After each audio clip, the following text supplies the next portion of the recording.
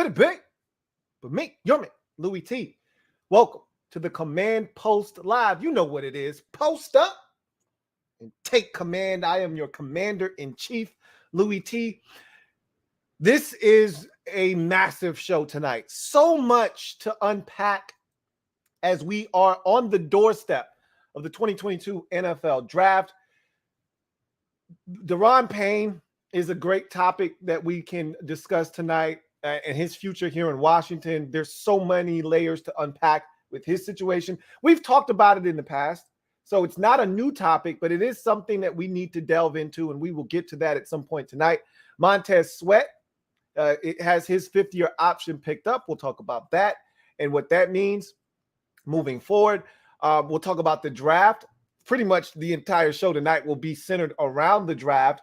A lot of the discussion will center around 11 and what Washington will do there. But there's so much more to this draft than just the 11th pick. You know, there's 6 selections right now. And if you listen to Ron Rivera and Martin Mayhew, and Mayhew in particular, it doesn't sound like we're coming out of this thing with 6 picks. We're going into it with 6.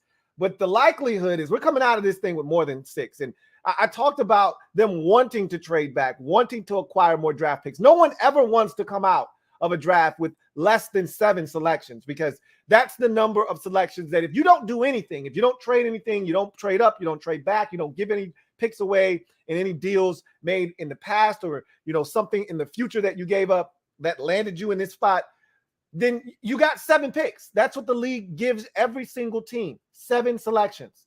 So no one ever wants to come out with less than 7.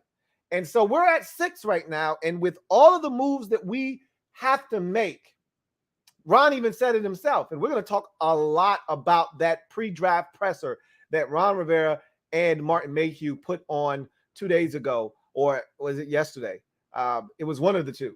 Either way, a lot to unpack there with that conversation, because there were so many tidbits and so many things that you could draw inferences with from that discussion. So we're definitely going to get into that as well tonight. And a large part of the conversation tonight will surround that conversation and that interview and press conference that those guys had, because I think you can kind of glean what they're thinking from some of the things that were said. So how are you guys doing tonight, man? I mean, how rude of me to just jump into the proceedings this evening without actually giving out some pleasantries. I hope all of you are well. I know this draft thing has been a long process. It is every single year. It is taxing. I know for us content creators, you know, it's the most busiest time of the year in the off season. However, we wouldn't trade it for the world. This is so much fun. You know, the draft is fun, and there's so many things that, you know, you do mock drafts and you know, predicting what a team's going to do and how the board's going to fall and what your team's going to do. And everybody wants to trade back. No one ever wants to trade up. Everybody always wants to trade back.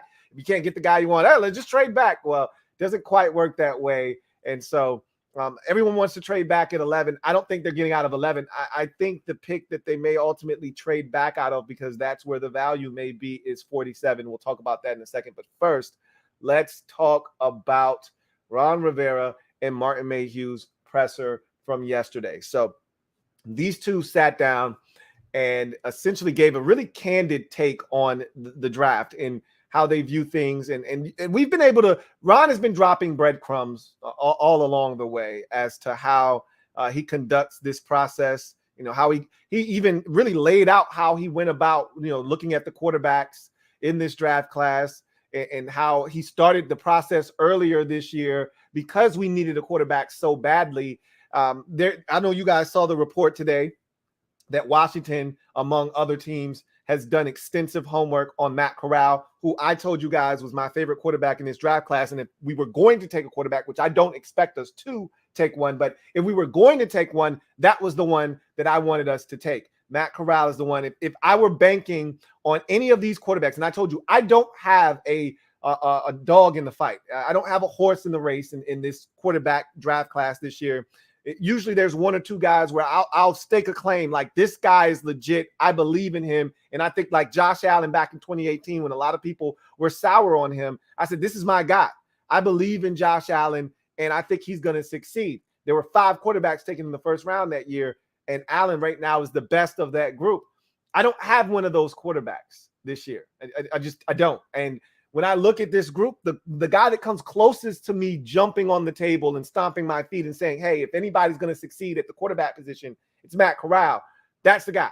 But that said, I wouldn't advise Washington to pull the trigger on it. Again, if you're interested in Carson Wentz succeeding, then you can't take a quarterback until the back end of the draft, 5th, 6th, 7th round, a guy that is not a threat. Obviously, the Eagles tried to do this, a non-threatening quarterback in Jalen Hurts in the 2nd round. And my guy, Derek B, always likes to bring up that they were bringing Carson or Jalen Hurts into the game early in the season. They were giving him the little Kaepernick packages where you come in, you bring a guy in that's athletic, you let him run the football a little bit. I didn't take that as a threat. I took that as, hey, this is another dimension we can add to the offense, something else teams have to game plan for. Let's stick him out there. I don't think they were ever trying to wean Wentz off and wean Hurts in, but that's not the way Carson Wentz saw it. So, again, I don't think it would be in the best interest of Washington if you're truly trying to make the Carson Wentz deal work. I don't think you're looking to draft a quarterback, and I don't think they're going to draft a quarterback that early. I think Ron, and they said it. He said it again during this presser.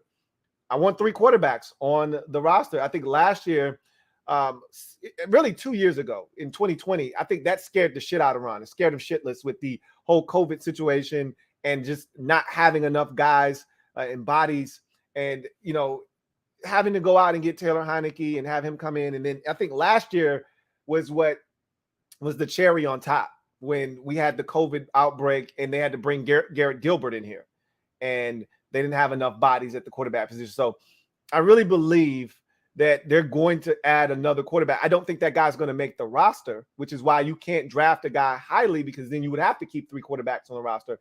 I think that guy's going to be a guy that doesn't make the football team, but you stash away on your practice squad. You can protect him every week so no one can poach him off of your roster. And that's a guy that they'll continue to develop, but he's not anything more than just a backup quarterback here, like a Bailey Zappi, for instance. So that's the kind of guy that I could see them drafting, 6th, 7th round, and just having that guy be another arm, another camp arm, so to speak. But that's one of the takeaways from the presser, was that they're going to draft a quarterback. I didn't put that in my mock draft, and I should have, and I knew they were sniffing around quarterback, but I also, in my mind, when I did my mock draft, said to myself, they could not take a quarterback and then just be one of the first ones on the phone with a guy that didn't get drafted, And there were a couple of guys, I told you, there were a couple of guys that I was impressed with at the combine that aren't on the radar. I think that Brown quarterback, I think he has pretty much solidified himself a draft selection. I don't know where and what round, but I'd like to think that with the way he performed at the combine and, him having some really quality tape, I'd like to think that that quarterback from Brown is going to end up getting drafted. But the guy that I liked, I forget what school he went to, like Western Carolina or something. I called him a big son of a bitch. He's tall, like 6'7", 250, slinging that thing at the combine. I wouldn't mind having a guy like that, and I don't know what they're ultimately going to do, but they're going to do something at quarterback. That's something that we can be assured of, whether it's, undrafted free agent that they bring in, or they draft a guy in the 7th round with one of those 2 7th round picks. They're going to do something at quarterback. But Martin Mayhew, I think the biggest takeaway from what was said, they didn't give us any, tidbits or hints as to what they were going to do at 11. They were baited with the wide receiver question multiple times about, wanting size, and they did a really good job of sidestepping that question. So I thought they were very effective and elusive in not giving away any hints as to what they're thinking about doing at 11. Ron did, however, before we get on the topic of wide receiver, Ron did, however, talk about his affinity for the Buffalo nickel position, and I think he also gave us a clue into the way that he's viewing that position. I think I've said this already. I'm going to say it again, and I said it on my podcast yesterday. I know a lot of you probably didn't watch the podcast episode yesterday, so I'll say it again here. Someone brought up in the comment section, as a matter of fact, someone super chatted and said, my heart says wide receiver, but my head is saying get Kyle Hamilton. And I said, I feel you, man. I'm right there with you because in deep down in my gut tells me, bro, you don't need the receiver in the first round. You need Kyle Hamilton in the first round. That's what you need. You can get a receiver. And while I know that's true, I know this is a deep draft class for receivers. I've already laid out why I want receiver at 11. But my gut is like, bro, this dude is a difference maker defensively. And I'm like, but how many years in a row can we go defense in the first round? When are we going to start spending first round draft capital on the offense? And that's the struggle that I'm having internally as to what to do at 11. And while I want Kyle Hamilton really bad, I want him because I know how they're going to utilize him in this defense. At the same time, I want a true difference maker on the offensive side of the football to pair with Terry. And I told you they're really viewing Curtis Samuel as that. I like we are diminishing his role in this offense, and we're trying to make it as if Curtis Samuel is just a guy. And they do not view him as such. And I keep trying to convey that to you guys. Like, you guys keep just glossing over Curtis Samuel. Never, ever trust a man with 2 first names, as if they didn't go out and give him some free agent dollars last year and expect him to come in here and be the option 2 to Terry's 1, to be the Robin to Terry's Batman. That's why they brought Curtis Samuel here last year. And they expect him to do that this upcoming season. And they expect Dyami Brown to fill that role as the 3rd wide receiver and Cam Sims to complement those top 2 receivers as well. And so I think they look at the receiver position in a totally different light than we do. Just for the record, I told you, Ron, when this offseason first got kicked off, went on a world tour in a campaign telling everyone that would listen that this is a good roster, that he believes in this football team if they are healthy. He's not backing down from that either, folks. He's doubling down on it, if anything else. He's telling anybody that would listen, hey, we got Terry, we got Curtis, we got Dyami, we got Dax Milne, we got Cam Sims, we got receivers, we got stuff, we're good. And I'm like, yeah, those guys are solid. We need another guy, though. And I think he's acknowledging that we need another guy, but he's like, we don't have to take a guy at 11. Whereas some of you are like, yes, we do, Ron. So it's really interesting, that debate at 11 as to what to do, the give and the take, because I struggle with taking that receiver versus taking that defender that could take the defense and put it in a much better spot. The defense, while it wasn't great the first half of the season, was much better the second half of the season as it continued to grow and mature and adapt to some of the injuries that it had. And I really feel like the defense, and I kind of feel crazy for saying this, but the defense isn't the problem. Our problem still is the fact that we don't score enough points on a game in, game out basis. You know, Ron keeps bringing up this damn 4-game win streak, and he brought it up again during this presser. All right. And he said, that's the kind of team we know we can be. And I'm like, Ron, you do understand that the last 2 games of that win streak, we scored 17 points respectively in both of those games. That's not good enough. And I'm not sure, we might have scored 16 versus the Raiders. I think it was 217-15 victories, if I'm not mistaken. The Raiders game was 17-15. The Seahawks game was 17-15, if I'm not mistaken. That said, that's not going to win you a ton of football games. You're not going to hold your opponent to less than 17 points on a weekly basis in the NFL. It just doesn't happen. I don't care how good your defense is. These offenses are too good. They're too explosive and dynamic. They're scoring points. Our offense, to me, is the issue. And, you know, Ron said, well, that's why we got Carson Wentz. He's supposed to help. He's supposed to open up a couple of dimensions and unlock a few things in this offense that were previously locked due to some of the deficiencies of the quarterbacks of the past that were here. Okay, I understand that. You know what else would help? Another target. So, in an elite one, not one of these dudes in the second round where you're kind of picking from what's left. However, again, I think Ron views Curtis Samuel as that number 2 option. So it's an interesting debate. Hell, Kyle Hamilton may not even be there. So let's talk about that position again. Ron talked about Buffalo nickel specifically, and he said, in Carolina, we had a linebacker there. He said, it just so happens that here in Washington, we had a safety in Landon Collins playing that position for us. I'm telling you, and Ron essentially said, I'm telling you guys, it doesn't have to be a safety. It could be a linebacker. And that's what I've been saying, which is why I've been talking about JoJo Domann in the 4th round. It's the perfect quintessential Buffalo nickel. That's the kind of guy Ron loves. That's the kind of guy Ron has pegged for that position over the life of his career. If you go back in the archives and you look at what he did first with Thomas Davis, an ex-safety at Georgia, converted to linebacker in the NFL, that was his Buffalo nickel the first time around. The second iteration of that Buffalo nickel in Carolina was a former safety in Shaq Thompson at the University of Washington that converted to linebacker in the NFL and played that Buffalo nickel role. So I think what he really wants is the best of both worlds. If you put a safety there, that guy's undersized.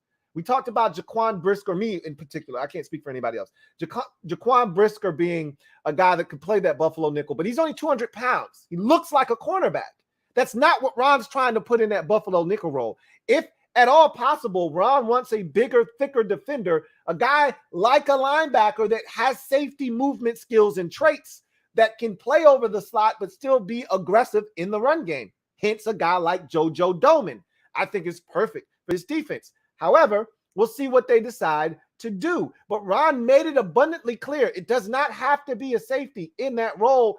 Just happened to be Landon Collins because he was best equipped on the roster to handle the duties of Buffalo nickel. But if we had a guy, if Jamin Davis was ready for that role, if Cole Holcomb was equipped for that role, then and I always figured a guy like Khaleke Hudson would have been perfect for that role. Clearly, they didn't think that was the case. So we'll see if they can find that guy in the draft. We'll see if it turns out to be a safety in Kyle Hamilton, who is 6'4", 220. So that fits that role of a bigger, thicker defender that can still play over the slot, run with tight ends, and be a presence underneath, but also come down and be a presence in the run game. He fits that role to a T. If it's not a guy like Kyle Hamilton, I think it may be a linebacker, honestly. So I thought that was interesting from Ron. I thought something else that was interesting was him talking about the, receiver position and how he loves the receivers that we have. He talked about year 2 for Diami. He talked about Dax Milne in year 2. He talked about having Curtis Samuel healthy. So he talked about that position as if, hey, we got dudes. Like we're not hurting at receiver. We got stuff.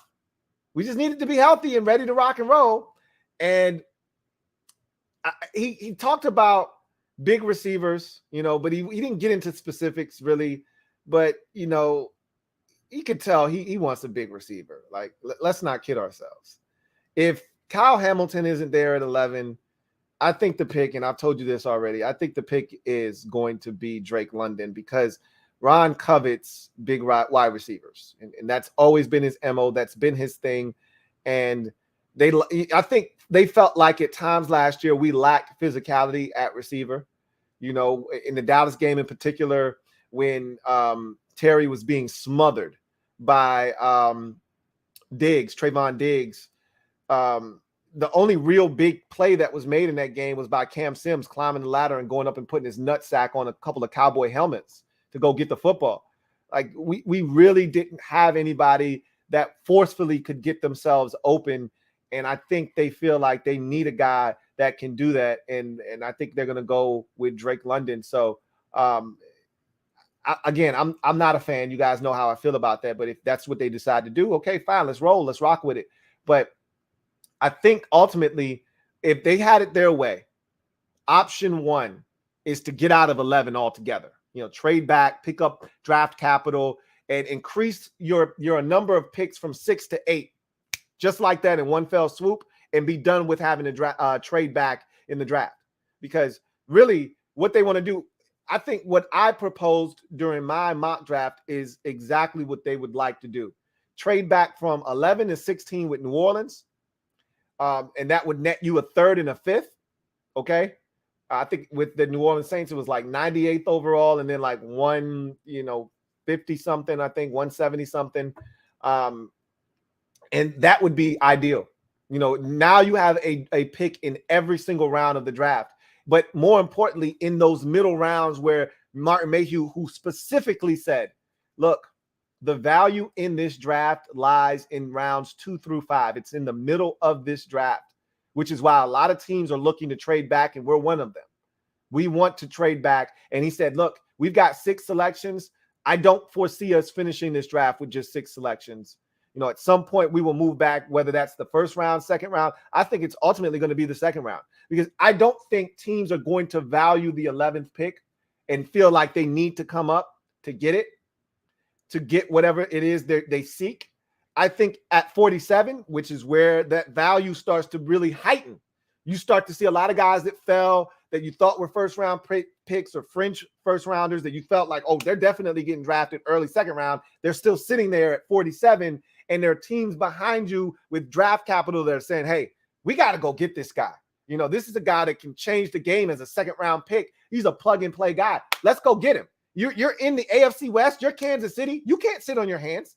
You got to go out here and go make some moves. The Chargers are making moves. The Raiders are making moves. The Broncos are making moves. You got to make some moves. So a team like Kansas City with 12 picks, they're sitting behind you at 58 or 59 or whatever the selection is, and they see you sitting there at 47 with all this value sitting there. They may trade up, give you a couple of draft picks, and you move back 10, 11 spots, and boom, you got your 2 extra picks, and now you got 8 to give you a full draft. So I see 47 being more likely the destination for Washington to trade back than 11 is. But I think they would prefer to just get it out of the way at 11, move back a few spots, make the selection, still get an elite wide receiver there, and then not have to worry about receiver altogether and be done with that. I think that's how they would prefer to do this. But ultimately, they're going to have a decision to make, and the board is going to speak to them. And don't rule out corner, guys. Don't rule out cornerback as a potential, place for Washington to, stake their claim in the first round at 11. Like, what they made it abundantly clear of, and I love hearing this. I don't know if they're actually going to do this, but Martin Mayhew kind of gave us a little bit of his draft philosophy. And you always like to get tidbits on guys' philosophies. We all have philosophies. We all watch the film and we all come up with ways to do this, that, and the third. And we all talk about players that we like and we see certain things. Why? Because we have philosophies. So philosophically, you may be a trenches guy. Look, we build from within. We run the football. We're physical up front on both sides of the football. That's your philosophy. Your philosophical belief is that you need to be physical in the trenches, run the football, and pound your opponent into submission. That's not my philosophy, because the game has changed. So for me, I look at it as, hey, get the best player available. I don't give a shit how many you already have of that player at that position outside. And I've already told you this, outside of quarterback and tackle. If you don't have, if you've got a quarterback or you've got a couple of tackles and you're fine, don't draft those positions, because those guys can't get on the field. But if you've got any other position, I don't give a shit what it is, edge rusher, defensive tackle, linebacker, safety, running back, wide receiver, tight end, I don't give a shit what it is. I don't care if you've got 4 of them already. If the best player available is at that position, take that guy, because you can get him on the field in year 1. No matter how many you already have, that guy can see the field in some capacity and make an impact. Take the best player available. And Martin Mayhew essentially echoed those sentiments. He said, look, when you're in the first round, in the second round, earlier in the draft, and I've said this before, I said when you're in the early stages of the draft, it's less about need. You'd like the best player available to meet need. That's ideal, but it doesn't always work that way. You got to take best player available. If you start reaching for need, you're one step closer to getting fired. Because what you're ultimately going to do is you're going to take players that don't give you the best bang for your buck, that don't give you the best value, and you're going to let talent pass you by, similar to the way I felt about Daron Payne in 2018. They took need instead of taking the most talented football player. And again, it is what it is. But at some point, you got to understand how this draft thing works. It's not about filling all of the needs. It's about getting talented football players early. And as you get deeper into the draft, you get into the 5th, the 6th, the 7th round. That's when you start bypassing BPA and you start looking at needs. Okay, we need to start filling some of these holes on the roster. Hey, we're a little thin at linebacker. So, yeah, maybe the best player on the board is a wide receiver right now. To hell with receiver. We need linebacker help. We only have 2 on the roster right now. Let's take a linebacker here in the 5th round. That's how you start. That's how it shifts. And he said it's a sliding scale as to how you determine what selections need to be made. He said early in the draft, you slide much closer towards best player available.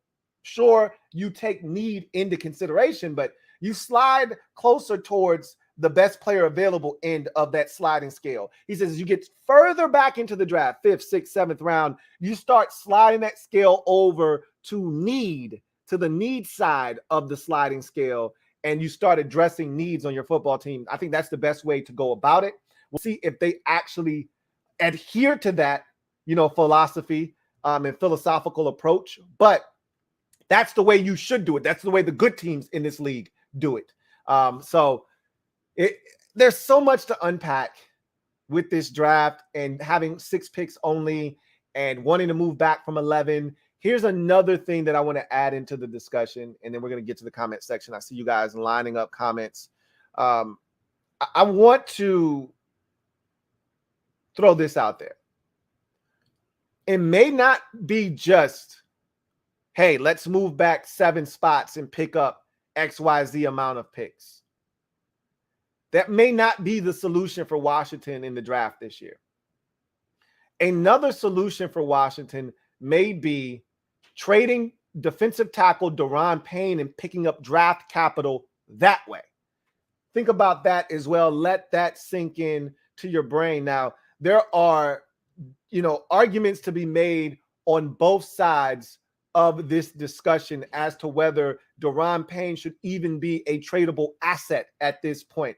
Knowing that you don't have any defensive tackle depth as we speak right now, trading one of your 2 starters, knowing that there's no one immediately backing him up, is a very dangerous proposition for Washington that puts you in a conundrum, even if you are to trade Daron Payne. And let's say that you trade Daron Payne and you attach a 5th round pick next year along with Daron Payne in order to get a 3rd and a 5th this year.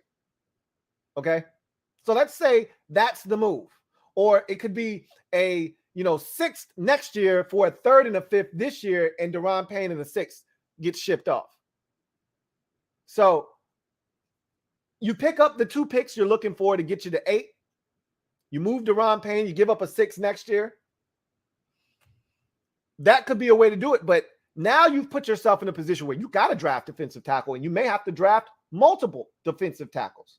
Is it worth it? To me, and I was on Twitter today, I saw Burgundy Blog, who I haven't seen on socials in forever, tweet out that, Daron Payne is a run-stuffing defensive tackle. Those come a dime a dozen, essentially, and you're not getting anything more than a 4th-round pick for him. And I disagree with that because the discussion starts at a 3. Because worst-case scenario, you hold on to him and you let him walk after the season next year, and you're getting a 3rd-round compensatory pick for him, the following year's draft. If you don't go out and make any big free agent splashes that counteract and offset him signing elsewhere for some good money, because if we allow him to walk, he's going to sign somewhere else for good money. If you don't counteract that, if you don't offset that with a contract here by signing someone in free agency, then the likelihood is you're going to get a 3rd-round compensatory pick for Daron Payne. So why would you allow yourself to trade him for anything less than a 3rd? I don't think that makes any sense for Washington. So if you can't get your 3rd-round pick back, if the conversation starts at a 3, we don't currently have one. So if I'm Washington, I don't want a 4. I got a 4. I want a 3. And if I can't get a 3 for Daron, I'm not trading him. But the whole thought process is, are you just getting a 3, giving away Payne just to get a defensive tackle with that same pick? That's probably the likelihood. If you give Daron Payne away and get a 3rd round pick back in exchange, you're probably going to have to spend that 3rd round pick on a defensive tackle. Now, the conversation then shifts to, well, Payne was looking to get paid. You're getting a guy on a rookie contract for 4 years, and you'll have him, under contract for 4 years at a minimal cost. Whereas Daron Payne going into his final year is going to command XYZ amount of dollars on the free agent market. And so do you really want to go down that road? Washington has already had its rumors that are being put out there that they're not going to extend him. I never thought they were going to extend Daron Payne. I've talked about this already. I said, when you look at this defensive line, it's loaded, chocked full of former first round picks. He was the one that wasn't supposed to be here as a 1st round pick. Out of all the guys, he's the one guy that wasn't supposed to be here as a 1st round pick, if you ask me. And then you take it a step further, and I said, look, who is and I've talked to people who feel like he was the most talented of the defensive linemen. That includes Chase Young and Montez Sweat. I beg to differ. I'd tell you that he's the most one-dimensional of all of the defensive linemen. Montez Sweat and Chase Young can both rush the passer and stop the run. I know some of you say, hey, can Chase Young rush the passer? Stop your nonsense. They can stop the run equally as good as they can rush the passer. And we know Jonathan Allen can get to the quarterback and he can stop the run as well. He's not as proficient a run stuffer as Daron Payne, but he can get to the quarterback at a much higher clip than Daron Payne can. So Payne is just a one-trick pony. And that was my issue with drafting him back in 2018 was I didn't think he was going to be able to get to the quarterback. And if you're going to spend a top 15 pick, and this is one of those philosophical approaches I talked about, one of my philosophies is if you can't do both as a defensive tackle, I'm not drafting you within the first 20 picks. I just can't bring myself to do it. Now, if I need a run-stuffing defensive tackle that can't get to the quarterback, I can do that at 25 or 27, or I can do that in the 2nd round. I can find one of those in the 5th round, 6th round. You don't have to spend the 13th pick overall in the draft on that. But that said, when I looked at this defensive line and all these former 1st-round picks, Jonathan Allen wasn't going anywhere because he was a leader on and off the field. And he's one of those pillars, one of those guys that's a culture changer. Chase Young is the number 2 overall pick. He's the face of the franchise right now. They want him to step his game up, and they want him to be one of those guys that, is a franchise guy moving forward. Montez Sweat is a guy that they think he may be the most talented of all the guys on this defensive line, if you want to be honest. And to me, he has probably the greater upside, more so than Chase Young, as a matter of fact. And I think if he utilizes all of the skill sets that he has and all the things that he was blessed with, including length, to me, he could be a dominant, destructive pass rusher in this league. So I looked at it and I said, if you're going to keep 3 out of these 4 guys, the odd man out is Daron Payne. And I've been saying that, which is why a lot of us kept saying, hey, if you're going to go after one of these quarterbacks, you're probably going to have to throw one of these dudes in the deal. A lot of you wanted to throw Jonathan Allen in the deal. And I was like, I don't think he's the guy. I think the guy is Daron Payne. But that said, I don't think he's going to get traded. I don't think Daron Payne is going to get traded. I honestly think he's going to be here when it's all said and done. The dust settles, smoke clears from this draft. Daron Payne will still be a member of the Washington Commanders, and I expect him to be here. Not saying that a deal won't get done and something won't happen, an injury or 2 happens during training camp and somebody offers up some, draft capital for Daron Payne in the future draft and in the upcoming 2023 draft. I won't go as far as to say that something like that can't get done. But and obviously the only way Washington entertains that is if they are able to secure a guy or 2, whether it be an undrafted guy that they like, a guy in the draft that they select, or, after the draft is over. Ron said, look, if we only come out of this thing with 6, 7 players and we still got, a number of holes to fill, we got to be active in free agency after the draft is done. And so they may not be done in the free agency realm. Remember, post June 1, more money is coming from the Landon Collins release. So I think they're already sitting on like 10, 11, $12 million right now as we speak. You add another, 12, 11, whatever it is for Landon Collins in terms of what that frees up. And they'll be in a position to not only extend Terry, but to also sign a few guys that are still out there as veteran free agents. So, and maybe a couple of guys shake free after the draft. Teams were able to procure the services of some young guys at those respective positions and decide we don't need this veteran anymore and cut ties with a couple of guys. And so you scour through, those waiver wires as well. So we'll see. There's a lot to comb over, but it all starts tomorrow night, first round, to see what this team does. Do they trade back? Do they make a selection? And if they do make a selection, who did they take? And then what position can we take off of our shopping list as we make this list heading into the draft that's got, about 7-8 items on it? Can we take what item can we take off of our shopping list? Receiver, or is it safety, or is it linebacker? Is it corner? What are we taking off of our list? A lot was, I thought, gleaned from that presser. But I think the most important thing that I heard was Martin Mayhew pretty much saying, look, we're coming out of this puppy with more than 6 picks. All right. It's somehow, some way, some form or fashion, we're going to end up with more than 6 selections in this draft. Whether it's 7, 8, 9, I can't tell you, but it won't be 6. That tells me they're going to be aggressive. They're going to do something. I don't think it's going to be 11 because I don't think they're going to be able to get out of 11.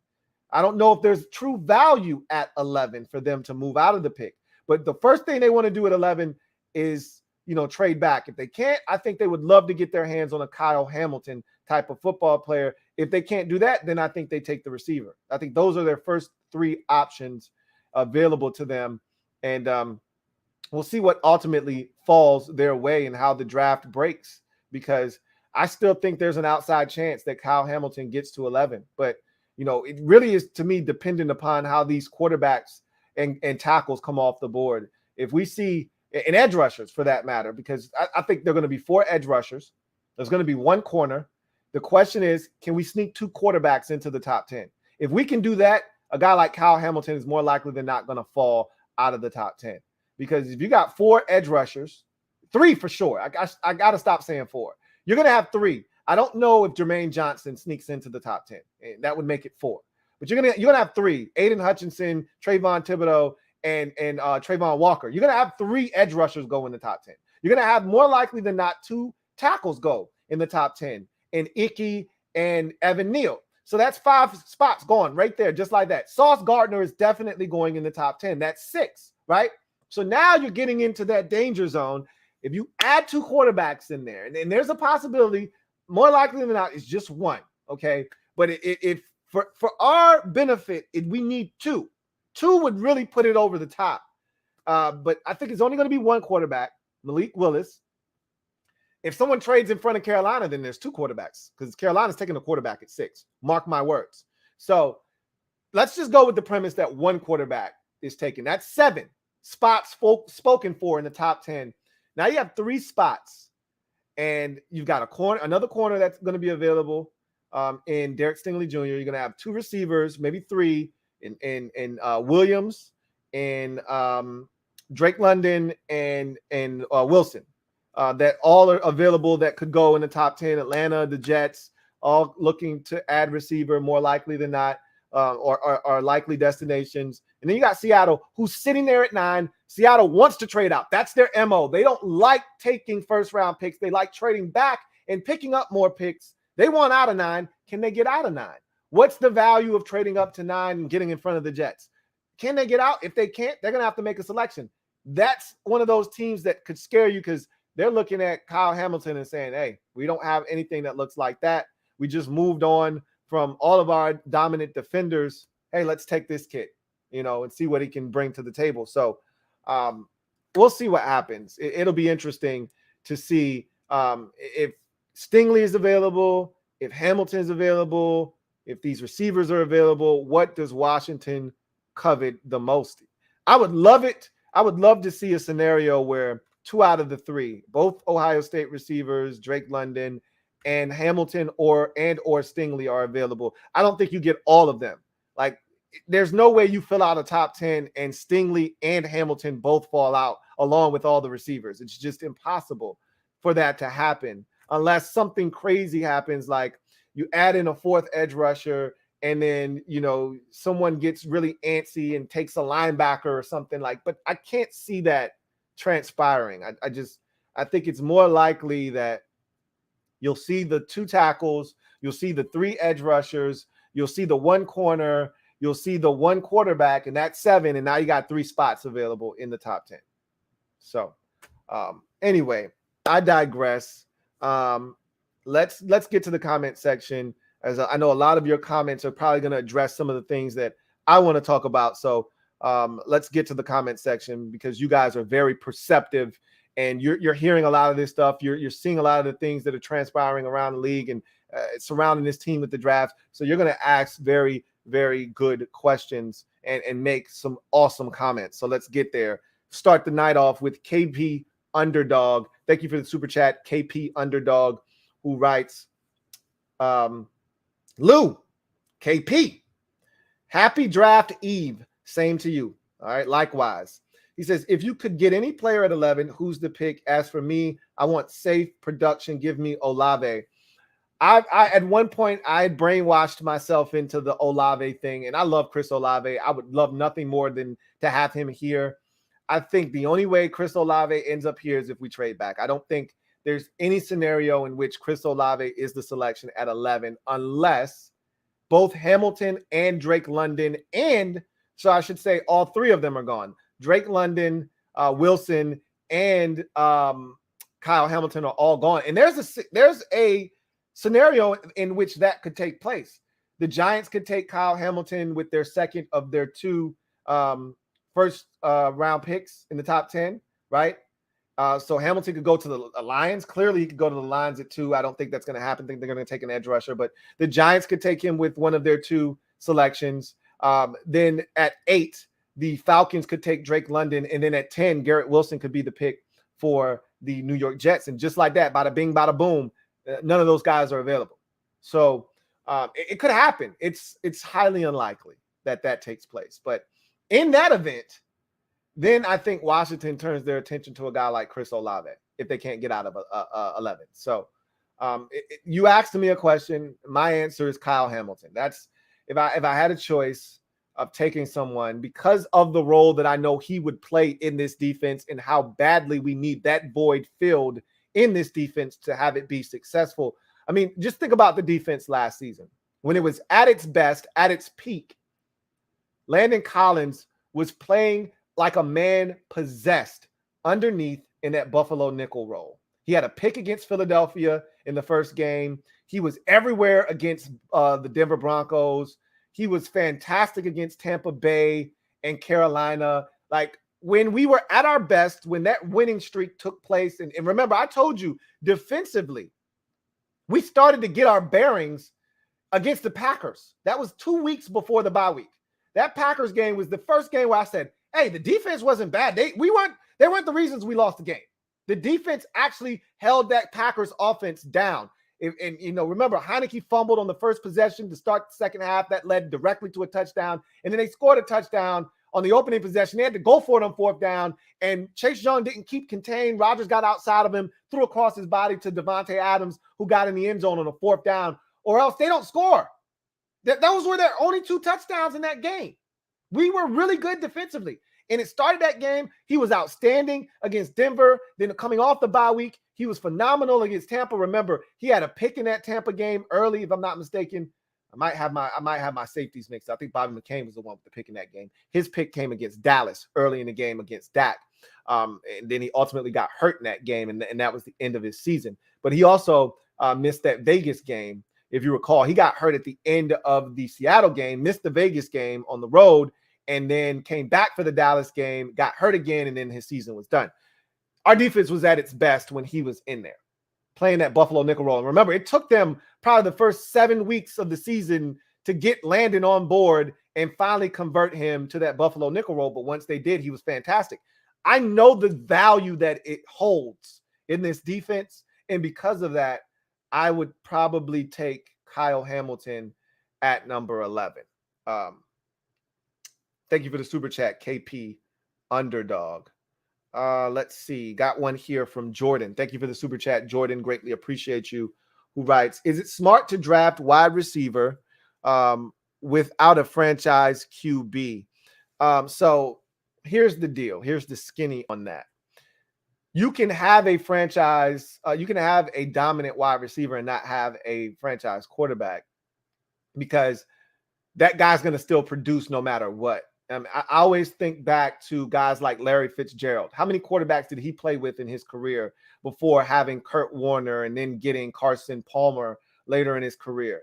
He went through quarterback after quarterback, just the list is long and awful and terrible. Imagine what his career would have been had he had one stabilizing force at quarterback his entire career. But he didn't. But you know what he did? He put up monster numbers year in, year out. DeAndre Hopkins is another great example. Before there was Deshaun Watson, he played with every quarterback under the sun, okay, including B.O., all right, Brock Osweiler, who was just horrible. And you know what he did? Posted big-time numbers year after year after year, because that's what dominant receivers in this league do no matter what. I remember Josh Gordon, Flash Gordon, putting up monster numbers in one year. I want to say it was 2014 was the year where he put up like almost 1,800 yards receiving and a bunch of touchdowns. And, he had like 3 different quarterbacks that year. It was ridiculous. It doesn't matter who's throwing you the football. When you're a dog and you can go get it, doesn't matter. So I said all that to say this. If that guy's legit, doesn't matter who's throwing the football to him. Look at Terry. I mean, that's a great example. Would you say Terry shouldn't be here because we haven't had a quarterback? No, Terry still had 2,000-yard seasons. And I know I always bring this up and I sound like a broken record, but I'm going to continue to bring this up because it's true. Had Terry not gotten injured the last 2 games of his rookie season, he would have eclipsed 1,000 yards in his rookie season, and he would have had 3,000-yard seasons to start his career with 18 different quarterbacks already. So I said all of that to say this. Yes, you want a franchise quarterback, but it should not impede you from taking a receiver that is a difference maker. If you can get that guy, get him. So you're hoping that Carson Wentz is that guy, but if he's not, you know what will benefit the next quarterback that comes here? The fact that you have 2 stud receivers waiting on him when he shows up. So to me, not having a franchise quarterback should not preclude you or stop you from taking a wide receiver. John Perez, thank you for the super chat. Greatly appreciate you. My guy, JP, writes, Lou, I've been saying it for weeks since the Combine and OSU Pro Day. Chris Olave is the guy Ron has wanted all along, but he won't say it publicly. There's no reason for him to show his hand. If that's what he ultimately wants to do, then he'll do that, right? I think he really likes Chris Olave. I mean, it's abundantly clear that he has an affinity for Olave. I just think that he has a greater and stronger affinity for a big receiver. And if it comes push to shove, he's gonna side with the thing. Look, we're creatures of habit, right? We do the thing that's the most comfortable. When you're put in an uncomfortable position, you always revert back to the thing that's the most comfortable for you. It's the easiest. For Ron, that's taking a big receiver. When all else fails, I don't know what to do. Take the big receiver, because even if he can't separate, he'll be able to separate with his size. He'll be able to make a catch in a contested situation and move the sticks. He doesn't think we have that currently, and I think that's why he's going to side with the Drake London. Again, you know how I feel about that decision, if in fact that is the pick.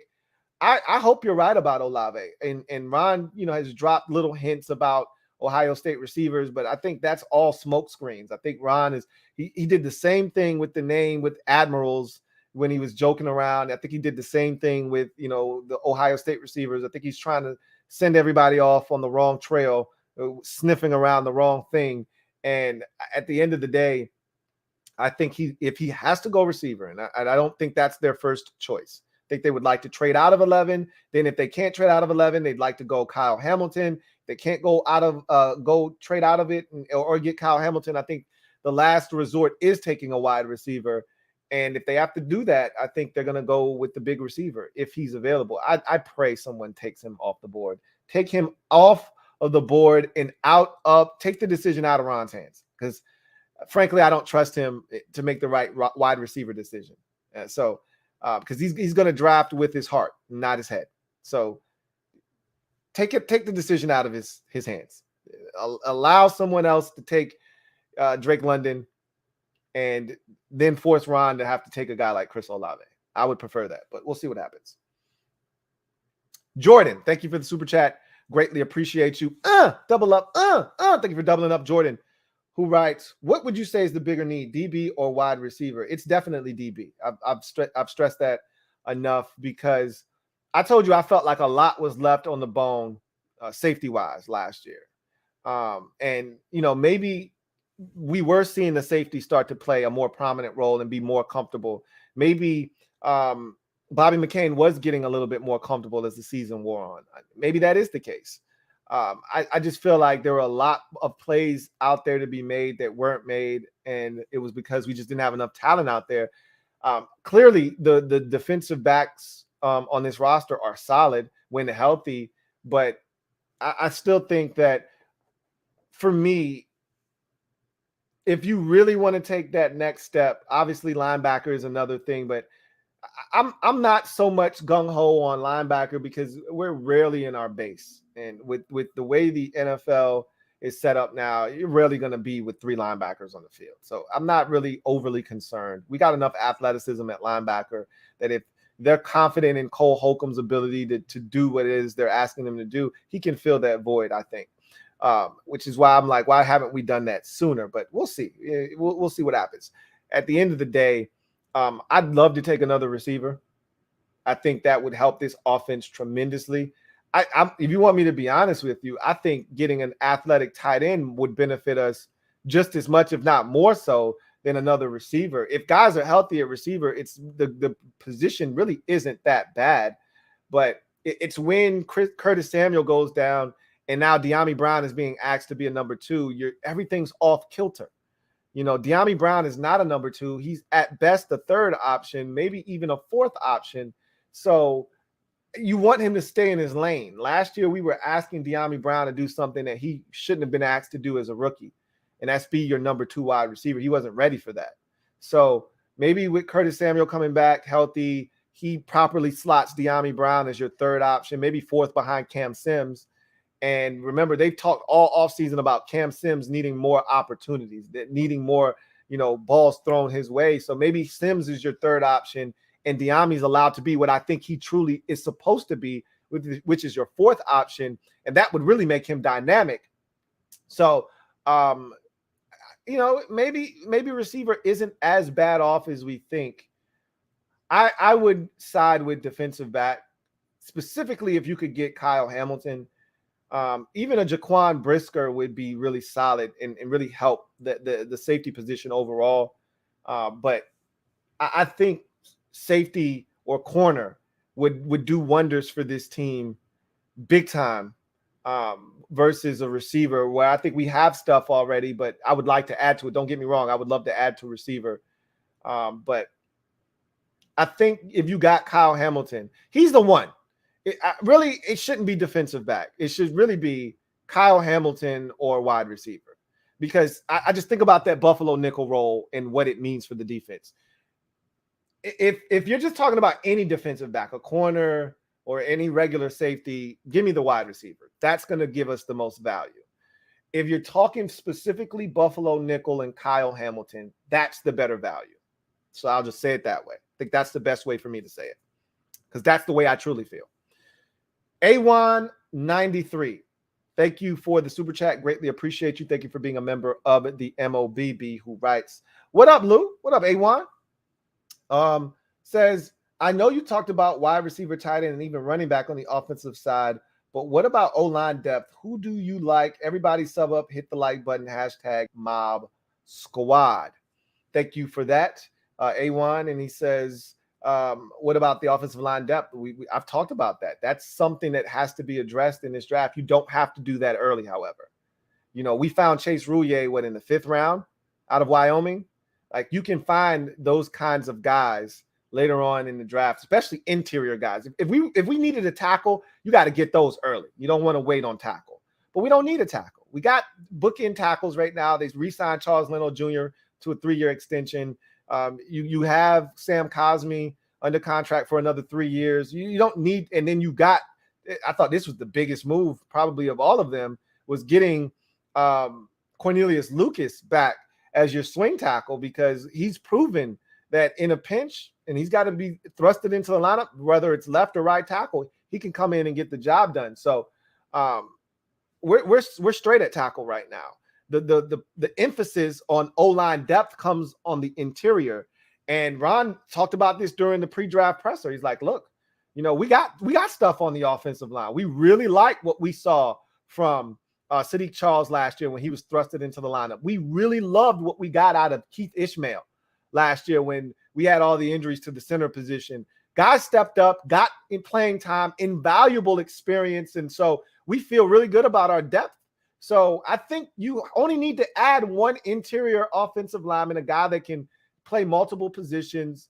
It'd be great if he could play tackle and guard, but I think they're more concerned with the guard that can play center and really feel good about that. But at the end of the day, the O-line depth isn't really all that bad. I think you're just missing one interior offensive lineman, if I'm being honest with you. Remember, you only lost 2 guys. You already replaced one of them with Andrew Norwell. You lost both of your starting guards from a season ago. So you only need one more starter. Theoretically, you could plug in one of the guys already on the roster, whether it be Sadiq Charles or Wes Schweitzer, and then just add another guy for depth purposes. I told you I like my Wes Schweitzer on the bench because of his versatility. If the center goes down, if a guard goes down, he can play either position and there's no drop-off. So I like Wes Schweitzer on the pine as opposed to starting. But if I got to start Wes Schweitzer, I feel good about it because I told you Wes is nasty. Okay, so he's going to come in and bring a little bit of nasty with him. So I said all of that to say this: the offensive line depth isn't that bad, and you can wait. Even if we didn't pick up any more draft capital, you could spend that 6th round pick on an offensive guard and be fine. Have that guy make the football team, continue to develop, start Sadiq Charles or start Wes Schweitzer, have that guy be on the practice squad, continue to get reps, continue to learn. And, see, just like Keith Ishmael, we drafted him 3 years ago. And last year was his first time really getting extensive run as a 5th round pick. So again, you draft a guy, you stash him, you work with him, and when his number's called, you hope he's ready. But the O-line depth isn't too bad. So we'll see what happens. Rob Yu, thank you for the super chat. Greatly appreciate you, my guy. Rob Yu, thank you for being a member of the MOBB Rights. Rob says, would you be opposed to trading back 5 to 7 spots, picking up a 3rd and drafting Jameson Williams if he's still there? I wouldn't be. I wouldn't be opposed to drafting Jameson Williams at 11. I don't even need to trade back to draft him. I've already told you, if healthy, he's the best receiver in this draft class to me, and it's not close. So with that said, knowing that the guy is already lightly jogging, already doing strength and conditioning drills, I'd like to think that he'd be ready, maybe not necessarily for the start of training camp, but he'd be ready before the end of the preseason. I think he'd be ready to be out there taking reps and be ready for week 1. So if you're telling me that this kid's going to be ready early in the season, even if it's not week 1, but he'll be ready week 4, sign me up. Okay. So I'd definitely be on board with trading back, 5 to 7 spots, picking up some draft capital, and then getting what I perceive to be the best receiver in the draft. Absolutely. And I told you, I don't even have to trade back to do that.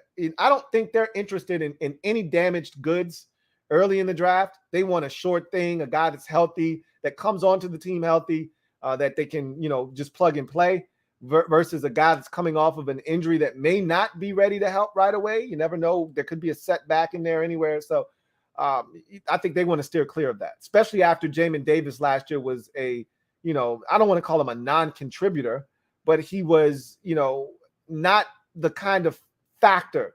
And they kind of spoke to that. Like, look, whoever we get in the first round this year, we need that guy to come in and produce right away. Like they didn't come out and say it. Like, you can't demean one of your players that you have high hopes for, but they pretty much was like, look, we can't do that shit again. That shit we did last year, taking a guy that's a semi-project and overloading him with multiple positions and and you're taking a guy based off of his measurables and his characteristics and traits, but not necessarily a bunch of experience and hoping that this guy figures it out on the fly. We can't do that shit this year. We need a known commodity. So I expect them to take a guy that is healthy and a known commodity. I don't see them taking a Jameson Williams, but that I would be on board with that for sure. Wilfredo Elias, thank you for the super chat. Greatly appreciate you. Thank you for being a member of the MOBB. My guy Wilfredo writes, "Hey Lou, what's up, Wilfredo?" He says, "First and foremost, love and blessings to you and your family. Likewise." He says, "Second, looking forward to the new season and hoping we draft Olave, but I'll be happy with any immediate impact player. Hashtag take command." Exactly. I think that's their philosophy too, is look, whoever we get is going to be a guy that's an instant impact player. It's not going to be a guy that we've got to, worry about whether this guy can contribute or not. This is whoever we take at 11 is a guy that we know we can count on right away. No ifs, ands, or buts about it. I too would love it. Olave is a guy that, when you think you're getting a specific player, you watch a little bit more film on that guy. So I'll be watching Ohio State film for a different reason. It has nothing to do with Chris Olave. And yet I find my eyes gravitating towards Olave to see what he's doing. Why? Because in the back of my mind, I'm like, he might be a commander. That could be the newest commander right there. I'm supposed to be watching Garrett Wilson and my eyes are gravitating towards Chris Olave. I'm supposed to be watching one of the offensive linemen, or I'm supposed to be watching one of their tight ends, and eyes gravitate towards Chris Olave. What is he doing on this particular snap? So it's one of those situations where you want the player, but at the end of the day, there may be other guys available that make more sense for the team. Thus, Olave may not be the answer to what they ultimately decide to do. But I can tell you this much. I've said this already. He's the best route runner in this draft. He is, to me, one of the safest prospects at the wide receiver position because of his ability to separate. And if you can get that kind of player across from Terry with the speed that he showed at the combine, you're really putting your offense in a great spot. But I don't think they view it that way. I think they do view it that way. I just think they feel like, hey, the bigger target is better because no matter what happens, sticky coverage or not, he's going to be able to separate. And I'm like, I don't know about that, but we'll see what happens. I would love to have Olave on the squad. If we're taking a receiver, I would prefer it to be Chris Olave. Just say that. If it's not Jameson Williams. And it's not going to be Jameson Williams. So if it's not going to be Jameson Williams, I would like it to be Chris Olave. And I wouldn't mind Garrett Wilson either. I think he's dynamic, especially with the ball in his hands, run after catch. He's very dynamic.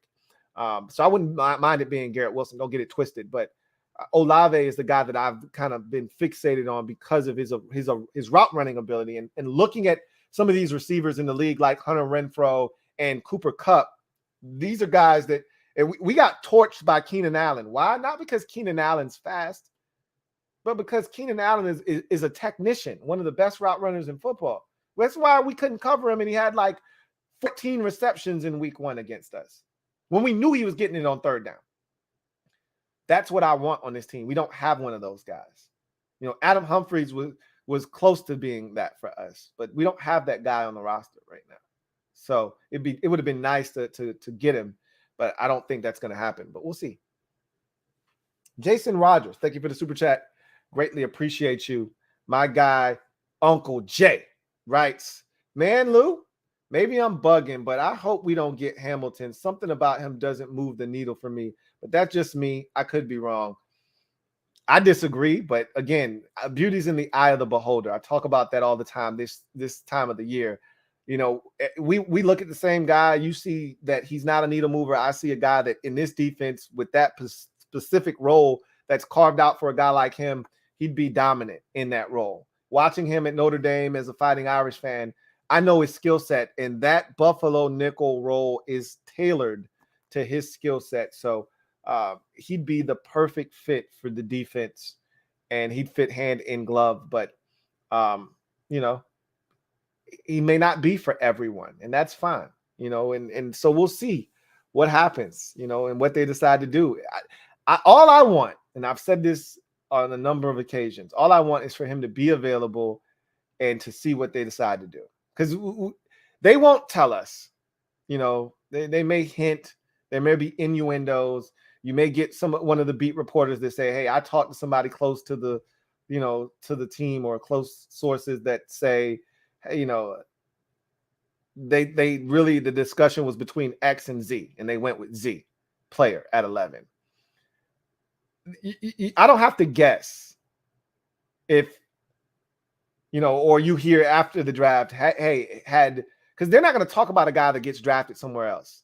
So they're not going to tell you if Hamilton had been available, we would have taken him. That's not what they're going to say. They're going to talk about how happy they are to get, you know, X player, Olave or Garrett Wilson, or man, we were really pleased that Drake London was there at 11. You know, we thought he could have gone a little bit sooner at Atlanta at 8, or the Jets at 10. We were relieved when he got there, and we couldn't wait to draft him. Like, that's what you're going to hear. But I want the truth.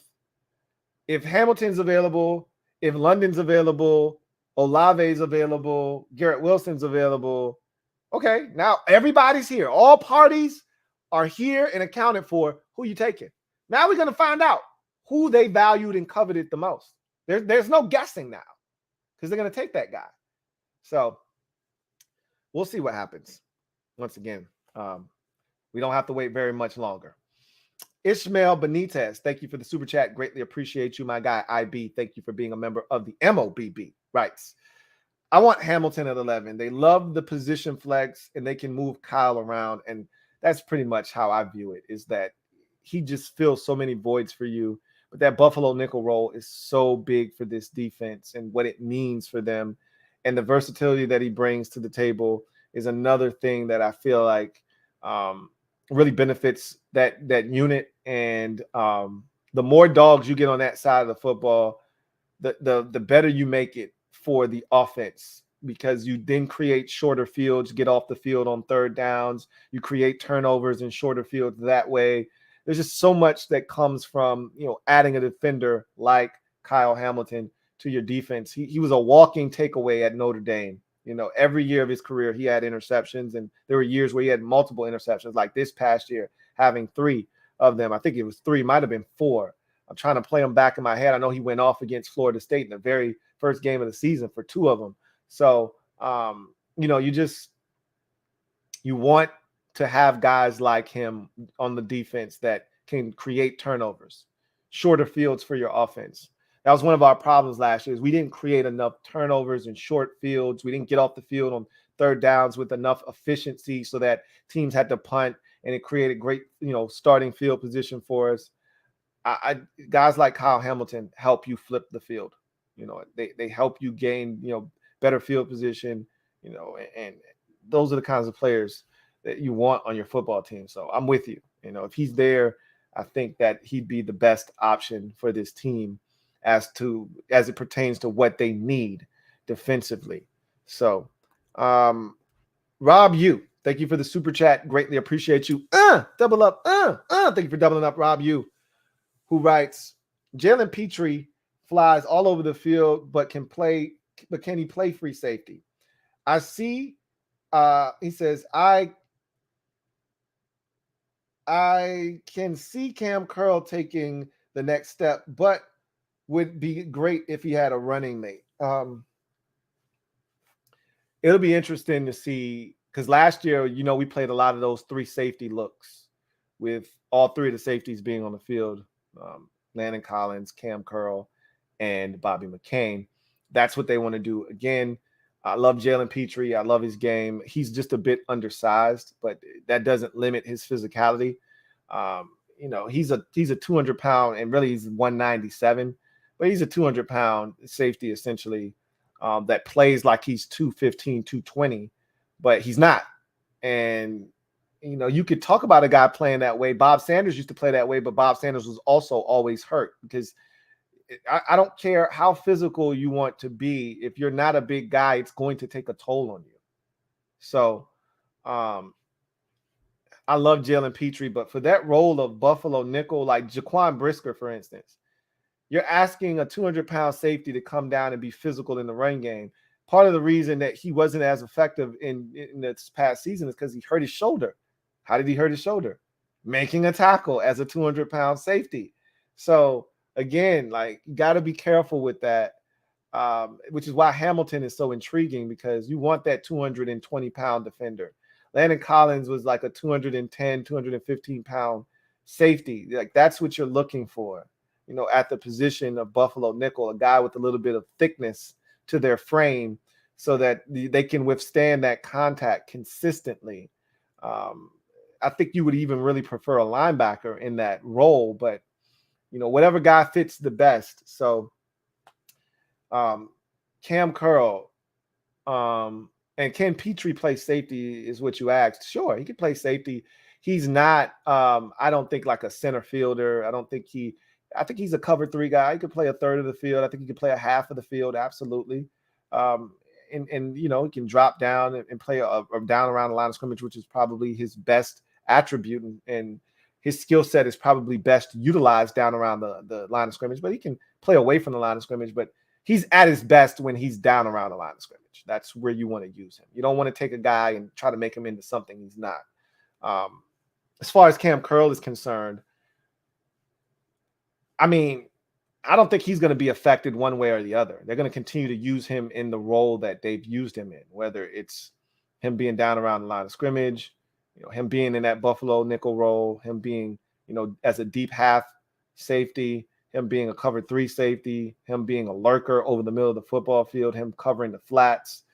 You're going to continue to see him just all over the football field. They see him and view him as a chess piece, and that's the way they use him. What's better than having one chess piece defensively? Having 2. And that's why Kyle Hamilton, I think, would be an exceptional draft pick, because it then gives you even more versatility where you can move guys around, and not just Cam Curl being that one guy that you can move around, and have him be smart enough to handle various roles on the defense. So, yeah.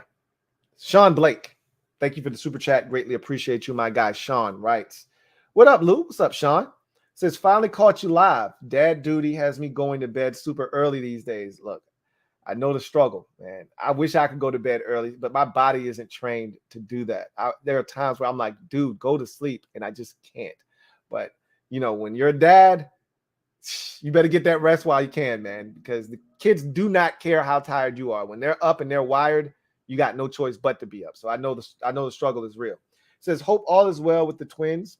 Thank you. And everything is going splendidly with the Twins. Thank you for asking." He says, "Question. If Payne was expendable, why wouldn't we re-sign Settle?" So, good question. So let's go back in the timeline a bit. And Ron talked about this during the pre-draft presser. I think, I've talked about Ron's plan, and Ron's had a plan since he got here. And something else that I thought was pretty telling that I didn't mention already during the pre-draft presser was Ron's admission that this season, its 3rd year, is a big one. Like, I need it. I need us to take a major step in the right direction. Like, I'm feeling a little bit of the heat, even if it's more so perceived by the fans and it's self-inflicted, heat that I'm putting on myself. He's feeling it though. And he admitted as much. Like, look, this needs to be a really big season for us. Like, we can't take another, 7-win season. We got to take a step forward this year. That said, Ron talked about the fluidity of this offseason and how the Carson Wentz trade changed everything, which we knew that. Like, that's not a revelation, but to hear him say it and to hear him acknowledge that, look, we weren't looking to release Landon Collins. We weren't looking to release Eric Flowers. We weren't looking to release Matt Ioannidis. This all happened because we traded for Carson Wentz. Like, we had to change course. We weren't looking to move on from some of these guys. We thought about resign. We wanted to resign Tim Settle. We wanted to resign, and they did. And they wanted to resign Ricky Seals-Jones. But shit changed once Carson Wentz came on board. The cap situation just wasn't ideal. And maybe Tim Settle had already made up his mind. I want more snaps. I'm not going to get it here, so I'm going to move on.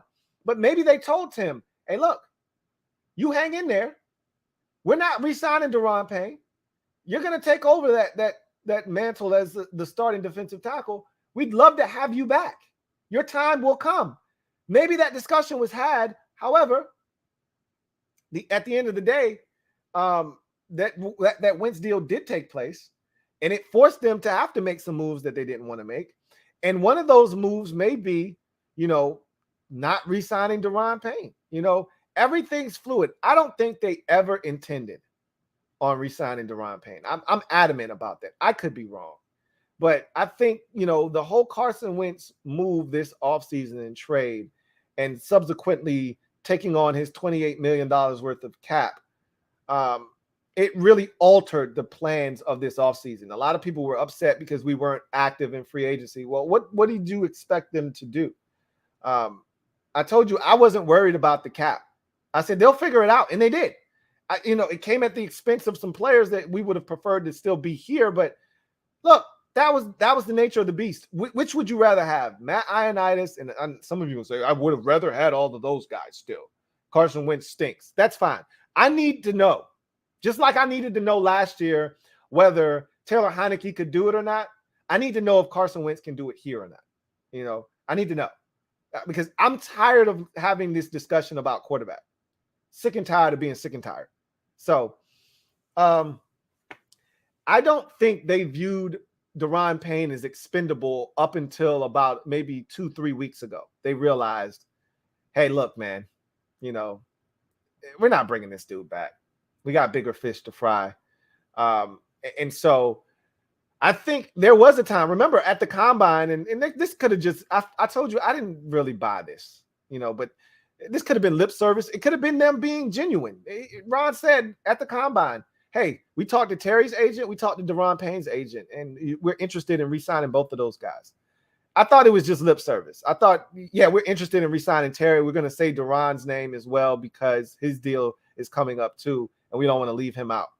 But I don't think they were ever really, truly looking to bring Daron Payne back. I could be wrong about that. But to your point, if Payne was expendable, why not bring Tim Settle back?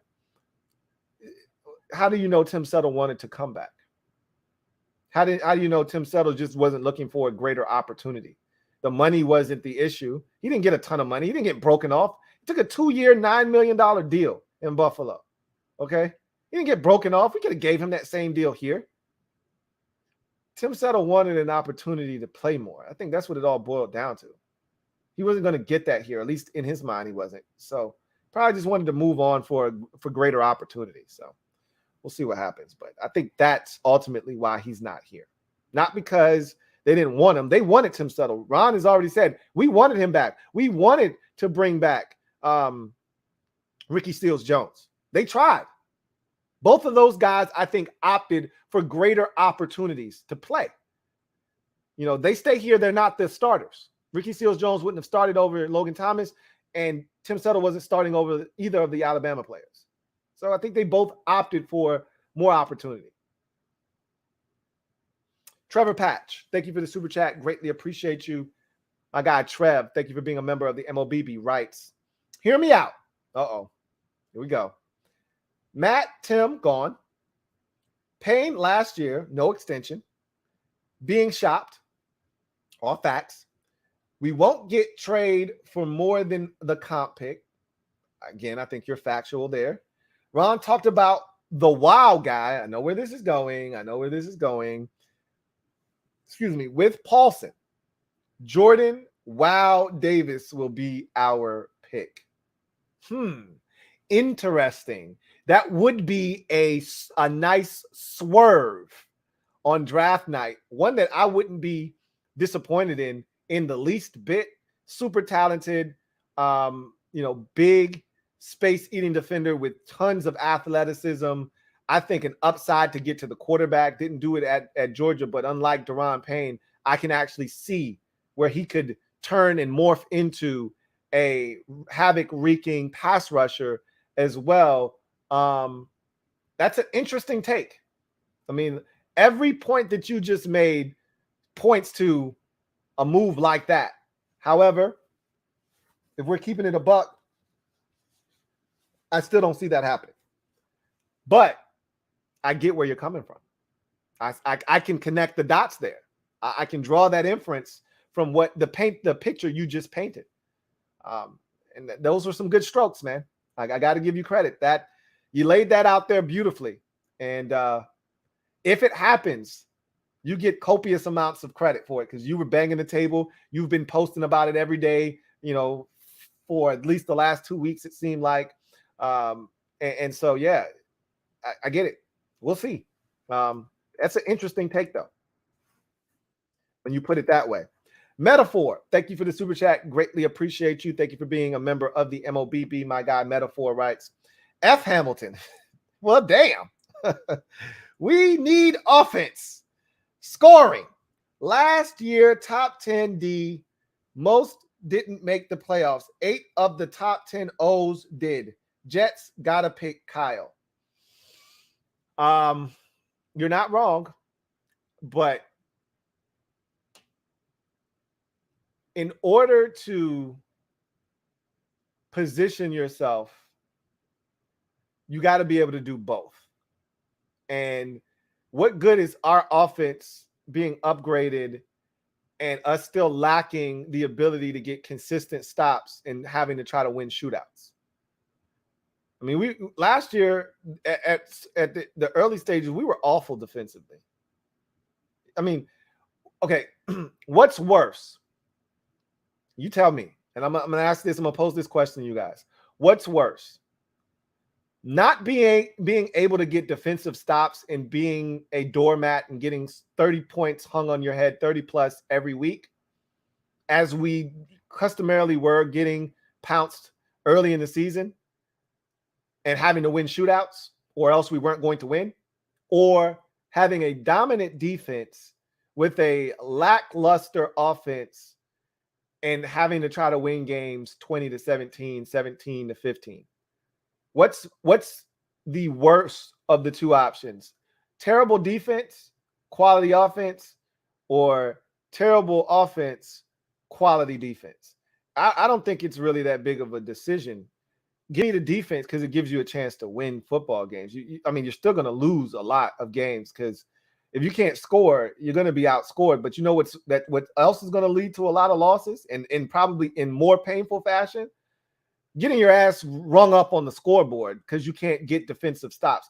There was nothing more painful than the first 7 games of the season where I'm looking at the Chargers game and it's there for the taking, and Antonio Gibson fumbles in a 16-13 game. It leads to a touchdown, and we're down 20-16.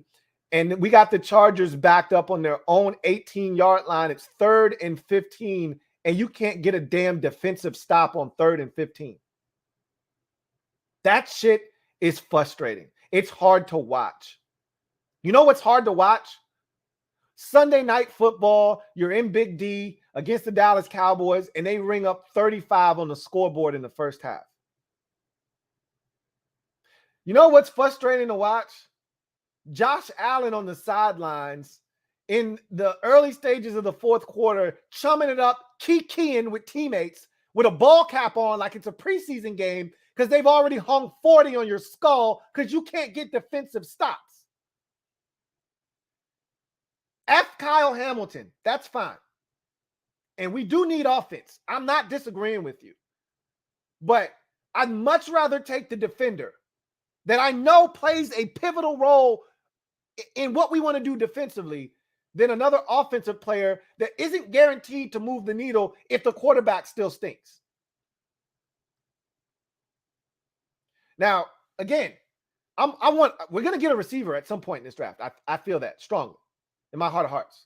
So I'm not saying don't take a receiver, and you're not wrong for wanting to upgrade this offense. It's been anemic the last 5-6 years. It's been tragic pretty much since Kirk Cousins left. Our offense has been, bottom third of the league.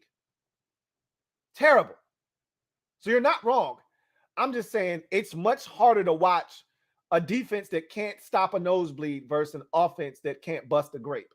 We've seen the offense that can't bust a grape, and we've still won games. We did it in 2020. I'm not saying that you want to be a 7-9 team, but we won games and could have won more games that season. Had we had a little bit more offense. With Carson Wentz, we're going to have a little bit more offense. With Curtis Samuel being healthy, we're going to have a little bit more offense. So I get it. I disagree, but you're not wrong. I just disagree that, this defense can't use a guy like Kyle Hamilton. He's the only one. He's the only one that I'm banging the table for over an offensive skill position player, specifically wide receiver. He's the only one.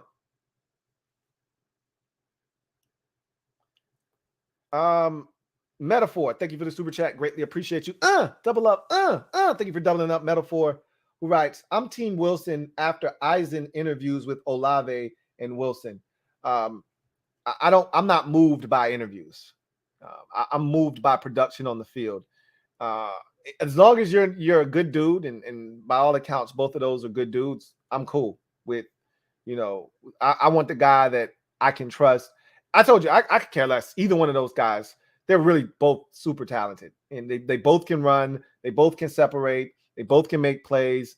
I think Olave is the better separator. I think Wilson is the better run after catch. So whatever is your preference, knock yourself out. I would really wouldn't be too picky either way. Both of these guys are needle movers, period. So I'd be cool with either one. Trevor Patch, thank you for the super chat. Greatly appreciate you. Double up. Thank you for doubling up. Trevor, who writes, metaphor, should defense removed from the game track? Again, you gotta understand that you're gonna have to get stops. That's been one of our problems, is we haven't been able to get stops in some key situations in specific games, and it's hurt us. The Dallas game the first time around, Cole Holcomb gets the interception. We got all the momentum. You just need to stop. You need to get the ball back to your offense one final time, and we couldn't do it. I think of another game, the Kansas City game. All the momentum shifts to Kansas City after the missed field goal by Dustin Hopkins. Get a stop. Don't let them go right down the field. And I think they had like an 18-play, 9-minute drive, capped it off with the touchdown, and now the offense is pressing, and Heineke throws a pick, and they score again, and it looks like a blowout. But you just needed a stop. Get a stop. New Orleans Saints game. You're right there. Okay? I think the score might have been something like 23-18. You're right there. Get a stop. Instead, you give up a touchdown. Wide-ass open touchdown pass. Get a stop. There were so many games like that last year where you just needed a stop to have another chance, and we couldn't do it. So I prefer defense, over offense, because defense gives you a chance. You got to be able to score. I get it. You're not going to – these high-powered offenses with these quarterbacks and these skill position players, you're not going to hold everybody down, and it's tough. You got to be able to score. But if Buffalo could have played a lick of defense against Kansas City, and they were the number one defense in football, they might go to the Super Bowl. They couldn't get a stop. And they had all the offense in the world. That wasn't the problem. They couldn't get a stop.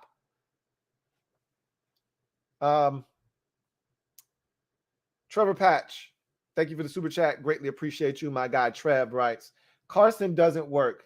Brennan Armstrong next year. You've been banging the Brennan Armstrong. You thought table. You thought he was coming out this year. He didn't.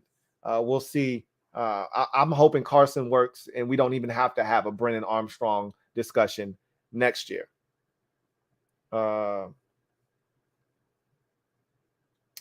Wilfredo Elias, thank you for the super chat. Greatly appreciate you. Double up. Thank you for doubling up. Wilfredo, who writes, my first double up. Look at that. Look at that. Congratulations. He says, wanted to ask, how long is the Sammy's project going to last? What exactly are they looking for? Also, you're saying my name perfectly, but you can call me Will. It's easier. LOL. Got you. We'll do that, Will. So that's a great question on Sammy's because, again, he's got a steep learning curve. The guy never, up until last year, had never played football in his life. So he was still learning the rules, learning, adjusting to the physicality, even though he talked about loving the physicality. You can love the physicality, but this ain't basketball. So that was something he had to adjust to, learning his position and the technical aspect of it. The kid is a tireless worker. He wants it badly.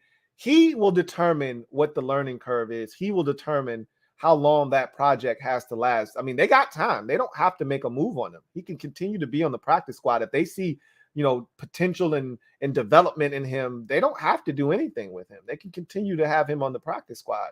The question is, if he continues to develop and someone else sees that talent and decides they want to sign him, clearly he can leave and be poached off of the practice squad, but they can protect him as well.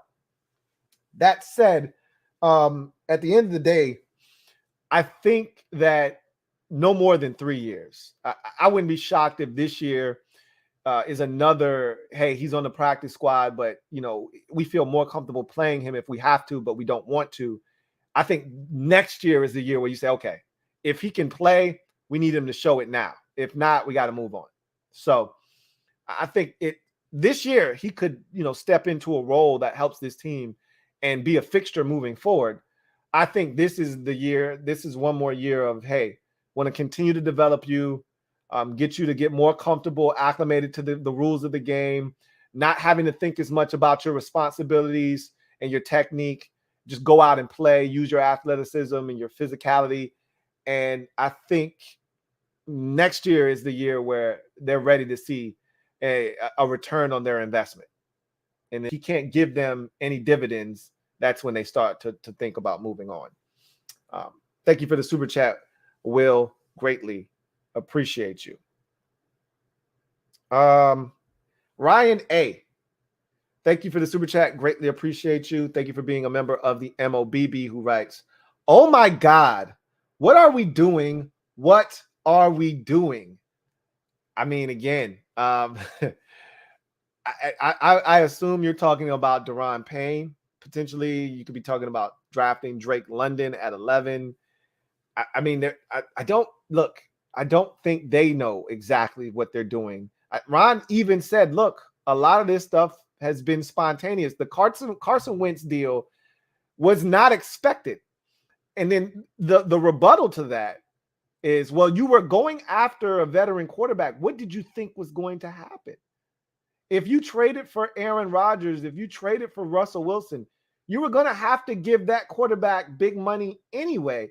The difference is if you tear up Russell Wilson's deal, give him a new one, you can push some of that money off into the next year's cap. Whereas with Carson Wentz, I don't know if that's something they were willing to do because Russell Wilson is a known commodity. You're willing to tear up old contract and turn it into new money because next year he's guaranteed, the year after that he's guaranteed, and the year after that you don't have an exit ramp for 3-4 years down the road.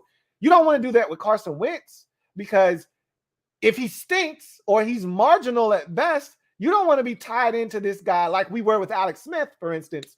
You don't want to tear up the contract, give him new money, push some of that money down the road so that you got all this cap space now, and then he turns out to stink and you're looking for a quarterback next year and you're saddled with all this QB money into the future. So you couldn't move Carson Wentz's money around. You couldn't do an extension or you couldn't restructure his deal because it would then put more money on the books for the future. So you had to eat that. So the biggest difference between a Carson Wentz and an Aaron Rodgers or a Russell Wilson is that these are known commodities that we know we want for the next 4, 5, 6, 7 years. So we don't mind tearing up a contract and giving him new money. And, the first year, the base is only $2 million, but he's getting a whole bunch of incentives and signing bonuses and things of that nature. And then next year, it counts $31 million against the cap, where you can eat it a lot better. You couldn't do that with Wentz because you couldn't push that money into the future because you're not sure about him. So That's the difference for the people out there that say, well, you were going to go after a quarterback anyway. You knew this was going to happen. Not exactly. Not exactly. So I get it. I mean, there's a lot of uncertainty when you make a move like we did for Carson Wentz. It changes the entire landscape of the offseason. And Ron said it. We were going to be a little bit more aggressive than we were in free agency. We just couldn't. After the Carson Wentz deal, hell, we had to cut dudes just to get our head above water. So I get it. And if you're talking specifically about Payne, I mean, I get it. There's no depth there. Trading him doesn't make a ton of sense unless you have a plan already in place. So I understand where you're coming from there too. J Sauer 90, J Sauer 1990. Thank you for the super chat. Greatly appreciate you. J Sauer 1990. Thank you for being a member of the MOBB. Writes, excuse me. Check out Forrest Rhyne. He is in this draft class. What position does he play? I may be able to take a look at him before the start of the draft tomorrow. Again, Forrest Rhyne, the fact that I haven't heard of him tells you that this is a late round guy more likely than not. And I told you, you can be fixated on some of these late round dudes, and I make fun of the Just Bomb productions of these highlight tapes of the best linebacker you've never heard of, and that shit is stupid. It's overdone, overhyped, and that same guy that he's talking about, or the same guy in that video, is going to be a 6th, 7th round pick or undrafted. So I don't know who Forrest Rhyne is, but I'm not opposed to taking a look at him. But more likely than not, whatever position he plays, he's an afterthought. Michael Lake, stand up. You are officially in the building as the newest member of the MOBB squad. You know what to do. Show Michael Lake some love. Open your arms wide and embrace Michael Lake and show him how we do it in the MOBB. Michael, welcome aboard. You won't be sorry. Welcome to the squad. All right. Michael Lake, thank you for the super chat. Greatly appreciate you. Thank you for becoming once again a member of the MOBB. Greatly appreciate you. Who writes, what up, Lou? What up, Michael? Says, if we keep the 11th pick in draft defense, would you be okay with passing on a second wide receiver and picking up a vet, Beckham or Julio? I would not be okay with picking up one of those two. First of all, they don't fit with what Ron has preached since he's gotten here, which is youth, young guys. We really haven't signed a ton of really aging veterans. And Beckham isn't really an aging veteran as much as he is just injury prone. He's a guy that won't be ready until the midpoint of the season, whereas Julio is an aging veteran, not the same guy that he once was, and he can't stay healthy. So you're really rolling the dice with two guys that haven't been able to stay healthy in recent years. And so while that's an option that does exist, I don't think it's one that Washington would really put a ton of stock into and pursue. So if you pass on receiver as a whole, I think then you're banking on De'Ami Brown's and De'Ami, not just De'Ami and Dax Milne's development in year 2, and you're also banking on Curtis Samuel being what you signed him to be last year, this year. So I think you're just betting on a lot of these guys panning out, and then maybe there's an undrafted guy that you like that is on the practice squad that you continue to work with, or there's a receiver out there, as you mentioned, may not be a veteran that old, but it may be a guy that you don't mind kicking the tires on, and then trust me, we don't talk about this now, but there are other players that will be released, during cuts this, off season, during the preseason, I should say, right before the season starts. You could find a guy there as well. So we'll see. But I don't think they're interested in either one of those players. 1/6 Devil Doc. Thank you for the super chat. Greatly appreciate you. Thank you for being a member of the MOBB. Say hello to your wife for me. Hi. Lou, are you able to give us your top 7 tight ends? And do you think Jay Woods will be available for us in round 4. Great job as always, my brother. You're the man. So I can tell you this. My number 1 tight end is Cole Dulcich from UCLA. My number 2 tight end is the kid from Colorado State. I can't remember his name. My number 3 tight end is Jeremy Ruckert. That's who I want. You know that because you've seen my mock drafts already. And I put him in both of them, even though I don't think he'll be available in round 4. I think he'll be gone in round 3. But I think Ruckert is 3rd.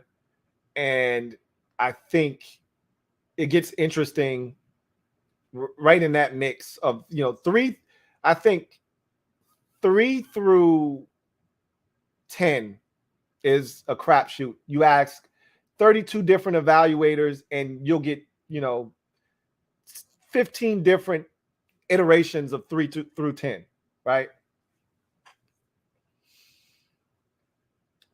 I will assure you Jelani Woods is not available at 113. He might be available in the 4th round when it starts. He won't be there at 113. He's too intriguing at the tight end position. I don't think we see a run on tight ends until the 3rd round. I think you may see 1 or 2 gone by, the start of the 3rd. I think you could see 2 go in the 2nd round, late, mid to late 2nd. But the real run on tight ends begin in the 3rd, and it spills over into the 4th. And a guy like Jelani Woods, I think, is probably going to get caught in the fray in the 3rd round. But if he doesn't, I think he gets scooped up early 4th round before we get to come to the table. So will he be there in the 4th? It's very possible, but will he be there for us at 113 in the 4th? I don't think so. No, I don't personally. So a lot of tight ends in this draft class. The fact that they're talking to guys and using, visits on guys like Jaden Wademeyer and Cole Turner of Nevada tells me that they're not looking to spend early draft capital on the tight end position. The 2 guys I just mentioned, Cole Turner and Jaden Wademeyer, those are 6th, 7th round picks you're talking about. Guys that could potentially go undrafted. And that's who they're talking to. So that tells me they're not taking a guy like, Jeremy Ruckert, who I want them to take. They're more so looking at the 6th or 7th round for the tight end position. And if they can, maneuver a trade and pick up a 5th, maybe they spend a 5th round draft pick on a tight end, but maybe not any sooner than that. So a little disappointed in that, but, we'll see what happens. Michael Lake, thank you for the super chat. Greatly appreciate you. You just jumping right in the fray. I love it. Double up, making yourself comfortable. My guy Mike Lake writes, twin dad in Houston, Texas. Thank you for your content. Means a lot to us out of towners. Hey, bless your heart, man. If you're a fellow twin dad, then you know the struggle is real. I don't have to explain to you what it's like to be a twin dad. I've gained a greater appreciation for anybody that has more than 2. Like, I'm not going to disrespect somebody with just 1 because I've been that guy too. And I know it's not easy when you've got 1. But now, knowing what I know now and what I've been through with 2, I look at somebody with 1 and like, man, you don't shut the hell up. Stop complaining. You just got 1 you got to put to sleep. And once that, child falls asleep, you can go to sleep. I got 2. 1 could be up and the other be like, hey, I'll take a nap now. And the other be like, man, what we about to get into? Bro, it's 2 a.m. Go to sleep. Now, I'm thinking about watching some Bubble Guppies right now. What's good with you? So I got a new level of respect for somebody that has triplets or quadruplets. Like, whoa, how in the hell did you manage to get that done? So big ups to you. Much respect for you being a twin dad. You know the struggle is real. And I'm glad that this content reaches you in Houston, Texas, and is able to keep you well informed of happenings with this team. So I'm glad I could be of assistance to you. And shout out to you, Michael, and your family. Hope all is well with you and the twins and all of your loved ones. Sean Blake, thank you for the super chat. Greatly appreciate you. Double up. My guy Sean writes, If we don't draft DB, Curl to Buffalo nickel, who plays strong safety? I mean, that's the dilemma. If you move Cam Curl to Buffalo nickel, now you take away one of those chess pieces, because Curl was the guy that they moved around as a Swiss Army knife everywhere. Remember the play against Carolina to preserve the victory? Cam Curl is literally singled up one-on-one with Christian McCaffrey out of the backfield in the most important play of the game. That's the versatility that Cam Curl provides you. And if you put him in the Buffalo nickel role, he can't give you that, right? He can't run with the running back in the backfield one-on-one, man-to-man. That's not the responsibility of that Buffalo nickel. So, again, you have to be wary of, for every move that's made, there's a reaction to that. There's a domino effect, which is why they want to find a Buffalo nickel so they don't have to take Cam Curl out of that role of just being that versatile chess piece that can play anywhere. Who goes to strong safety? That's the million-dollar question. I don't know if we have the depth right now. Is it the fifth-round pick last year out of Cincinnati, the safety that we took last year? I mean, I don't know. I mean, they love him as a hitter, but I saw him miss a lot of tackles last year, and he's more of a special teams guy. I can't tell you who that guy is, which is why I said we need safety. You know, worst case scenario, even if you don't get a Buffalo nickel out of a safety, you need safety. We need depth at safety. We don't currently have that. I would guess, though, worst case scenario, you don't get anybody in the draft, there's probably someone out there on the streets right now looking for work that can come in here and give you some depth. Not necessarily a frontline starter. Similar, we were in the same spot last year. Remember, we got, if I'm not mistaken, I could be wrong about this, but if I'm not mistaken, last year Bobby McCain was released after the draft, and we pounced on him. It could happen again where someone gets released. Because, again, once you draft guys, Miami drafted the safety out of Oregon, who was a stud for them, and they no longer needed Bobby McCain. He was now an expendable safety, so they cut bait. You're going to get that. After this draft, players will be selected that will allow teams to cut veteran players that are making too much money. And we may be able to swoop in on a few of those guys. So we'll see what happens. Jason Files, thank you for the super chat. Greatly appreciate you. My guy, Jason Files, writes, happy draft eve. Likewise. With the rumors of Payne being on last year or possibly gone, do you see us playing more of a 3-3-5 defense or drafting his replacement early? With this really confused why Settle's gone. So again, they're not going to just give Daron Payne away. They're not cutting him, okay? So he's not just going to be traded, or he's not going to be released just for the sake of releasing him. There's no benefit to doing that. Either he's here this year playing out the string of his rookie deal, or he's traded and they replace him immediately by drafting someone in his spot. But make no mistake about it, they're not going to just cut bait with him and not have a contingency plan. I think even if they, don't cut him, or trade him, because they're not going to cut him. Even if they don't trade him, I still think they're going to add a guy in free agency. I think, like, I've said this name before. I think he's still available. Let me grab a phone. Let me grab a mobile device real quick. And if Star Lotulelei is still out there, he's a guy that I think they got on speed dial. He's a free agent right now. So worst case scenario, that's a guy Ron's comfortable with, knows his game. Yeah, he's getting up there in age. They don't give a shit.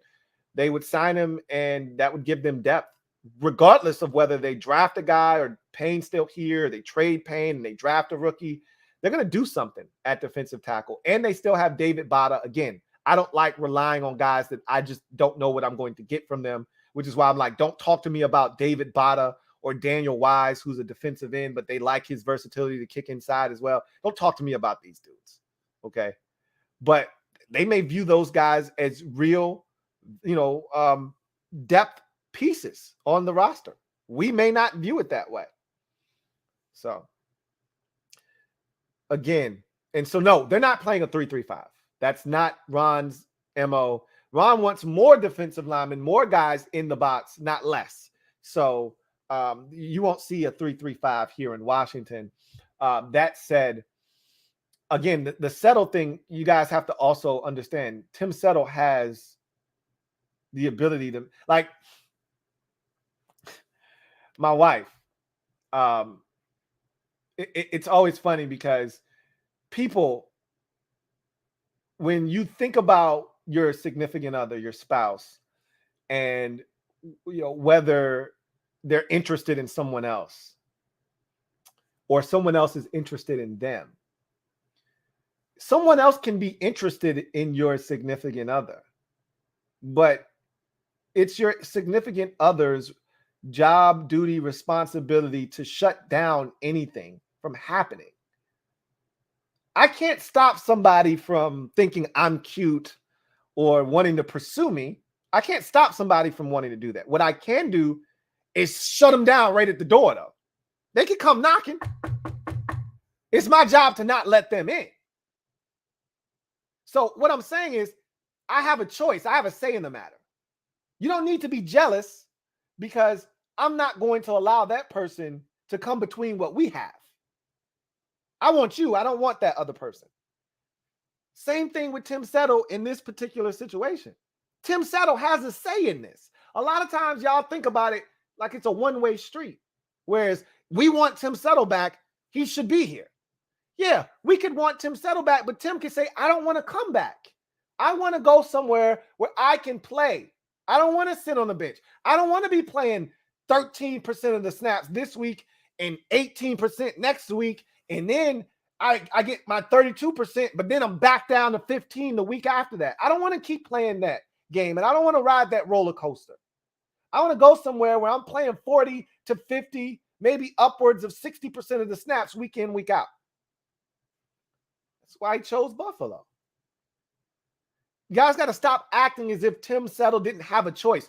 We didn't have a franchise tag placed on him. He wasn't a restricted free agent. He was an unrestricted free agent, which means he can choose his next destination. If he wanted to be here, just like J.D. McKissic, if he wanted to be here, he could have been here. He didn't want to be here. So we wanted him back. And he did not sign for some exorbitant amount of money. Okay? He did not sign for some crazy amount. We could have afforded that. He chose to go to Buffalo. It's cool. J.D. McKissic could have done the same thing, and you could have been like, why did you saw what J.D. signed for? Why didn't we sign J.D. for that? J.D. could have just wanted to go somewhere where he thought he had a better chance to win. That's possible. But J.D. wanted to come back. He never wanted to leave. Tim Settle did. Anyway, so you have to think about that. You have to kind of consider all of the different viewpoints. It's not just from the team perspective. Tim Settle has a say in the matter too. Barry Curtis Jr., thank you for the super chat. Greatly appreciate you. Thank you for being a member of the MOBB. My guy Barry Curtis Jr. writes, do you think Ron sees London as an athletic tight end in a sort of Jordan Reed role? I hope we get Kyle. No, I don't think that's how they view him. They view him as a big wide receiver, period. They don't view him as a big tight end that convert to a wide receiver that can convert to tight end like Niles Paul did. They view him as a wide receiver, period. We'll see if Kyle's even available. I mean, that's the first step to getting Kyle Hamilton is he's got to be available first. So we'll see what happens. Kevin, the PRF, thank you for the super chat. Greatly appreciate you. Thank you for being a member of the MOBB. My guy, Kevin, the PRF, writes, follow your heart. We want a receiver at 11. Don't need one. Terry, a third. Adams, a second. Hill, a fifth. Cup, a third. Diggs, a fifth. So Kevin, the PRF's point is, look, you find receivers of all shapes, sizes, and forms in the draft at various rounds that come in and dominate. And he chose to make the point of all of these post first round wide receivers that have been dominant in the league. I could also point to guys that have been dominant, especially the last 2 years, 2 LSU receivers that were first round picks. And there are countless others that were first round picks that have been dominant in this league. So you can go both ways. At the end of the day, you don't know where you're going to uncover a gem, at any position for that matter. Who knew Terry was going to be what he turned out to be in the 3rd round? We didn't know that. I can't speak for you. I didn't know that. I can't speak for you. You might have known about the hidden secret and gem that was Terry McLaurin at Ohio State. I didn't know about Terry McLaurin's ability and what he could turn into here. You can make that assertion, but it's more likely that you're going to get at best a 3rd or 4th option at receiver when you take a guy in the 3rd, 4th, 5th, 6th round. Then you're going to get a Tyreek Hill or a Cooper Kupp or a Terry McLaurin. Like, if you want a receiver, you probably should take him in the first 2 rounds. That's your best bet. Devontae Adams is a 2nd round pick. AJ Brown is a 2nd round pick. DK Metcalf is a 2nd round pick. Deebo Samuel is a 2nd round pick. You're more likely to find a stud in the first 2 rounds. Now, again, there's the Adam Thielens of the world who is undrafted, who is spotted in a Minnesota combine and gets his opportunity as a special teams player, impresses so much so he gets some wide receiver reps and takes full advantage of it and never looks back. Yeah, those happen. It's rare. Tyreek Hill in the 5th round is rare. Okay. Those are great examples, but the truth of the matter is the elite receivers, most of them in the league come in the first 2 rounds. And you can go around the league and you can look at the best of the best. And what you're going to find is most of those guys were taken in the first 2 rounds.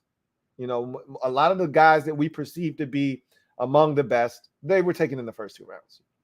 So if you're looking for a receiver, I'm just telling you, you pick a guy in the 3rd round, more likely than not, he turns out to be what De'Ami Brown was for us last year, or what Leonard Hankerson, who was a 3rd round pick once upon a time, was for us back in the day. They're more likely to turn out to be one of those types of players than they are Terry McLaurin. To your point, receiver isn't, and I stressed this when I gave you my list of needs for the offseason, receiver is not at the top of that list. It was quarterback. Well, check. We've gotten that knocked out. Next thing was middle linebacker. Well, is Cole Holcomb the answer? I don't know, but they're willing to find out. Check. Okay, that's taken care of. You know what was next on the list? Defensive back defensive back. It was safety / corner. Then it was wide receiver. That was my list for the offseason of needs. So I'll tell you right now, if it's not Kyle Hamilton, give me the wide receiver. Give me the wide receiver. But if it's Kyle Hamilton, give me Kyle Hamilton.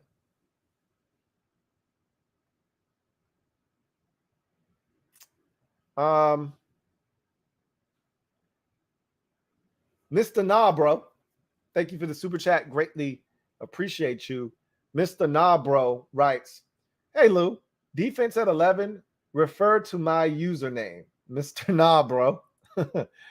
Again, I'm not mad at the fan out there that says we don't need another defender at 11. We've taken a first round defender every year in the draft since 2017, starting with Jonathan Allen, if I'm not mistaken. Every year it's been a first round defender. Thereafter, you're not wrong. I'm not telling you you're wrong. But if you're looking for the best value at 11 and Kyle Hamilton is sitting there, is there better value than him at 11? I don't think so. I don't think so. And if Martin Mayhew and Ron Rivera want to keep preaching about getting the best player available and taking value, I don't know if you get more value at 11 than a Kyle Hamilton or Derek Stingley Jr. for that matter. But again, beauty's in the eye of the beholder. I've already told you, Derek Stingley Jr. is the most talented player in this draft class, if you ask me. The question is, are you getting 2019 Derek Stingley, or are you getting some version of 2020, 2021? Because if you're getting one of those latter versions, you don't want any parts of that. If you're getting the 2019 version, you could be getting the best cornerback in all of football at 11. Similar to the way the Saints got Marshawn Lattimore. Sign me up for some of that. So, again, Kyle Hamilton is the second most talented player in this draft class, if you ask me, behind Derek Stingley. So that tells you what I think the value is at 11 if those players are available. But again, it's not up for me to decide. It's up for them to decide what to do and what fits best on this team. And I've talked about needing a nickel more so than a boundary corner, but you can never have enough corners. We saw that last year when William Jackson III got injured and Benjamin St-Juste was out with a concussion. And we're tapping into and then the kid that was a preseason sensation tears his ACL in the Hail Mary against Atlanta. And next thing you know, you're down to your 5th and 6th and 7th corners. You can't have enough corners. But can you afford to spend the 11th pick on a guy that may not be starting for you week 1? And if all things go well, won't start for you all season? But you got to try to find a way to get on the field. Again, they spent a pick in the 3rd round on Benjamin St-Juste. If he's healthy, I don't think they are looking to spend another top pick on a boundary corner. I think nickel is where they should be, focusing their attention, and you don't have to do that until later in the draft. So, anyway. Barrett Downing, thank you for the super chat. Greatly appreciate you. My guy, Barrett Downing, BD, thank you for being a member of the MOBB Rights. Can't wait to see the Twins run through your stream, Lou. Looking forward to the draft. You'll never see that. It'll never happen. I'll never allow the Twins to. I try to keep it professional. I went on a mini diatribe. It wasn't much the other day on my podcast talking about don't call me a YouTuber. I'm not a YouTuber. I'm a content creator. There's a difference. A content creator actually takes his craft seriously. Okay. We put work into this. We edit videos. We have backgrounds. We have microphones that are professional grade. We do the little things to set our videos apart. YouTubers are the guys that are sitting in their bedroom, the bed's not made up, and they just throw a camera on in front of them. And look, you got to advance into the creator realm, content creator realm. You don't just show up. When I first started, I was a YouTuber. Okay. I've matured into a content creator. So one of the ways that you keep it separate from a YouTubers have all kinds of noise in the background. You'll hear a dog barking. You'll hear kids talking in the background. You won't hear that in my streams very often. Look, I got twins. You know how it is. Sometimes one stream, my twins were bawling upstairs. You heard them. I was like, look, I'll be right back. They're going through it right now upstairs. But, fact of the matter is you rarely hear anything extra on my streams because I try to keep it professional. So you're not going to get the twins running through on the stream. But if you follow me on socials, you might see them here and there. I'm a pretty private dude, so I don't know how much of that you're going to see. But one of these dudes is turning into a ball player. So not a football player, basketball player. I'm about to get him outside. It's nice and warm now. About to get him out there dribbling. He's either going to be playing baseball or basketball. He's going to be an athlete. He's going to do something. So one of these cats, I don't know which one. My first one seems like he's more interested in cars than anything else, but that could change. We were all interested in cars or whatever the hell when we were little. That might be his thing, though. But this other one of these twins, he looked like he's ready to do some damage from an athletic standpoint. But he looked like he's more of a football player. He's big and thick. I call him Thicky Smalls. Dude is thick. I mean, he's a brick. But anyway, I'm looking forward to the draft as well. BD. Thank you for the super chat. DCJ, thank you for the super chat. Greatly appreciate you. My guy, DCJ, writes, what's good, Lou? What's good, DCJ? Number 14 is nice, but at 11, it's too high for one spot or role. More guys just as solid in the second. What's your reaction to my comment also? I think you're wrong. 14 is nice. We agree there. I don't think there are a number of guys that can do what he does. There may be one or two more in the draft that are intriguing, but I don't trust them to be able to do it at the level consistently like Kyle Hamilton can do it. There are some other guys in this draft that are intriguing. And if we're talking specifically Buffalo nickel, there are at least two other guys that I feel like could play that role in this draft that you don't have to draft until the 4th round at a bare minimum. You might even be able to get one of them later than that. But consistently, can that guy deliver week in, week out? There are limitations to their game, which is why they're available in the 4th, 5th, 6th round, whereas Hamilton will not be. The rest of the safeties, go look at the safeties. Go look at their stature. If you're looking for a pure safety, then there are plenty of guys in this draft that can fit that bill for you. You know, you're looking for a coverage guy, Daxton Hill can do that. You're looking for a box safety, Jalen Petrie can do that. You're looking for an all-around safety, Jaquan Brisker can do that. But if you're looking for a Buffalo nickel, all of those guys can't do it. So, I think sometimes a lot of you get caught up in quantity over quality. And I think that's where y'all get the game twisted. Because you want 3 picks instead of 1. Like, hey, we get 3 guys here for this one guy. Well, you got cog guys.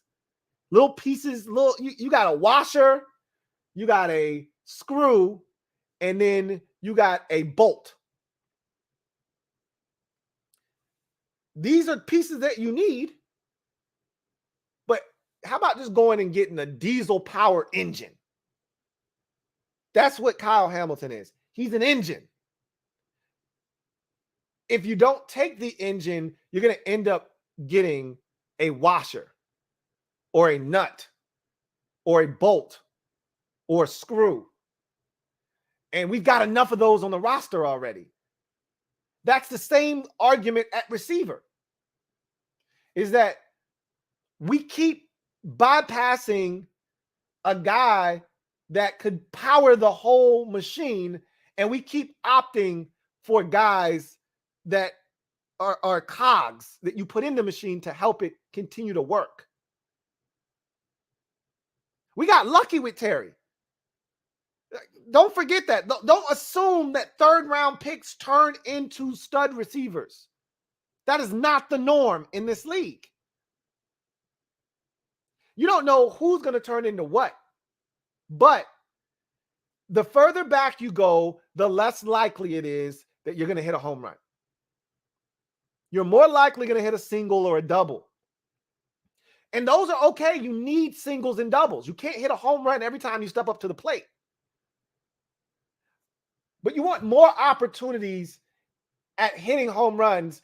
And the best way to do that is to get elite players, or at least attempt to draft them early on. The further back you go, you might give yourself more at bats. That's what the Seattle Seahawks do every year. And they were able to get away with it for a long time because they had Russell Wilson. So they could afford to not get premium hitters up at the plate.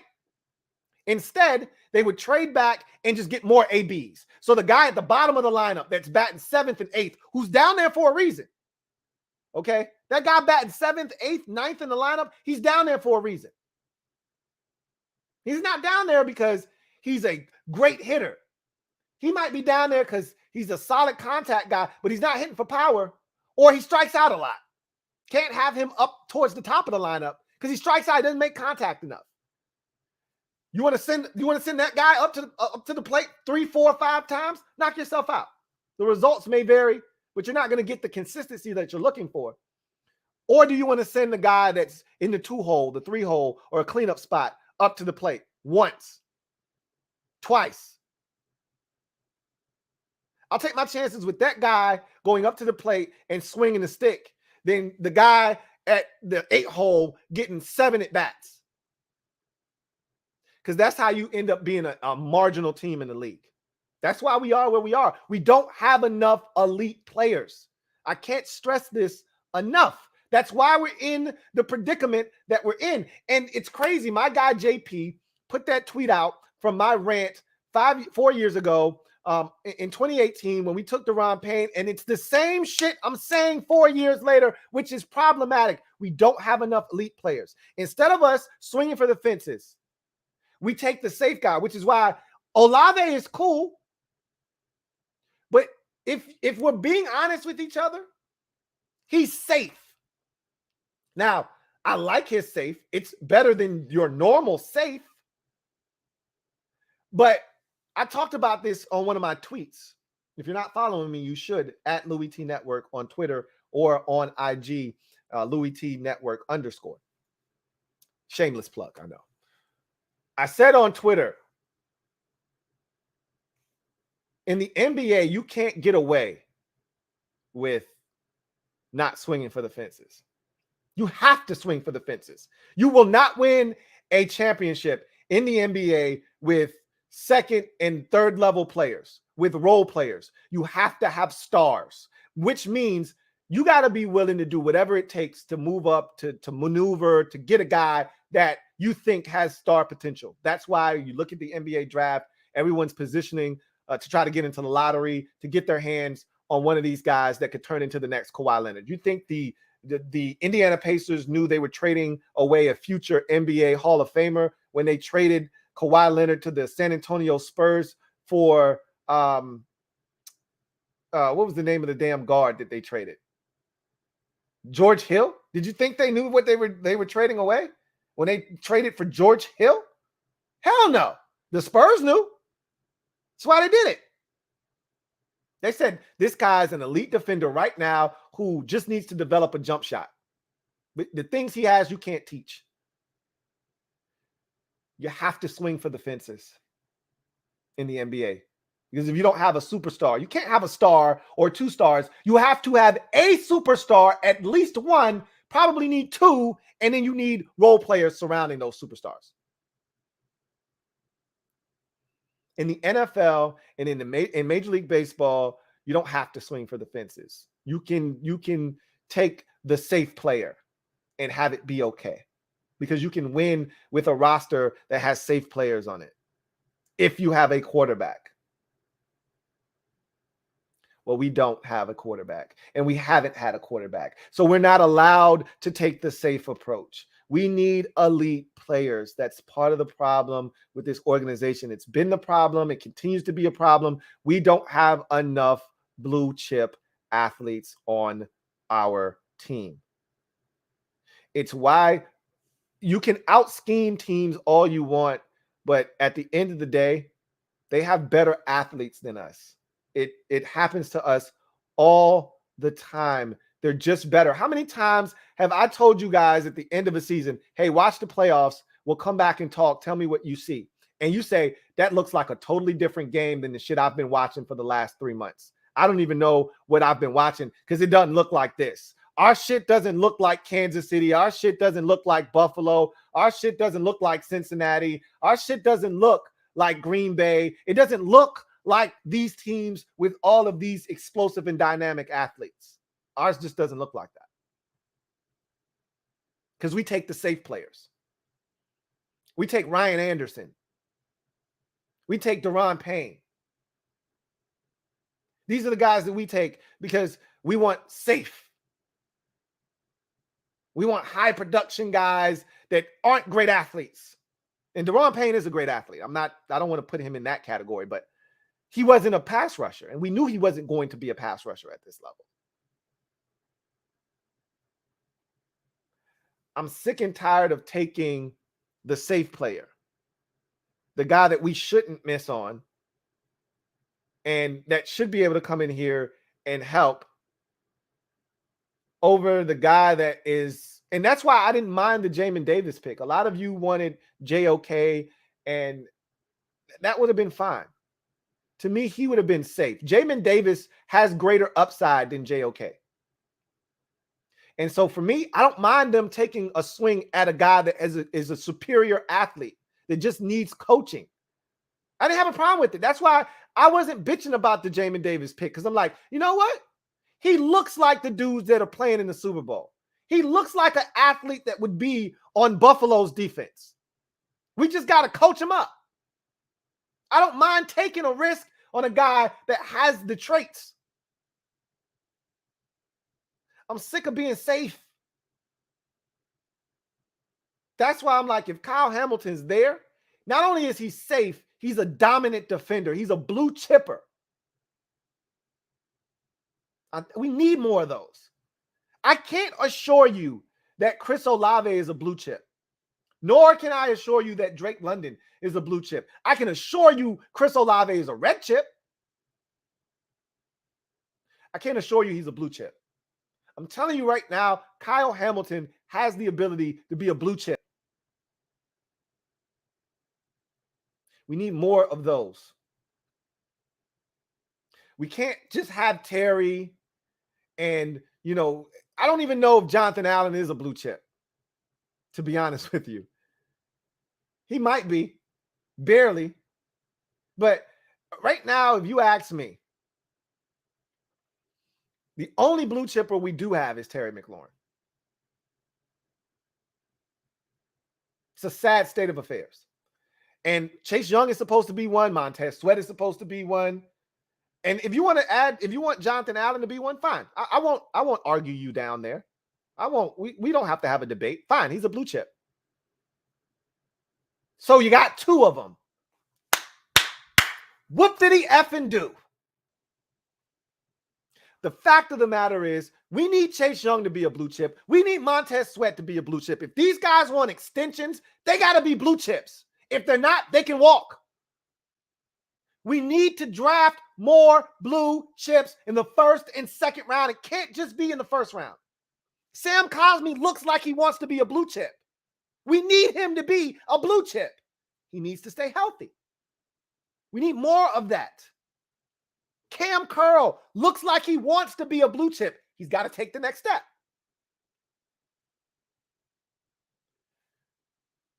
That's why I'm adamant about this team getting a guy like Kyle Hamilton, because I know he can be elite. I know in 2-3 years from down the road, we're talking about him being in the discussion for an all-pro.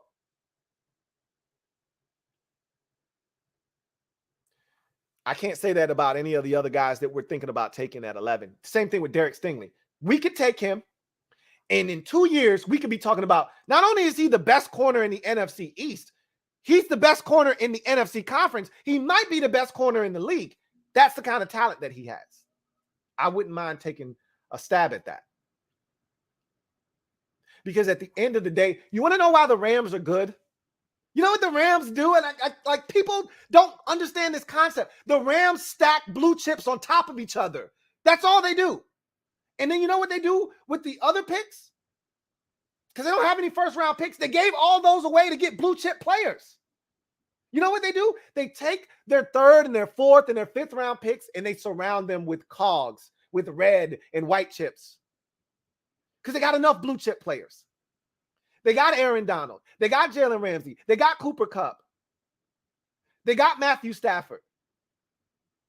They got Allen Robinson now. But they had Von Miller. They had Odell Beckham. They had blue chips. A ton of them. So you can then take the rest of your roster and surround them with guys that'll get the job done. Because you got blue chip players. The Buffalo Bills have blue chip players everywhere. The Chiefs have blue chip players. Chris Jones, Patrick Mahomes, Travis Kelce, Tyreek Hill. These are all blue chip players. That's how you win, and win big in this league. Orlando Brown, their left tackle, blue chip player. We don't have enough. And really, one of your blue chip players needs to be your quarterback, to be frank. And that's been the biggest missing piece here. But you can get away with not having a ton of blue chip players if your quarterback's a blue chipper. But we haven't had that in 4 decades. So why would you think that that's okay here?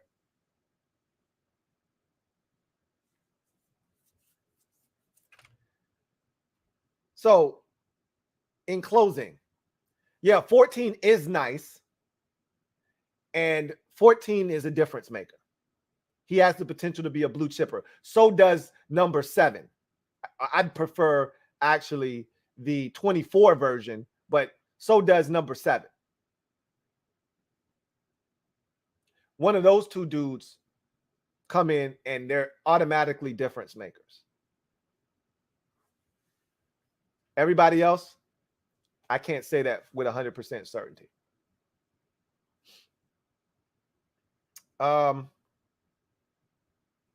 DCJ, thank you for the super chat. Greatly appreciate you. My guy, DCJ, double up, thank you for doubling up. Writes, all 4 receivers are solid and willing blockers for run game and screens, but Williams and Olave and Wilson have explosiveness, plus special teams punt and kick returns. I don't think they're going to put those guys on those duties. If you value them, like Terry was supposed to be a special teams guy. Once you realize how good of a receiver, you're not putting that guy on punts and kickoffs. Every now and again, in a pinch, you might put that guy back there, but they're not putting any of those guys back on kickoffs and punts. Dax Mill may be back there. You remember they experimented with him in the preseason last year as a punt returner. He might be, eating up some of that duty. But ain't no way they sticking one of those dudes back there on a consistent basis. You need a big return, a big play. They may stick Jameson Williams, who has kickoff return experience and success at Alabama back there, but you're not doing that on every single possession. You get an opportunity once in the game. You need a big one return. Yeah, maybe you stick them back there.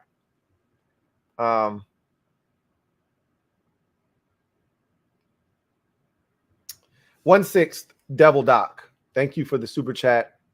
Greatly appreciate you. My guy, 1/6 Devil Doc. Double up.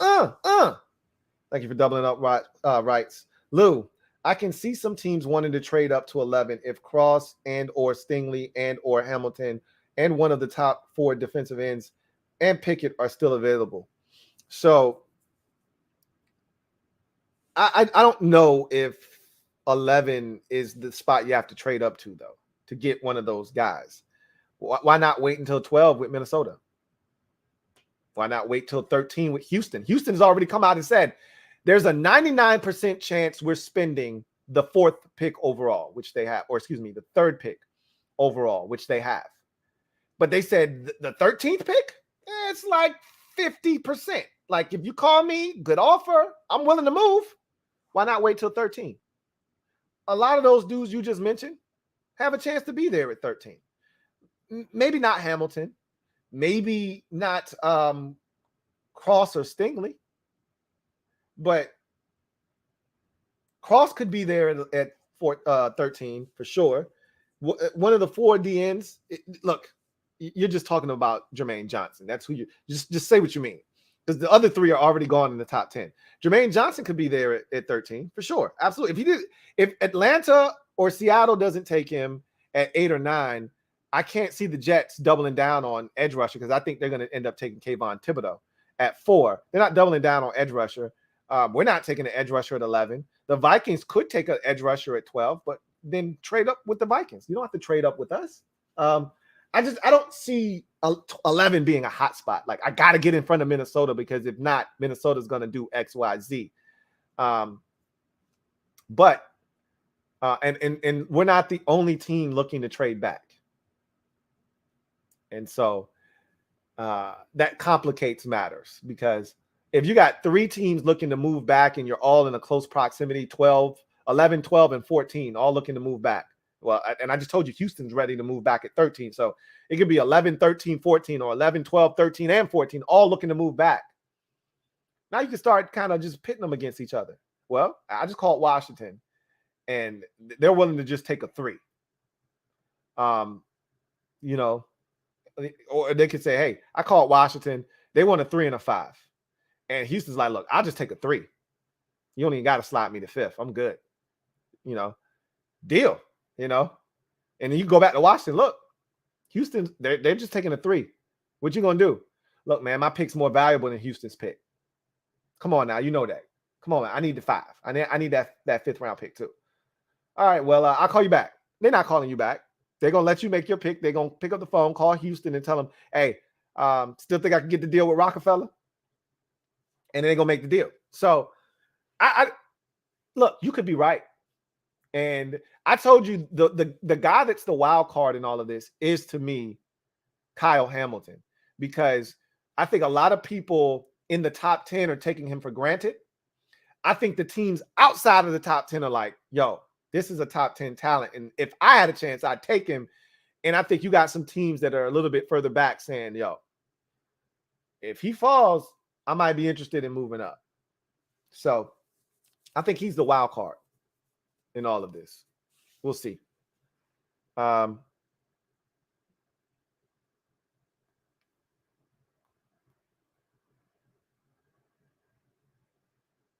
B. Smitty, thank you for the super chat. Greatly appreciate you.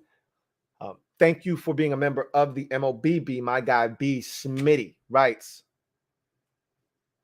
hope we hit on at least 4 picks. Thanks, Lou. You the man. No, you the man, B. Smitty. 4 out of 6 would be a phenomenal draft. You know, the hit rate for a draft, an average NFL draft, is 30%. You know, anywhere from 30 to 40%. Generally speaking, if you draft 10 dudes, you'd be lucky to hit on 4, but more likely than not, you're going to hit on 3. That's the hit rate in the draft for the most part. I mean, if you hit on 4 out of 6, I mean, you're up around, 65, 70%. I mean, that's huge. I don't think they're coming out of this draft with 6 picks, though. Martin Mayhew has made that abundantly clear. I believe him. I think they're going to trade back at some point. When you're determined to trade back, you'll find a way. You'll find a way. It doesn't have to be at 11. You know, the further back you go, there's going to be someone interested in coming up a few picks in the 2nd round or in the 4th round, and you'll be able to, make hay that way. But I'm not interested in picking up, a 5th and a 6th to move back 17 spots in the 4th round. That's dumb to me. You're passing up on more talent to get more, and this is what the whole argument I just made about that batter in the 8 hole stepping up to the plate 3-4 times instead of getting a guy that's batting in the 5 hole or the cleanup spot and letting him go and take a swing at it once. I'd rather just get the one dude, not have 4 worker bees. Give me the one dude that's a killer bee. All right. So I think if you're going to make a move, it needs to be in the first 2 rounds. Clearly, you don't have a 3rd. So if you're going to make a move, I think it needs to be in the 1st or 2nd round if you're Washington. And if you come away with 8 picks and you hit on 4 of them, you hit on at a 50% clip. That's not bad. I'd like to hit on a little higher than that, though. But 50% isn't bad. You come away with a draft of 8 players and 4 of them turn out to be really big contributors for you. You did well. You did really well.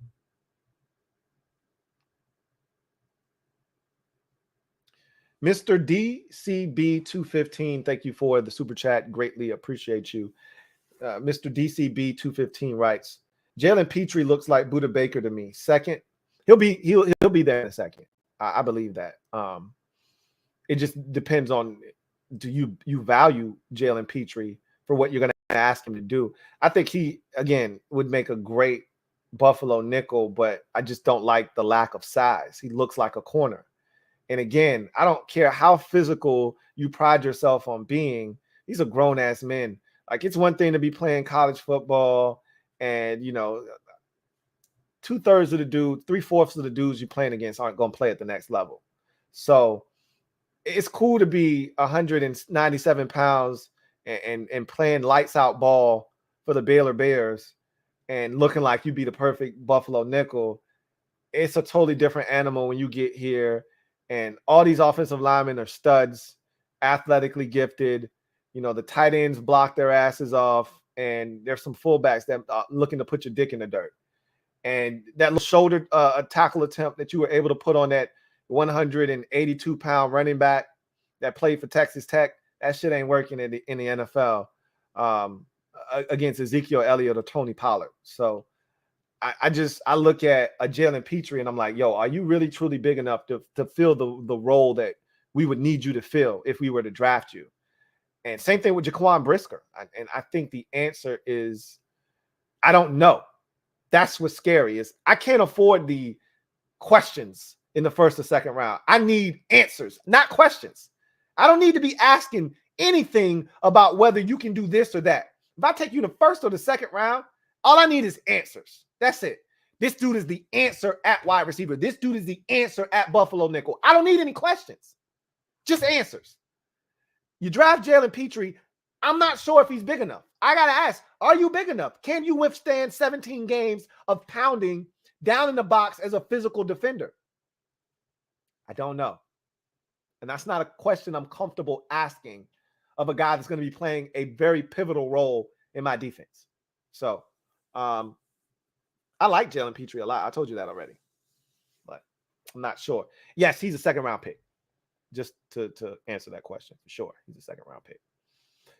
Keenan Bates, thank you for the super chat. Greatly appreciate you.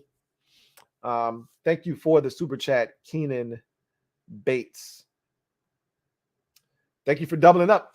Double up. Thank you for doubling up, Keenan Bates. Greatly appreciate you. My guy, Keenan, writes, hey, Lou. What's up, Keenan? I think hesitation, London's separation is overblown. His success rate versus man in press coverage is similar to Jamar Chase in 19. Drake is an elite against zone coverage.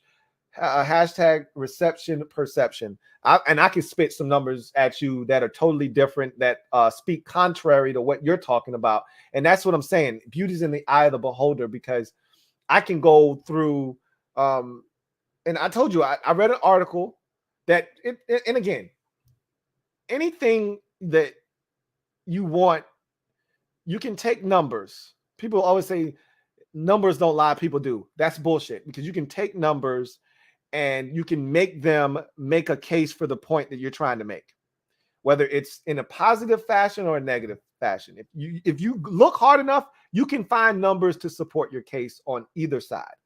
I don't view his catches in traffic and contested catch rate. I don't view that as a positive. I view that as, if you can't separate at the NFL level or at the collegiate level, what the hell makes you think you're going to be able to do it at the NFL level? And while you're talking about Jamar Chase, and you said success rate versus man and press coverage is similar. Success rate versus man and press, that shit is irrelevant, because he's a big receiver. He should be successful against press. Now, man, it's sticky, but it's still college football corners. So it's not hard. A lot of these dudes don't even look back for the football. They have no clue what's going on. All right. These aren't trained killers at the collegiate level a lot of times. They're just trying to make it. These boys at this level, they're trained killers. They study the tape. They see his foot sticking the ground and coming back down the stem, and they already back down the stem looking for a pick because they in his hip pocket. When you can't run, I don't back up. I'm not respecting your speed, so I'm breaking on anything you do, because even if it's a double move, I still think I got the makeup ability to catch up with you, get back into the play. I may not be able to stop you from catching it, but I'm not going to let you score a touchdown. His problem is separation, not win rate versus man or press. It's contested catch rate. That's what I'm looking at, because you shouldn't be catching a bunch of contested balls in college. First of all, you're not seeing a ton of different coverages. You're getting a lot of cover 4 in college, a lot of often soft coverage where you're supposed to be able to take advantage of it. And if they're playing man, you're supposed to break a dude off and get open and catch the football if you're that dude. So when I hear contested catch rate and it's really high, that speaks to your lack of being able to separate. And that's the problem I have. And we can sit here and go back and forth about man coverage, zone, this, that, and the third. He drops the football way too damn much for me. I can drop the mic on that. He drops the football way too damn much for me. Period. But he's talented. I'm not sitting here telling you that he is a bum. I'm just telling you he's not my cup of tea. That's all. DCJ, thank you for the super chat. Greatly appreciate you. My guy, DCJ, writes, yo, Lou, my opinion with Wentz. You get a legit starter at quarterback to challenge the D in mini and training camp for the D to actually be ready for the season, especially when you add a wide receiver, O-line, running back, or tight end. Iron sharpens iron. I mean, that's part of the equation, but this isn't college. You know, that's we hear that all the time. Oh, man, you know, it made me such a better player going up against, you know, Jamar Chase every day in practice. You know, that's what you hear about Derek Stingley. Oh, man, he got so much better playing again, and vice versa. You know, it just made, you know, Ohio State players always say, oh, man, we were playing against future NFL players at practice, so it just made me better. Yeah, that's true. That's not, a lot of times in practice, it's not ones against ones, it's ones against twos on both sides. You're not looking to beat the hell out of each other. You want work. It's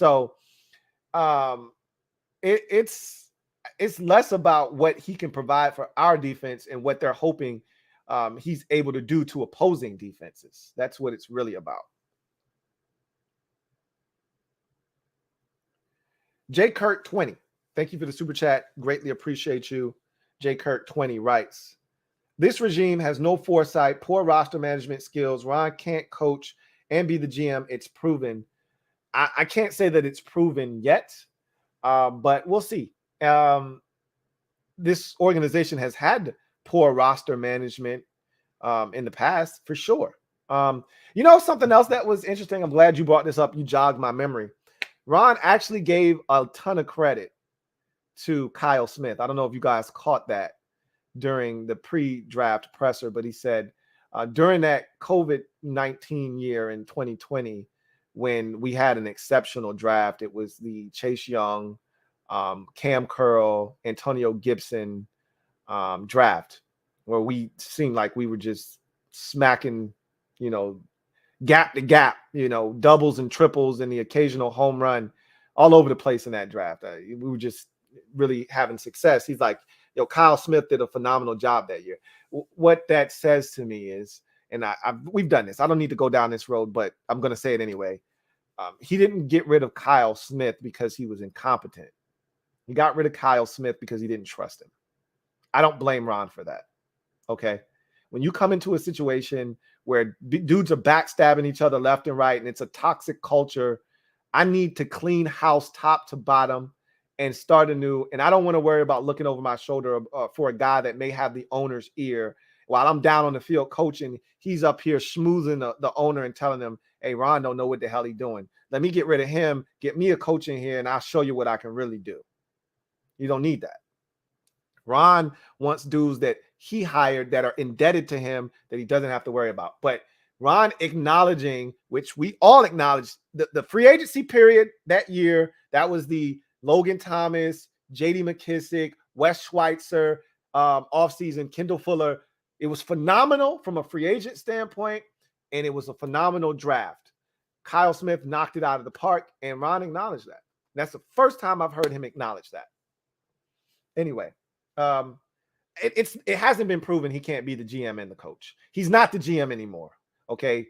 He is a part of the decision-making process, but he's no longer the GM. He couldn't do that and be the coach from the standpoint of having to deal with, you know, being the Commanders and handling Dan Snyder shit off the field and still having to be the coach and try to pick players. It was too much. He might have been able to do it had this just been a normal situation. But I told you, when he got here, he realized, damn, I'm in way over my head.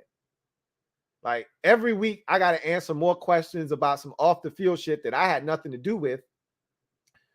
I got to get somebody in here to deal with this shit, with the roster and all that stuff. I can't. So Maybe you're right. Maybe it is proven he can't do it. That's why he had to go get somebody. But this job is a lot. It's not just about X's and O's and Jimmys and Joes. It's about the off-field shit. It's about the name. It's about so many other things that draw your attention away from the task at hand. And if you don't have laser-like focus, you're going to get swallowed up here in Washington because there's just too much going on. So he did the right thing by getting the GM. Now we're going to see how, I said, this triumvirate, this conglomerate, how is it going to function? This is the year that I want to see what they do. Last year, I gave them a pass. They all got here on the fly.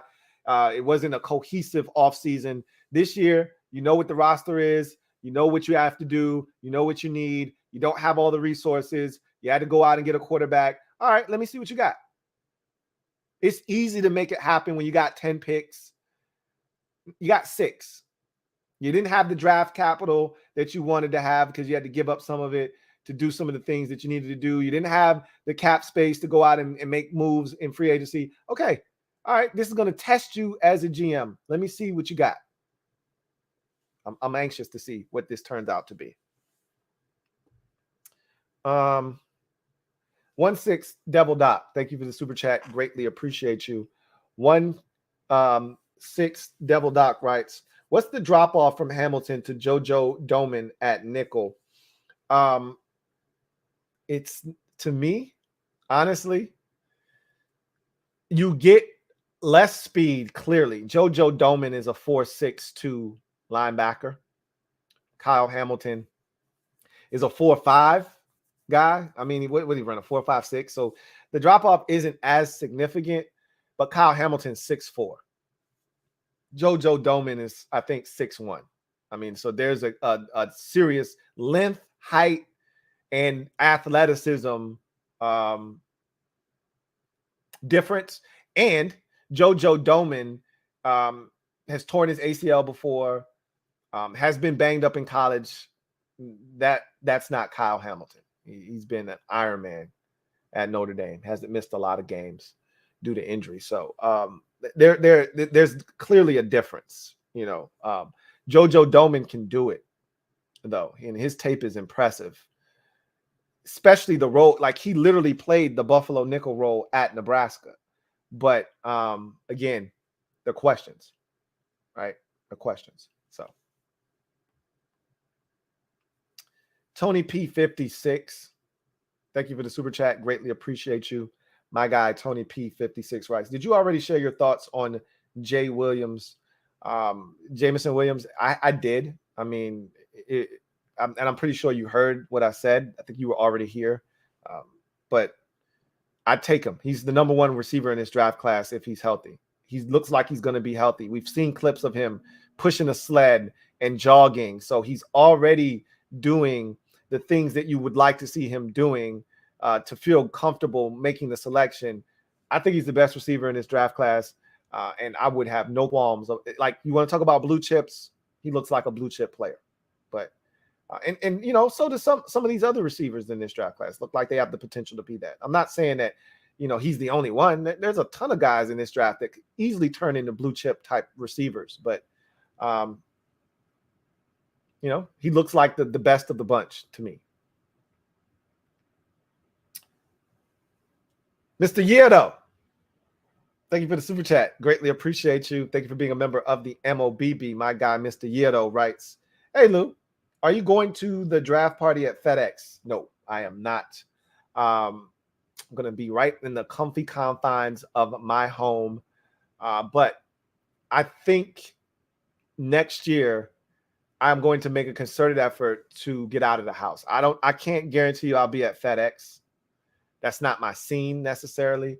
But I think I will have a draft party at an actual location that we can all come out to and have drinks, eat, and, you know, fellowship and watch the draft together and really have a good time and turn up. That was the plan 2 years ago, and then COVID hit. So I'm going to rekindle those plans. I think for next year's draft, I still was a little iffy with COVID this year, but I think we're getting back to a level of normalcy, and that could change again. You know, variants seem like they're always right around the corner, but I feel like we're getting back to some level of normalcy. And if this continues, next year will be the perfect time to finally get out of the crib and actually have one of these draft parties as a real party. And so I'm looking forward to that. But I have no interest in being at FedEx Field. I feel like, and this is probably not fair, but I feel like 75-80% of the fans at the draft day party have no clue what the hell's going on. You know, they support the team no matter what. I feel like that's more of the Harvest Festival crowd than you guys, the hardcore diehards. The people at FedEx Field, again, 75-80% of them, no matter what, those are the same people that turned out in a cold ass day in February to hear them announce the name was going to be Commanders. Like, that's not my crowd, you know. And look, any crowd is my crowd, but I don't want to be surrounded by those people that don't think the organization can do any wrong. I prefer to be amongst my people. So I pick and choose when I want to be at FedEx Field. I don't want to be at FedEx Field for the draft day party. And I've heard from people that I trust that that's not the place to be on draft night. I mean, look, to each its own. And it might be awesome. And the new name and the excitement, not knowing what 11 will be, it might be the ultimate turn up this year. But that's not my scene. And I'm not going to try to pretend like it is. So, no, I'm not going to FedEx. Metaphor. And I'm not knocking anybody that does. Just, by the way, FYI. Not knocking anybody that does. Just not my scene. Metaphor, thank you for the super chat. Greatly appreciate you. Metaphor writes, I like Darion Kendrick late, top cornerback, off-field boo-boo. That guy's not coming here. You know, and that's the kid that was at Clemson, ended up having to transfer to Georgia. That kid's not in. I like him too. That kid's not ending up here. Those kinds of guys with those kinds of stripes on their resume, they don't end up in Commander uniforms. And Ron's already shown you that he's not interested in those dudes. We're not taking the really talented but off the field character issue. We didn't even want to have a discussion about Michael Parsons last year, even though he wasn't on the look, let's not act like Michael Parsons was on the board and we passed him up. But they didn't even want to talk about Michael Parsons last year. You would have thought he tried to murder somebody. So I don't see us taking a flyer on a kid with supremely gifted talents, but you know, had some off the field issues. I just don't see him doing that. But you know, we'll see. I think I know Ron good enough to tell you that that's not the direction they're going to go in, but you never know. I could be wrong. Dejan Bell, thank you for the super chat. Greatly appreciate you. My guy Dejan writes, how much action you think Sadiq will get this year? Sadiq could be your starter at right guard. Sadiq could be your first, backup off the bench behind Wes Schweitzer and not play at all. Sadiq could be in the lineup week 6 and have to start the remainder of the games because of something happening to one of our starting guards. Who knows is what I'm trying to tell you. Who knows? What we do know is Sadiq Charles is not a tackle. He is a guard. That is for certain. But I can't tell you what his role will be because that hasn't been established yet. It hasn't been established yet.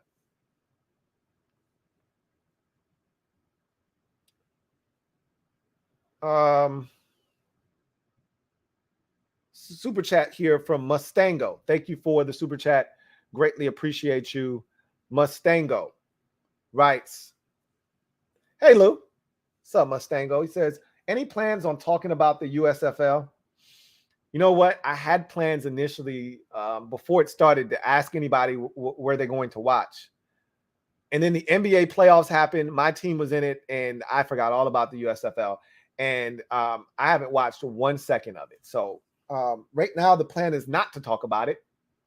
But eventually, when my team gets eliminated, if they get eliminated, I'm not going to speak that into existence. And I'm not as interested in the NBA playoffs. And I got more time on my hands. That I've been busy with the draft. I've been busy with the NBA playoffs. So I haven't had time to watch anything outside of really. I don't watch a lot of TV to begin with, unless I'm watching TV with my wife. And when we watch TV, we're not watching sporting events. Usually, she's a avid sports fan though, so she'll watch basketball, football with me. But when we watch TV together, we're watching, some reality television or some shit like that. So, generally speaking, we're not sitting down and watching, USFL together. So, because of the draft, I haven't had a lot of, leisure time because I've been doing homework on these prospects. And when I do watch TV, it's because it's targeted. It's Memphis Grizzlies basketball, and maybe, the Nets and the Celtics, or I'm watching some other series, but it's not a lot of, other things. So I guess once the draft season is over, and I have more time on my hands, and NBA playoffs starting to wind down, then you turn your focus because there's nothing else on. Then you start watching something like the USFL. Right now, no. I've seen clips on Twitter. Like, I saw a guy teabag a player. Like, what the hell are you doing? Like, he hits a receiver as he's crossing the middle of the field, and then he sits on him, like, just puts his balls on his helmet. Like, dude, seriously? What are we doing? Like, what kind of shit is this? So I don't know what the hell they got going on out there, but maybe it's a good product. I just haven't watched.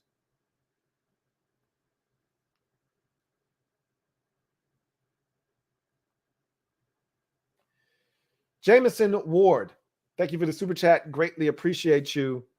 My guy, Jameson Ward, writes, I think we should trade back, swap first, and grab another second or third, possibly both. Well, that's the goal, right? I mean, again, that's what they want to do. Will they be able to do that is the question. I mean, that's the goal of a lot of teams in the first round, is to move back, pick up more draft capital, still get a really good football player in the first round, but also put yourself in a position, as Martin Mayhew said, where the draft is at its greatest value in the rounds 2 through 5, is you want to position yourself to have more picks in those rounds so that you take advantage of the depth of this draft. This draft is not top heavy.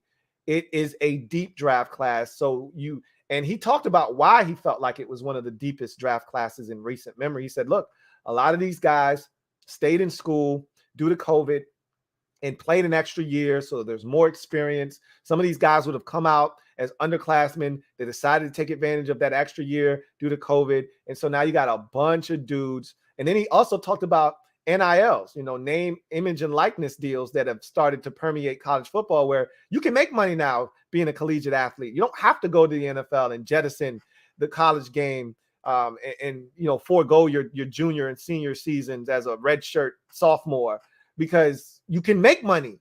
The best of both worlds really is to play college football and make millions of dollars. And some of these dudes are going to be doing that. So now you can make money off of your name, image, and likeness and not have to go play professional football.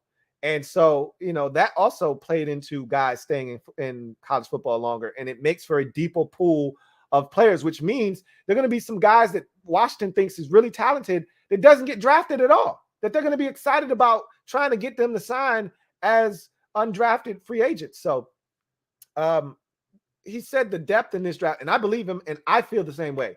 Like, there are a bunch of positions where safety is one of them, tight end is one of them, linebacker is another one, where the depth of those positions exists in the mid rounds. If you really want to hit it big at those positions, corner is another one. You're going to get a lot of high level guys early, but the meat and potatoes of that position is going to come off the board in the second round, third round, maybe even into the fourth. So you want to position yourself to have selections in those rounds. Right now, in that meat and potatoes portion of the draft, we only have 2 selections, one in the second, one in the fourth. That's not taking advantage of the deepest part of the draft, where the most value lies. So that's why he wants to trade back, pick up, if at all possible, a fifth and a third and a fifth, so that now you have 4 picks in that, deep, rich portion of the draft. So yeah, they would like to move back, but again, takes 2 to tango. 1/6 Devil Doc, thank you for the super chat. Greatly appreciate you. 1/6 Devil Doc writes, Lou Olave is one smooth criminal. Doom doom doom doom doom doom doom doom doom doom doom doom doom doom doom doom doom. All right, I'm gonna stop. He is very smooth, man. Which is why I love him. And I value separation a lot more than most. You know, a lot of people love speed or they love size, and those are great attributes to have. If you can put it all in one body like a Julio Jones, great. DK Metcalf, fantastic. But the reality of the situation is I want a guy that can separate. Give me the guy that's Cooper Kupp, that's Hunter Renfrow, that's going to break you off and leave you at the bus stop, and you have no idea where this guy is. He left you at the post. You know, you thought he was running an out. He done ran 2 whip routes, and he's going inside. You're nowhere to be found. That makes it easy on the quarterback. And Olave makes it easy on the quarterback.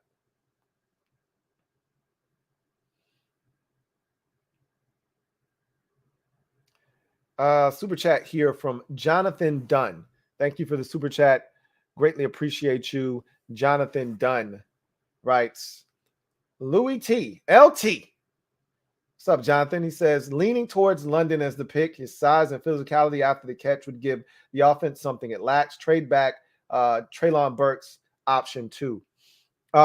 You're right about Drake London's ability after the catch with the football in his hands. He is a monster with the ball in his hands, hard to bring down, physical. He's a physical blocker as well. I mean, he gets after it in the run game. There's a lot to like there with his physicality. Those aren't things that I'm doubting. Again, when it all comes back to me, one, as a receiver, the first thing you must be able to do is catch the football. I saw too many drops. I'm uncomfortable with the amount of drops I saw from Drake London on tape. That's number one. If I can't rely on you on 3rd and 8 to just do the simple thing and catch it, you run a 5-yard stop on 3rd and 3, I throw it to you and it goes right through your hands. We got a punt. I'm pissed off. I don't give a shit how open you are if you don't catch the football. So that's the first thing. The second thing is he doesn't separate well enough for me. So that same 3rd and 5, 3rd and 3, and you run a 5-yard stop route, and that corner's he's just not giving you any space because he doesn't respect your speed. So he's all over you. He's draped all over your back. And if you're a guy that can run like Chris Olave, it's 3rd and 3, but he's still giving you 7 yards of space. So you're going to run that same 5-yard stop and you're going to be wide open, or you're going to run this slant and he's not going to be able to close fast enough and it's a first down. Whereas if you're Drake London, I'm in your face, deleting the airspace, and I'm daring you to run by me. And I don't think you can. And if they decide to throw back shoulder fade, I'm trying to jump all over that. If you decide to run a 5-yard stop and post me up, I'm going to try to get around your body and your frame and get into the passing lane and attack you at the point of catch. I'm just going to be in your hip pocket. And I don't trust with the hands that I saw. And there were times where he was strong and physical at the point of catch with a guy draped on him. And then there were times where it was just lackadaisical ball right through his hands. I can't deal with that kind of incompetence. Nothing frustrates me more than unforced errors, especially on 3rd down when I got to have it. That's when I need you at your best. Attention to detail, taking care of business. Can't afford a 3rd and 4, 6-yard completion. Easy 6-yard completion going right through your hands because you're ready to turn and run after the catch. That's what losers do. Not saying he's a loser. Just saying that's what losing teams do.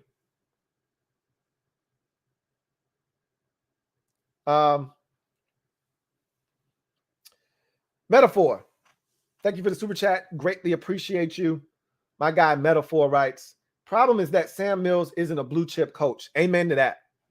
Amen to that. And that's part of the reason I don't know if we'll ever really be able to fully take advantage of the talent that we have at the 2 edge rushing spots. It's a sad state of affairs. I don't trust him. And you know what? He could be great at teaching the fundamentals. He really could be. Ron's talked about, I love teachers. I want guys that can teach the game.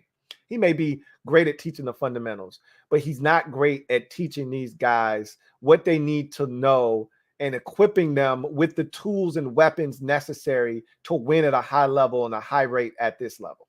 That's the thing that is frustrating. I've talked about this. Montez Sweat, the first thing I would, if I'm a defensive line coach and I'm coaching Montez Sweat, the very first thing, forget about 4-4-1. Forget about anything you came into this league with. The first thing we're going to do is we're going to teach you how to use your length, because you're a unicorn in that regard. you won't find many edge rushers coming off of that edge with the length that Montez Sweat has. So tackles aren't seeing this every week. They see speed every week. They see power and bull rush they don't see the long arm of the law every week. So what I want you to do is I want you to set this dude up the first 3 times you rush. Speed, speed, speed. He's opening up the door now, Montez. Now you're going to go in. Soon as he opens that hip, I want you to take your damn arm, extend that bitch as long as you can. One arm, not both. One. And I want you to take him, drive his ass right into the lap of the quarterback. And from that point on, now he's scared of that shit and he's looking for it. Now the speed is easier to get to. And then when he starts looking, and now because it's all up here. Half of winning as a pass rusher is mental. It's up here. Probably more like 70, 80% of it is mental. You got to play mental game. If I know you just go speed rush every time, that's like throwing a dead fastball hitter a fastball and he knows it's coming. Oh, he's going to knock that shit out of the park. When you tell a tackle, hey, this is my one move and I'm going to use it every time, they're going to stalemate that shit. You're not playing against, Illinois anymore. You're not playing against Rutgers and a tackle that won't play at the next level. These dudes get paid for a living and they get paid to watch film on what you do. And if you don't have a counter to your best move or you don't have another move, then you're not going to win. And so Montez Sweat, he should have 3 moves: speed, long arm of the law, and then a vicious crossover. He don't need nothing else. Because the minute his speed, because he's got speed to the outside, the minute that speed and his pole vault, they like to call it a pole vault. I call it long arm of the law. It's the same damn thing. The minute you stick that arm in the chest of that tackle and you get him up on skates, even if you don't get a sack, now he's wary of that shit. Okay, I got to look out for that. I don't want that shit to happen again. So now he doesn't know what's coming. Then you start crossing over and now you go with a quick swim inside. Crossover, boom. Hard outside, bam, right across his face. The quickest path to the quarterback is straight line. It's inside, not outside, not around, inside. Now he's got to grab you up around your neck because he's opened up the gate and he can't recover. Now he's got to grab you up under here. Now you done drew a 10. That's just as good as a sack. The only difference is they get a do-over on the down. But there's 10 yards lost. I'll take that. But I don't ever see Montez Sweat doing that. It's a waste of his God-given ability and talent. One of the best attributes he was blessed with was his length, arms and legs. They're long as shit.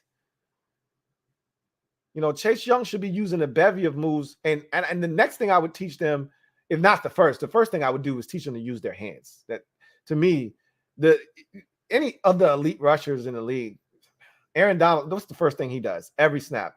If he's not jumping in the air, slapping your damn hands. Get them shits off of me, man. TJ Watt, hands. Nick and Joey Bosa, I told you, were the 2 best technicians with their hands I've ever seen coming from the collegiate ranks into the NFL. You want to be dynamic, you got to be able to use your hands. Our guys don't use their hands at all. They want to go and they want to touch the tackle. They want to put no, get your shit off of me. I don't even want you touching me. Get that shit off of me. If I knock your hands down, that means I knock all of your momentum down. You can't recover. I'm by you. That's why hands are so important. But yet our guys aren't looking to seek that out. They're not looking to defeat hands. They want to go touch the tackle. Let's bear hug. Hey, let's embrace. No, don't touch me. Get off me. I don't want you touching me. That's how I win. You done opened up a can of worms, man. I look at him and I say, man, you come straight out of a comic book. Jameson Ward, thank you for the super chat. Greatly appreciate you. Double up. Thank you for doubling up. Jameson, greatly appreciate you. Who writes, Jack Del Rio's defensive scheme is flawed. He has Allen Payne, Young, Sweat playing a role rather than setting them loose to eat quarterbacks. It's not that they aren't blue chip, it's that they are handcuffed. I told you they can be blue chips. They're not performing like it. I think you're right. I do think this defense is handcuffing them. I don't think it's unleashing them. I think Jack Del Rio and Ron, to a degree, they're stuck in their ways. I'd like to see a more aggressive, a more outside the box thinking defensive coordinator getting his hands on these guys. I've said this a million times. I would have a package where Chase Young and Montez Sweat are lined up on the same side of the field. What's wrong with that? Have Sweat on the outside. Young at times was reduced inside at Ohio State. Who wants to deal with Chase Young's quickness inside? Who wants to deal with that as a guard? You know, I would overload sides of the field where I got Young, because Young likes to stand up. That was one of the, talking points in his rookie season. Jack Del Rio wanted him hand in the dirt more. Chase Young wants to stand in a 2-point stance. I don't give a shit. Just win. He wants to stand up. Okay, let him walk around. Matter of fact, on 3rd and 7, let him walk over to Montez Sweat side. Jonathan Allen's on that side, and now Chase Young's walking on that side, and he's blitzing through the B gap. Like, why do we have to just you on the left side, you on the right side, and when you feel like it, switch? Yeah. No, be creative. You can still rush 4 and do it in a creative way. We just don't. Rush in your rush lanes and keep the cup of the pocket. Don't go too far up the field and win. Beat that tackle. Yeah. No, get aggressive. Move guys around. And I'm not just talking stunts and twists.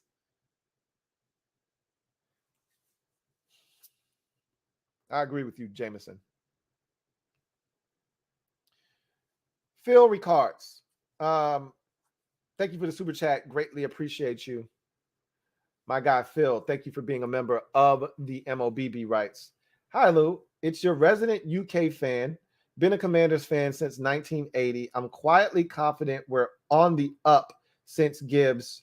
I am all in for Williams if there. Don't mind waiting. He'll be a star. I think that is the case too. But again, I don't know if Ron and company view it the same way. So if you were going receiver, that would be my pick. But I don't think they're even considering him, so we'll see. Abner Daron, what's going on, my guy? Mexico. Abner, what's going on with you? Thank you for the super chat. Greatly appreciate you. Thank you for being a member of the MOBB. My guy, Abner, writes, my man, Lou, my man, Ab, what's good? He says, what's good? Same old, man, just kicking it with the fam and the mob, talking ball, talking Commanders talk. You know what it is. He says, sharing some love for you and your family. Looking forward to tomorrow's draft. Hope Mayhew and Rivera build a team that finally gives us all those wins wanted and needed for so long. I couldn't agree with you more. I've already talked about this fan base and us deserving a winner. We deserve, we've been put through so much. We deserve, I was on Twitter earlier today, and this stuff freaks me out when I see it, but I get it. But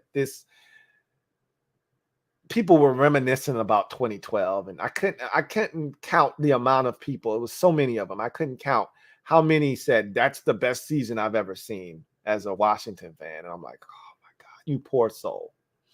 You poor, poor soul. And that's our fan base. We're always reliving the past because we never have anything to look forward to. So we're stuck in 2005. We're stuck in 2012. We're stuck in 99. We're stuck in the past constantly. 91 and 87 and 82 and 83. We're constantly talking about yesteryear because they never give us anything to look forward to. And it's frustrating, but I get it at the same time. Nobody wants to be drowned in sorrow and misery. So you look back at times that were a lot warmer and fuzzier.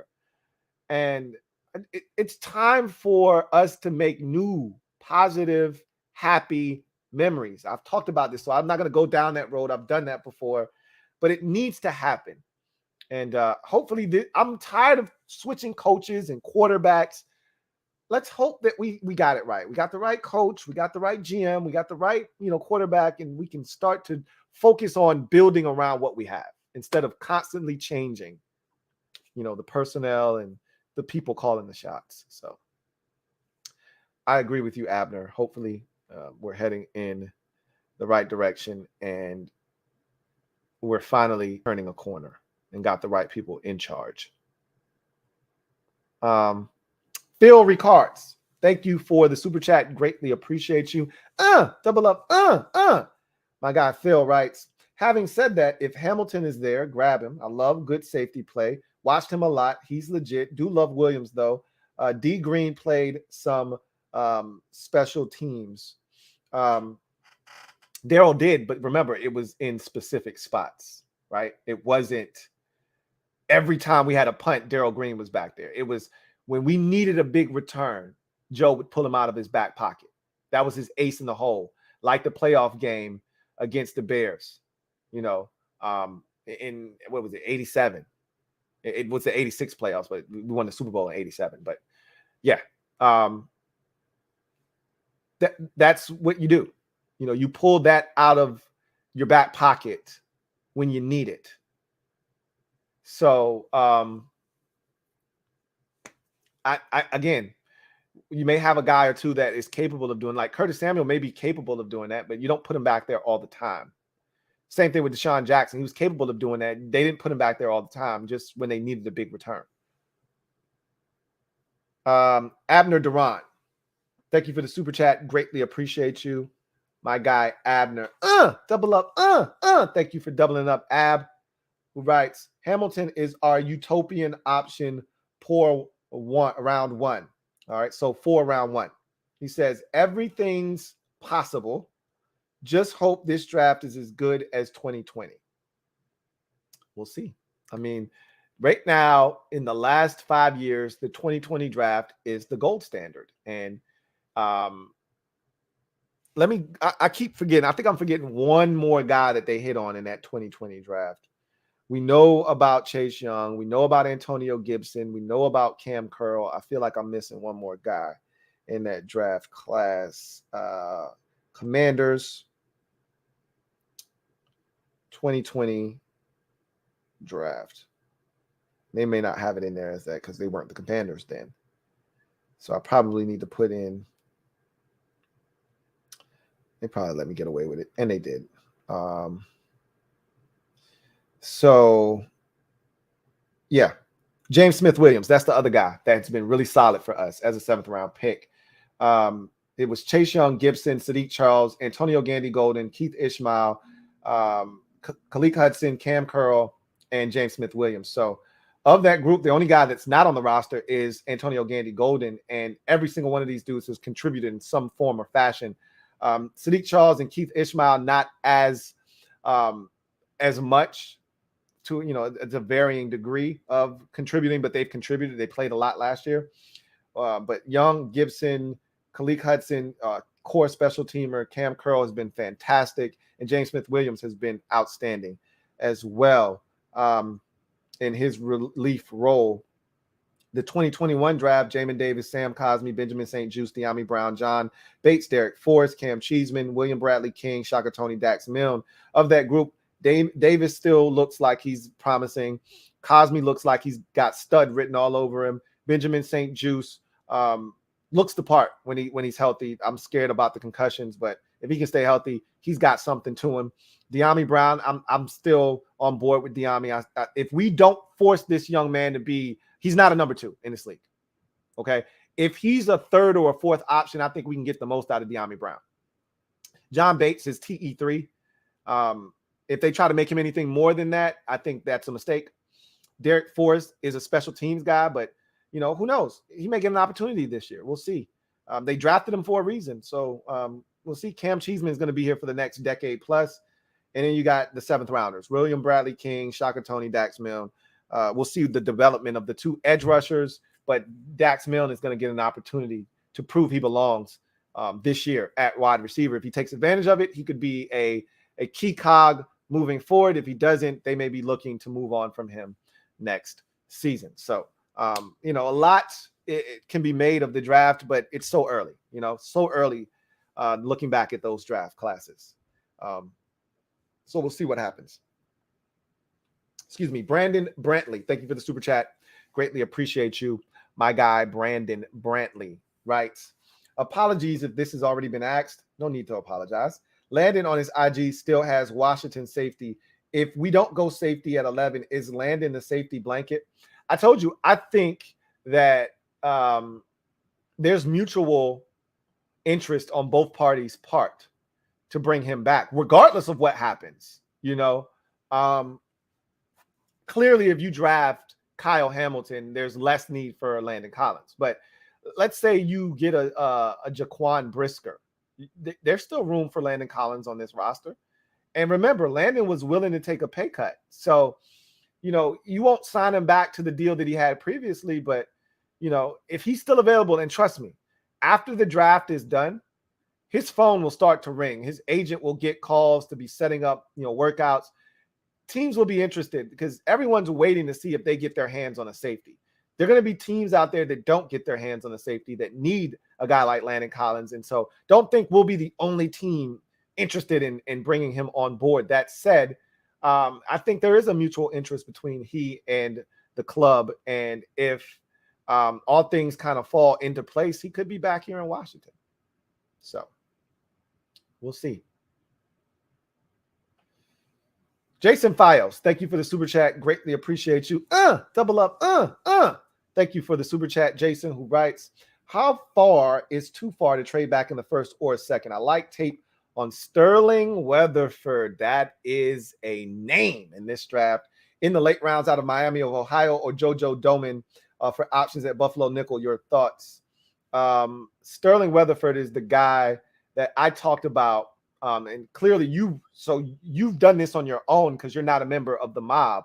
So you wouldn't have heard me say this because I've only said it in one place. And that's when we had a discussion with the mob. And I told them that Sterling Weatherford is a preferred option for me at safety. If you're looking for a Buffalo nickel and you're looking for a guy that can potentially fill that role as a later round player, there are limitations there. He's not, he's a 4'6" dude, but he's 6'4", 230. He's 6'4", 230, and he's got tremendous ball skills. He's like a hybrid safety linebacker, with offensive ball skills. He used to play on the offensive side of the football, so he catches it very well. He's a hitter. He's physical as the day is long. Go watch some Weatherford. Go watch some Sterling Weatherford, and you'll probably fall in love. But trust me, there's limitations to his game, But that said, he looked like the quintessential Buffalo nickel. That's another guy that I told you guys there were like 2 or 3 other dudes. He's one of them. Him and JoJo Doman are, to me, perfect Buffalo nickels. But again, that's what I think. What they are asking the Buffalo nickel to do, what they perceive that position to look like, and the guy that they want filling that role for them may be totally different than what I view it as. But I love Sterling Weatherford, and he looks the part, man. And I've already talked about JoJo Doman. So, yeah, those are definitely 2 options for me, at least, that you don't have to spend a first or second round pick on. You can spend your fourth round pick. To me, those 2 players, you'd have to take them in the 4th. Being that you don't have a 5th, you might could have waited on both of them. Maybe not Doman, but with Weatherford, you might have been able to wait to the 5th. You might be chancing it, but we don't have a 5th. So you got to, again, this is what happens when you don't have that draft capital. You have to make tough decisions. I think you would have to take either of them in the 4th if you really wanted them. So you were spot on there, Jason. Just Andre, thank you for the super chat. Greatly appreciate you. My guy, Just Andre, thank you for being a member of the MOBB, writes, what channel would you recommend for the draft? I've always been an NFL Network guy, but I've been told ESPN is better. They have more highlights when they do their package. I'm just annoyed by the guys that are on the ESPN telecast. So I prefer Rich Eisen. I prefer Daniel Jeremiah. I preferred when he was there, Mike Mayock. I prefer Charles Davis and the group that they have doing their draft coverage over McShay. And I just think some of those guys are blowhards over at ESPN. And then that's just my preference. Again, you could love McShay and Kuiper and all those guys. Kuiper's the OG. That's just not I'm not an ESPN guy in general. I've told you that already. There's not many guys that I like over at ESPN, so I tend to stay away from the 4-letter. But again, I've heard that their draft coverage is actually really good. I just prefer to deal with the guys that I'm comfortable with, and I trust Daniel Jeremiah. I trust Bucky Brooks. I trust Charles Davis and their opinions, and Peter Schrager, and a lot of these dudes that they have on their telecast, and they have like 3 different sections. They've got the guys on the set at the draft. They've got a group at a remote location, and then they've got another group, and that's usually the day 3 group that you get into, and the guys that have done more extensive work on some of these guys that are in the 6th, 7th round that won't be drafted, things of that nature. But I just prefer NFL Network. Rod Diff, thank you for the super chat. Greatly appreciate you. My guy Rod Diff writes, I watched London kill a DB and his QB underthrow him and make a contested catch. His QBs were bad, like really bad. The other top wide receivers had dogs at QB. You're not wrong. I mean, again, you watch one game, I watch another game. You watch one game, I watch another. If you watch a game where he had 16 catches against Oregon, you're going to walk away thinking, man, he killed Utah. He's a beast. Did you watch the game where he had 5 catches for 58 yards and 3 drops? Did you watch that game? No, you might not have watched that game. So it's all in what games you watch, because you're not watching every single game this man played in. I'm not watching every single game he played in. I try to be strategic in what I watch. I want to watch him against upper echelon competition, but I also want to watch, okay, so he only had 3 catches in this game. Why? I want to watch the game now. Okay, he had 16 catches in this game. I want to see what happened. Okay, he had 16 catches, but he only had 121 yards. So not a high average per catch. So is this a lot of underneath stuff? Like, I need to see it. But there's reasons why. And so again, and if you're just a highlight watcher, then that's how you get caught up. Because you don't know anything that you don't ever see mistakes on the highlight reel. Okay. Which is why you can't just watch somebody's highlight. Oh my God, this guy's a beast. You didn't see any of the other stuff. You just saw all of his good plays. That's what a highlight is. So if you're watching, and again, you watch 3 different games than the 3 that I watched, and all 3 of those games, he was fantastic. You walk away thinking, what is Louie T talking about? Again, beauty's in the eye of the beholder anyway. So, because we could watch the same 3 games. You're like, yeah, he dropped that one. But what about the one where he put his nutsack on the dude's helmet from Oregon State? What about the game against Washington State where he mossed on 2 dudes? I mean, again, beauty's in the eye of the beholder.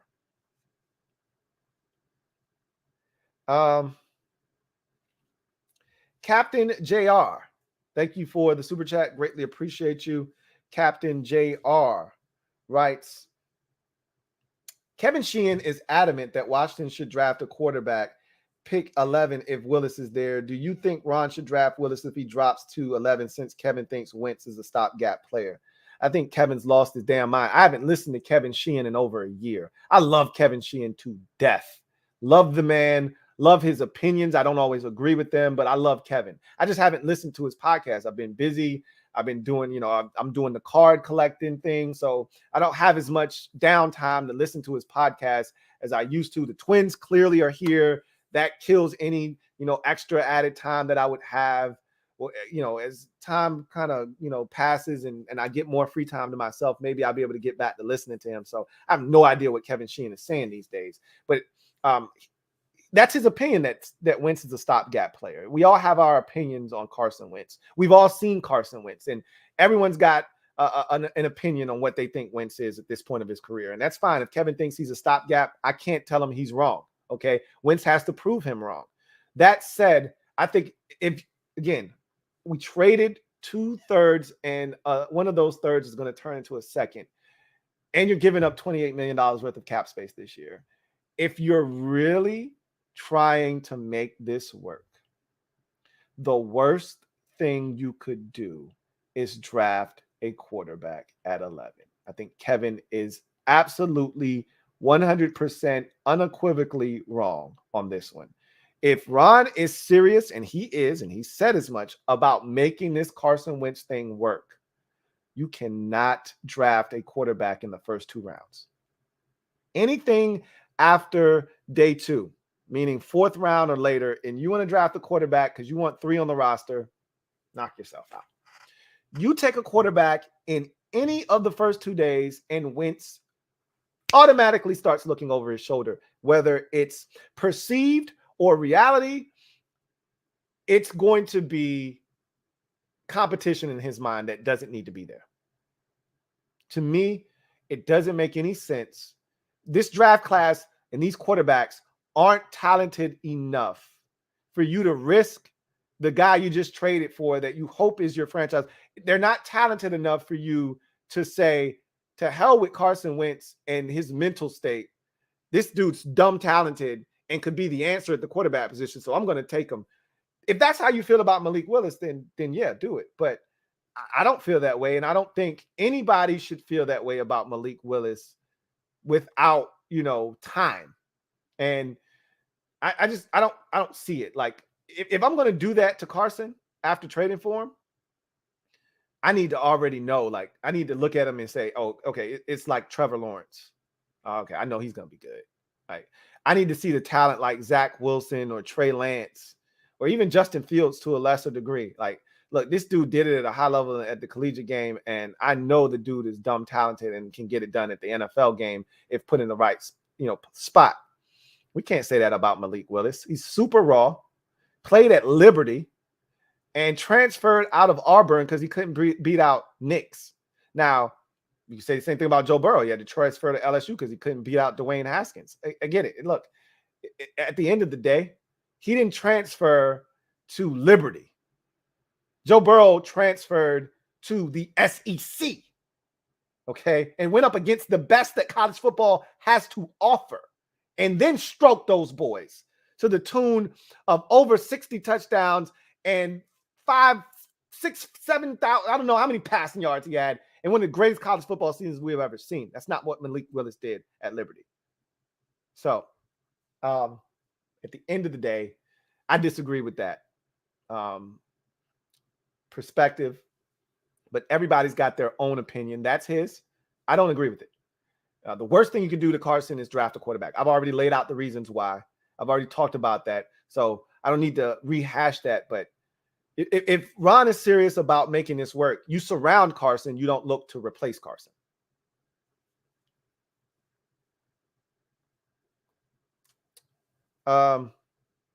Phil Ricards, thank you for the super chat. Greatly appreciate you, my guy. Phil writes, he said Smith did a hell of a job. He said he did a hell of a good job, actually. It was a good draft, to be honest. Drafting the D tackle would shake up. That was a great shout out by Mob earlier. I told you that he gave him some love, and that was really interesting because he wouldn't even give him his flowers while he was here and could smell them. He's like, oh yeah, he's all right. He's doing an all right job. Like, yeah, you could tell he was gonna get rid of him. Like, he didn't want to give him any props, no praise, nothing. That's the first time we've heard him say something good. And as far as the defensive tackle, Jordan Davis is concerned, that was my guy Trevor, and I mean, Trevor made a compelling point. And a scenario that he laid out was a good one. I mean, it makes a ton of sense, but I don't think they're going in that direction. But the way he put it, you like, I mean, that's pretty damn good, Trev. Like, I mean, I can see that happening, for the reasons you laid out. But I don't think it's going to happen.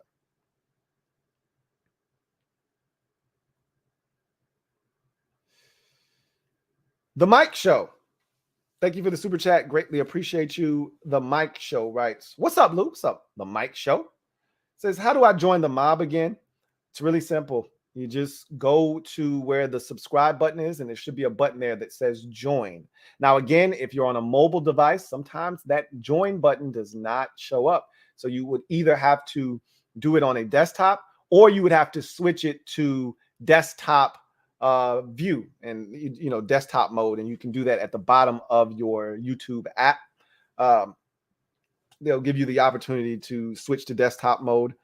Or you could go to my homepage, and the join button should be there. But sometimes it does not show up on the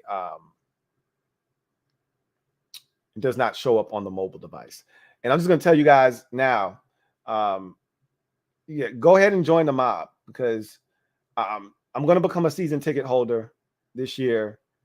So I can give out a ticket every home game. I'm gonna make sure I'm gonna put some asses in seats this year. So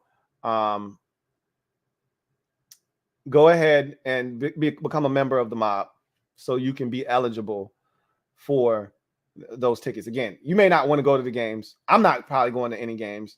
And I would love the ability to say, you know what, I want to go to this game, and I'll have tickets to go. But more likely than not, I'm going to give those tickets to you. I'm going to do my part as a fan. I can't be complaining about the other teams, fans taking over our stadium. I'm going to do my part. My part is I'm going to purchase a couple of seats, and I'm going to put commander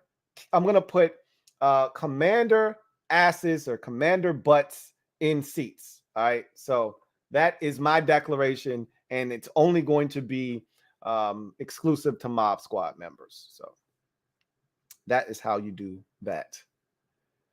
Alexander the Great. Thank you for the super chat. Greatly appreciate you. My guy Alexander the Great writes, I really like Troy Anderson in the second. I think that Troy Anderson, after watching film, is extremely raw. A lot of work there needs to be done. His background is so interesting. This is a guy that played quarterback, played running back, and was exceptional at every single position before finally landing on linebacker. And at one point, he played both offense and defense and was great at both. And then ultimately landed. And I think somebody got in his ear and said, look, Troy, your best path to the NFL is to become a full-time linebacker. And I would hope it was one of his coaches that got in his ear and told him that. He took heed to it, stopped playing quarterback and running back, and just focused in on linebacker. And he got better, but he's got a long way to go. And for where we are, we can't, we took that guy last year in Jameson Day. We can't afford to take another one of those dudes this year. So I'm good on Troy Anderson. Like him, love his skill set. Think the guy has a chance to be really good. We're not in a position to draft a Troy Anderson 2 years in a row, because we drafted one last year. His name is Jamin Davis. Can't draft another one this year. Got all the skills and tools and the athleticism. Jamin Davis had all those things. He just wasn't ready. He needed more seasoning, and that's where Troy Anderson is. He needs more seasoning. So I can't allow us to do that. I can't support that this year. So I'll pass. But I like Troy Anderson and his skill set. Let's see. Phil Ricards, thank you for the super chat. Greatly appreciate you. Phil Ricards writes, metaphor to right, Mills needs to go, got to be better. Again, we've had that discussion. He's not going anywhere. I don't even waste my breath anymore. I just pray that these guys figure it out. Chase always talks about his old Ohio State defensive line coach, Larry Johnson. I just pray he goes back with Larry, watches some film, gets with Larry, and works on the fundamentals with Larry. Because clearly that guy knows how to coach, because he's sending, the Bozas and dudes like that to the league every other year. So they got another freak, I think, coming down the pipeline. Looks just like Chase Young. If you didn't know, and if you just kind of took that's Chase Young. That's an old picture of Chase. No, some new dude that looks like the Predator. Larry Johnson's a stud at coaching, edge rushers. Hopefully he gets back with him and is able to pick up some shit. But I'm not going to hold my breath, honestly. Kevin, the PRF, thank you for the super chat. Greatly appreciate you. Double up. Thank you for doubling up, Kev. My guy, Kevin, the PRF writes, Lou, let's practice for tomorrow just in case. Kenny effing, mother effing Pickett. No, they're not going to do that. And if they did do that, I wouldn't be ranting. I would be shocked. However, shocked, but I wouldn't be ranting. It'd have to be something like egregious. That would be shocking, but not egregious. It'd have to be like they took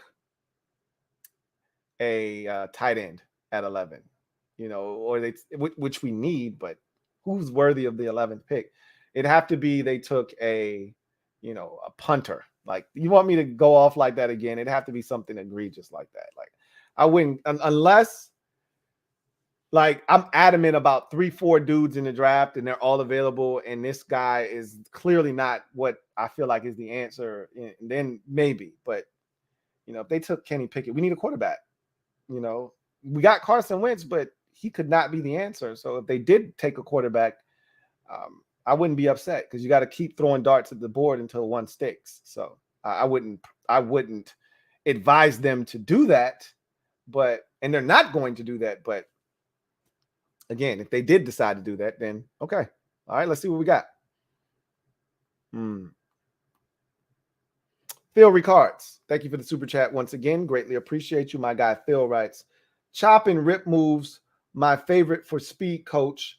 For speed, coach him up, Lou. I mean, again, it's so frustrating watching our guys rush and then listening to him say, I show him film of Ryan Kerrigan all the time. And I'm like, you got to be kidding me, dude. Are you serious? No wonder they're just trying to win with straight bull rushes and rip moves up, off the edge. That's what Ryan Kerrigan's go-to was. Clearly. Mr. Breeze 68. Thank you for the super chat. Greatly appreciate you. Mr. Breeze 68 writes, Lou, what you are saying about Montez seems so much like pass rush 101. Why don't these coaches know that? Again, I wish I could tell you. And maybe they are teaching him this stuff and he's not utilizing it. I just don't see it. And it's hard for me to believe that they're embedding this in his brain and then he goes out and just forgets everything that they're showing him when the game starts. Like, he's got too much length, too much talent to not be utilizing it to his fullest ability. I don't understand for the life of me why these guys aren't using the things that are their strengths. That is his strength. That is the biggest superpower that Montez Sweat has, not his 4.41. When is Montez Sweat ever going to run 40 yards down the field? He's done it once when he caught Cam Akers from behind against the Rams in 2020, but that's rare. Montez Sweat isn't running 40 yards down the field very often. So that 4.41 isn't something that we need to be fixated on. What is something that we should be concentrating on is his length, because not many guys in the league are coming off the edge with that kind of length. And the worst nightmare of an offensive tackle or offensive lineman in general, for that matter, is a guy that can either use his hands and defeat his block, or a guy that has extreme length, because offensive linemen want to get their hands on you. And if you can get your hands on them first and keep them at bay, because, I mean, Montez Sweat has the length to Lil Bro a tackle, to sun him. Like, he sticks his long arm in between a guy's numbers. That tackle is like a little kid trying to reach and grab, and you're just holding their forehead, and they're just like, ah. He can do that with his length. Yet we're not seeing that on a weekly basis. I might see Montez Sweat use his length once every 3-4 weeks. That's insane. If that. Just, that doesn't make any sense. But who knows what they're being taught. I just can tell you what I'm not seeing. So that leads me to believe and draw an inference that they're not being taught these things, which is frustrating. Thank you for the super chat, Mr. Breeze 68. 1/6 Devil Doc. Thank you for the super chat. Greatly appreciate you. Who writes, Lou, my wife says hi. Hey, she says, to you and your wife and the family, particularly your twins, she says she knows how difficult it is. We have 2 kids 17 months apart. Then you know the struggle is real. You know the struggle is real. And I applaud any parents out there that are dealing with, a couple of toddlers or infants at the same time. Twins, it's a little bit rougher because they're the same age at the same time, 17 months apart. One's walking, one isn't. You can deal a little bit. One understands a little bit better, the other one doesn't, but it's still a chore. Anytime you got 2 kids under the age of 2, that's rough. Period. End of discussion. But yeah, it's a lot of work, man. I wouldn't trade it for the world, though. So tell your wife again. I said hello, and blessings to you and your family. It's a beautiful thing. Let's see.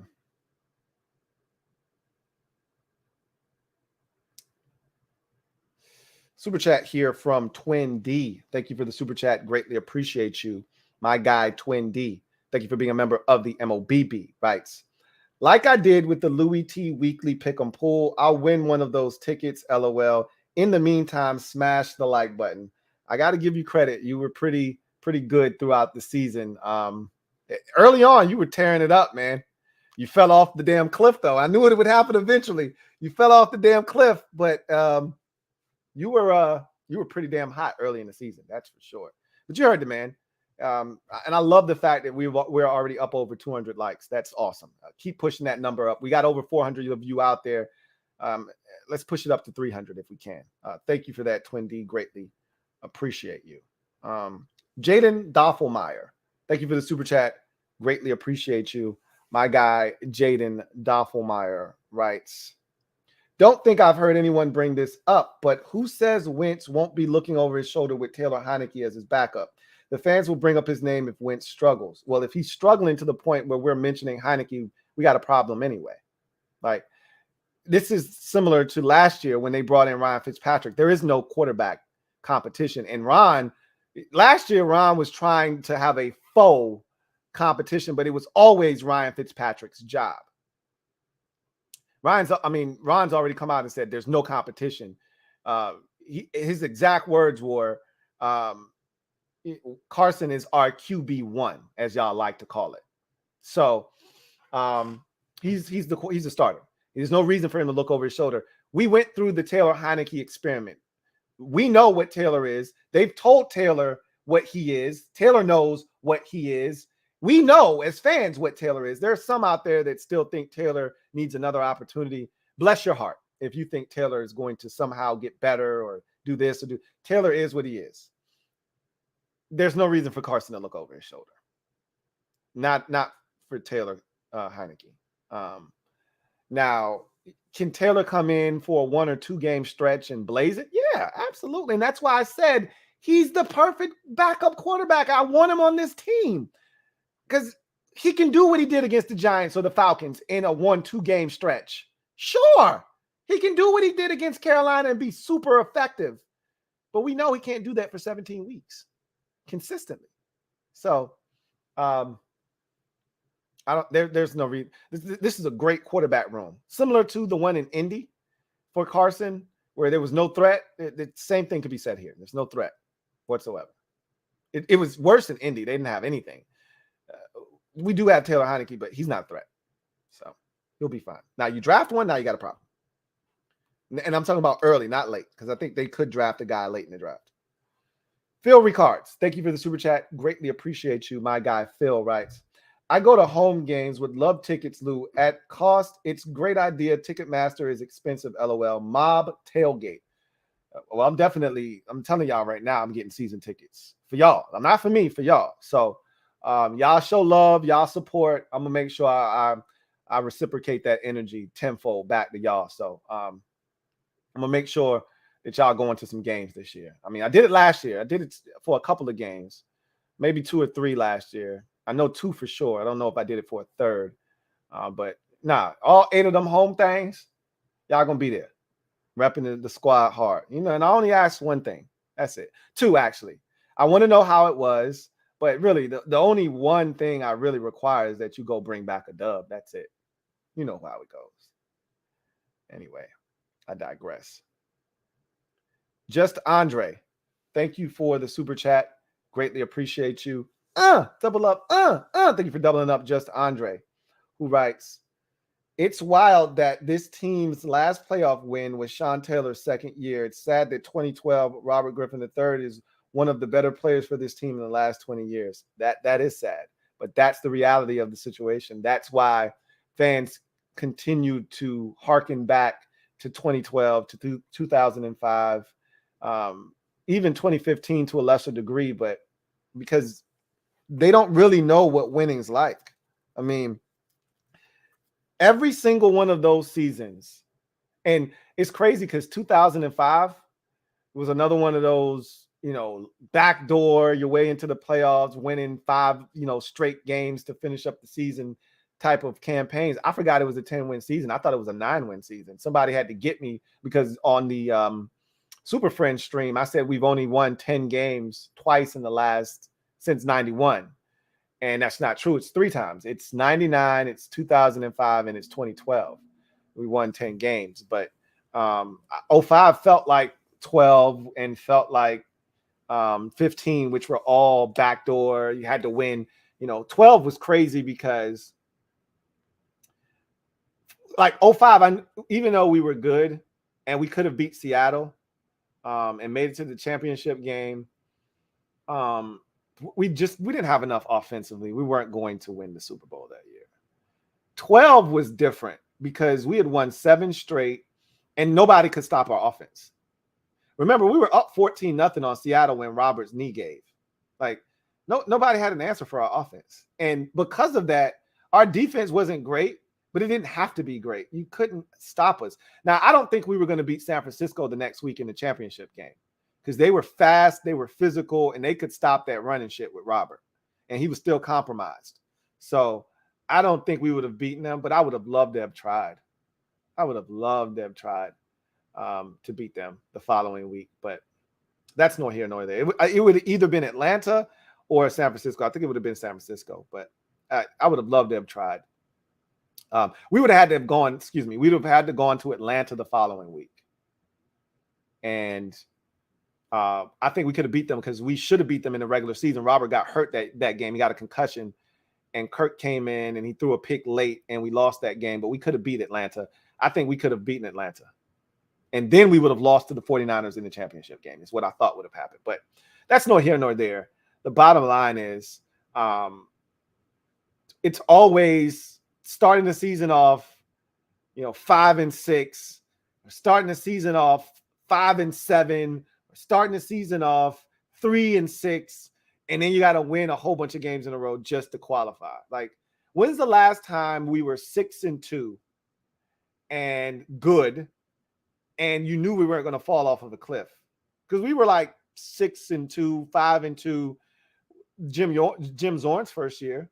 But that was fool's gold, and anybody watching could tell. And then the Pittsburgh Steelers came to our crib on a Monday night, took over, slapped us around, and we were never the same. Yeah, it's frustrating. Very, very frustrating. But that's where we are. That's who we are. That's what we are. And it's what we'll continue to be until we change the narrative. As Ron and everybody keeps saying, I know you've seen the clip of Antonio Gibson saying, yeah, we hear all the noise. We hear all the shit. You want to change it? Win. That's what Ron keeps saying. Win. You want to change it? Win. Yeah. Yep. That's it. Win. Easier said than done. But that's the only way you're going to stop fans from fantasizing and, having flashbacks to 2012 and 2005 and those. The only way you're going to stop that is if you create new memories by winning.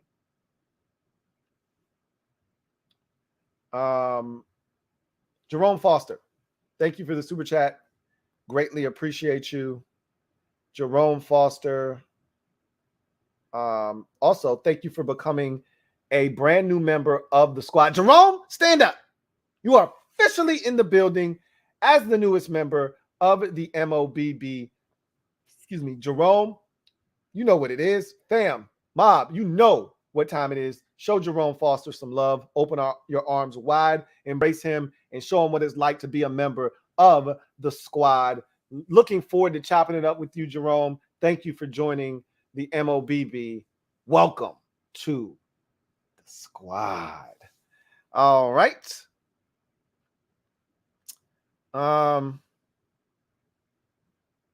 Twin D. Thank you for the super chat. Greatly appreciate you. My guy, Twin D, writes, it might not be a great idea at the next Super Friends session to correct the 10-win season discussion from 2 to 3. You said it might not be. I mean, I'm not going to go back and correct it. It is what it is.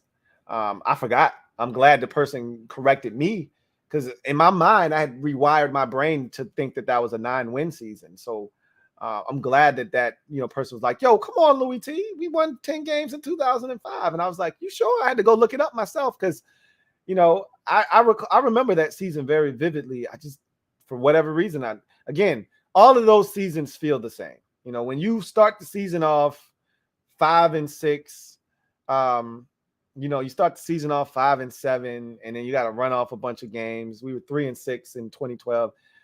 They all start to bleed together when you do that, So I fell victim to that for sure, and I'm glad somebody corrected me. Don't let me be, putting out propaganda out here in these streets. Let me, get my life together. So, yeah, for sure. Look. It's hard enough to win 10, and we rarely do it. I can't be jerking us around when we do have one under our belt. Jason Fios, thank you for the super chat. Greatly appreciate you. My guy, Jason Fios, writes, so Ron is not on the hot seat, but all other coaches need to be. If we fail to make the playoffs, he will get new coaches for next year. I don't know. I mean, usually that is the precursor to a guy getting fired, when he's forced to get rid of his staff, certain members of his staff. Coaches generally don't like to do that unless that's what they want to do themselves. Like, for instance, John Harbaugh isn't on the verge of getting fired in Baltimore, but yet he felt the need to get rid of Wink Martindale as a defensive coordinator because he was too aggressive. And Harbaugh thought they lost some games because of his over aggressiveness last season. So he moved on from him. Sometimes you need to do that. I don't know if Ron would do that or not, but if we had another lackluster season, he wouldn't be fired, but I think there would start to be rumblings and grumblings about a hot seat really starting to warm up for Ron. And Ron, I told you, Ron's already put a lot of the onus on himself. Like, yo, this year 3 needs to be big time. And he got Daniel Snyder, to sign off on the Carson Wentz deal. So, yeah, it's a pretty big effing season coming up. And if Wentz doesn't work, you wasted $28 million. You wasted 2 draft picks. And I get it. All right, back to the drawing board. Let's try to get us a quarterback. But now you don't have a 2. And I told you, whether Wentz is great or not, Ron Rivera he's not winning less than 6-7 games. That's just, even in some of the years where he had terrible rosters, he finds a way to win games, 6-7 games. I mean, that last year in Carolina, Cam was out. Kyle Allen was his starting quarterback essentially. And Kyle Allen at one point had won like 4 or 5 games in a row to the extent that you had people out there saying that, they needed to move on from Cam and that Kyle Allen was the heir apparent. Like, this is the guy that needs to be the starter moving forward. And then clearly the bottom fell out of that. He started turning the football over. There was film out there on him and got his ass kicked. And so did the Panthers. And, it got bad when we were able to go in there and win. And that was the end of that. But, even that season, I think they won, 5, 6, 7 games, something like that, So the bottom line is, I said all of that to say this. If it doesn't work, we're not going to be in a position to draft a quarterback. And you don't have the draft capital to move up, I don't think. I mean, you could give up future assets, clearly, but teams generally want to be compensated now and into the future. So a team like Philadelphia, who has 2 first-rounders next year, they're in a much better position to claim one of those quarterbacks if they so choose and if they find themselves in that position, whereas we aren't in that position. So, there's some interesting things that could develop. Let's hope that doesn't. I hope we're not having that conversation at the end of this season. Let's hope that we're talking about coming off of a playoff season and Wentz is the answer. And now let's start building this roster around Carson Wentz and some of the players that we have that we believe in. Sam Cosmi's dominant at tackle now. And, Curtis Samuel looks legit as the number 2 and Diami's starting to emerge. And, now all we need to bolster the defensive line at D tackle now. Payne's going to leave and, let that be the conversation. Hey, we could use another corner, yada, yada, yada. But let's hope that we're not talking about, needing another quarterback, Ron on the hot seat, because then it's just the perpetual cycle going in motion again, where we're just doing the same shit, spinning our wheels on the hamster wheel. That's old. It's old. It's tired, and that's you get stuck in mediocrity that way, and that's where we've been for a very, very long time. So. I don't think Ron, and maybe Ron isn't as prideful, but he seems like a prideful dude. Like he'll go down with his guys. So we'll see. Anyway, Andre Robinson, thank you for the super chat. Greatly appreciate you. My guy Andre writes, salute. Salute to you as well. Rooting for a great draft in the NFC East. 3 teams at 11-6 fighting for first place. Keep up the great work, LT. I'm rooting for a great draft for us. I'm not rooting for a great draft for anybody else in the division, but I am rooting for success for this division as a whole to get better. It's so hard to root for any teams in the division, and on a weekly basis, I'm not. I look at the scoreboard. I want to see Philadelphia losing while I'm watching my game. I want to see them trailing to the Miami Dolphins. I don't want to see them beating them, but at the end of the day, I want to be able to look up at our division and say, division winner has 13, second place has 11, third place has 10, and feel really prideful about, hey, don't come over here with that weak shit. If you Jacksonville, Houston, that division, clean, like we play that division, clean that shit up. Clean that division up. It ain't no way. Last year, our division got our asses whooped by the AFC West. They feasted on our division. Denver, the only team to beat Denver was Philadelphia. So Denver went 3-1. Kansas City swept the entire division. Nobody in the division beat Kansas City. They were 4-0.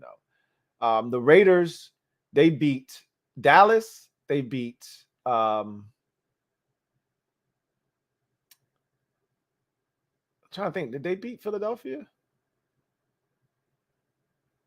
I think the Raiders lost to everybody in the division but Dallas. I think they were 1-3. I think Philadelphia went to Vegas and beat them. I know we beat them, and I know the Giants beat them.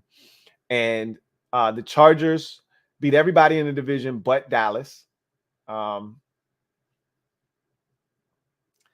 And they should have beat Dallas. And then that's everybody.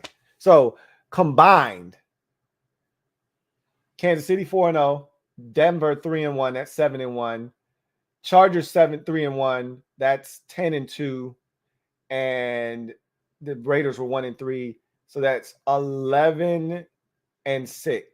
No, that's hold on, do that math. 11-7. It should be 16 games, 4 games each team. So it's 11-5 because it was 2. Yep, 1 from both the Chargers and the Broncos, and then 3 from the Raiders. So it's 11-5. They dominated us. That shit shouldn't happen this year with us playing the AFC South. It's the worst division in football. We should feast on that division. Our record as a division, just because we played that division, should be exponentially better.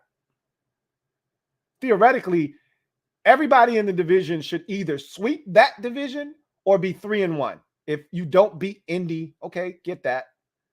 but you shouldn't be losing to Jacksonville and Tennessee. I stand corrected. You could lose to Tennessee. They're a good football team, but you shouldn't lose to both Indy and Tennessee. You should be able to beat one or the other. We'll see what happens, man. I want this division to be good, and I want to be the team at the top looking down on the rest of the division that is good. That's what I want. Brandon McCloskey, thank you for the super chat. Greatly appreciate you. My guy, Brendan McCloskey, thank you for being a member of the MOBB, writes, I want a receiver at 11, but I won't be mad if Hamilton is the pick. I think a lot of us either feel that way or the opposite. Like, yeah, I want Hamilton, but if we get a receiver, cool. Or I want a receiver, but if we get Hamilton, I'm cool. I don't think you'll be, pissed off either way. You have a preference, clearly, but I don't think you would be upset if they went in the opposite direction. I think what would make some people upset is if they went somewhere out of the box that was unnecessary, But again, I said this on a show. I don't know if it was last week's show or the show before that. I think it was last week's show. Can you actually mess this pick up? I don't think you can if you're Washington. Like, they're not going to take an offensive lineman. They're not going to do something stupid like take a tight end. It's almost like I said with the name Commanders. When they were the Washington football team, I said, I don't care what the name is because they're not gonna embarrass us. They're not gonna name the team something stupid and like I always would throw out tampons. They're not going to name the team the Washington Tampons. So I don't care. It's going to be a solid name. Some people are going to hate it. Some people are going to make fun of it. But it's going to be a solid name. Commanders is a solid name. I kind of feel the same way about 11. Like, it's hard to mess it up. They're not going to do something stupid like take a punter or a tight end at 11. They're going to take something that we can get behind. It's going to be a quality football player, whomever they decide to select, even if it's a defensive tackle in Jordan Davis. He's a hell of a football player. You're not going to be mad at that. So it's hard for me to envision them messing this up. Sean HTTR Forever. Thank you for the super chat. Greatly appreciate you. Who writes, Ron is stuck in his old ways and hires these old coaches that can't develop players. They're incapable. It's obvious. No matter how much talent we get, I have no faith in this coaching staff.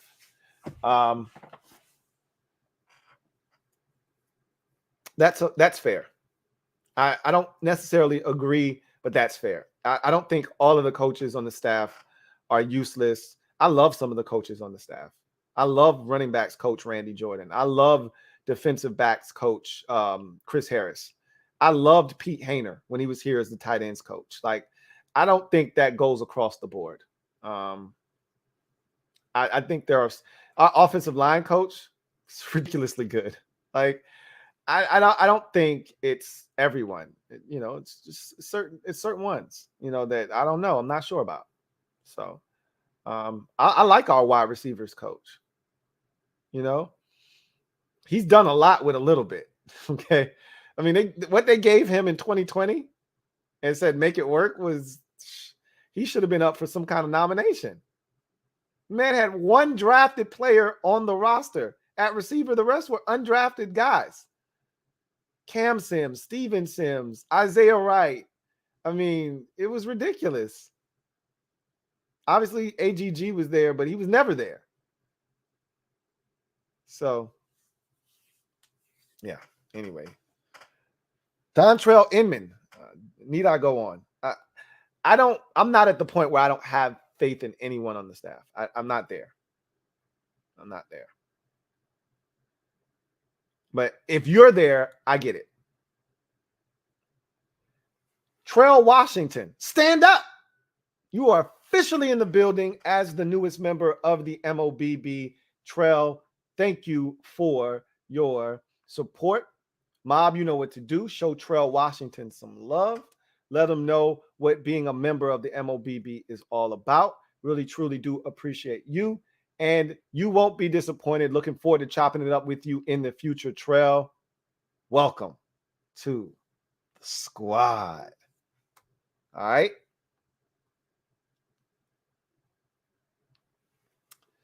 Phil Ricards, thank you for the super chat. Greatly appreciate you. My guy, Phil. writes, Super Friends chat was excellent the other evening, Lou. More planned during the season. That 91 team was excellent, though. Need our team now, though. The 91 team is arguably the greatest team in NFL history. It's up there. When they do the rankings of the greatest Super Bowl winners in NFL history, the 91 team is up there. You ask the Buffalo Bills, who went to the Super Bowl 4 years in a row and lost all four, and you ask them who was the best of those Super Bowl teams, they say it's the Washington team. That was the best team, the most well-prepared, most well-coached team that they faced of the three. They faced Dallas twice. And maybe they just don't like Dallas and they won't give them their credit because Dallas spanked them twice. But, they say it was us. So anyway, yes, the Super Friends stream is something that we'll do throughout the season. You'll get another one this off season, maybe even two before it's all said and done. And we'll try to do more. I'm going to make a concerted effort to make it more organized and to have it where you guys can expect it more often. That's my goal. We'll see if I can get that done. Everybody's busy. Everybody's got their own schedule. Everybody's doing their own thing. So you're asking, 4 content creators to come together and do something that it's a lot, frankly. It's a lot. So we'll see what happens. But you will see it again, just so you know. Sean HTTR forever. Thank you for the super chat. Greatly appreciate you. Double up. Who writes, okay, I agree. Scott, Jack Del Rio, Sam Mills has to go. I don't have a Scott Turner problem. Jack Del Rio, I'm on the fence with. I was so happy when we got Jack, and now I'm like starting to think maybe Jack is too old school. Maybe the game has passed Jack by. I mean, Jack wasn't around. Like Jack, I listened to him talking. He's like, when I was coming up in the game, we had 2 receivers on the field, and if they wanted to get freaky and frisky, they'd send a guy in motion and we'd have trips or twins to one side. Like that was, oh my God, that's a wrinkle back in his day.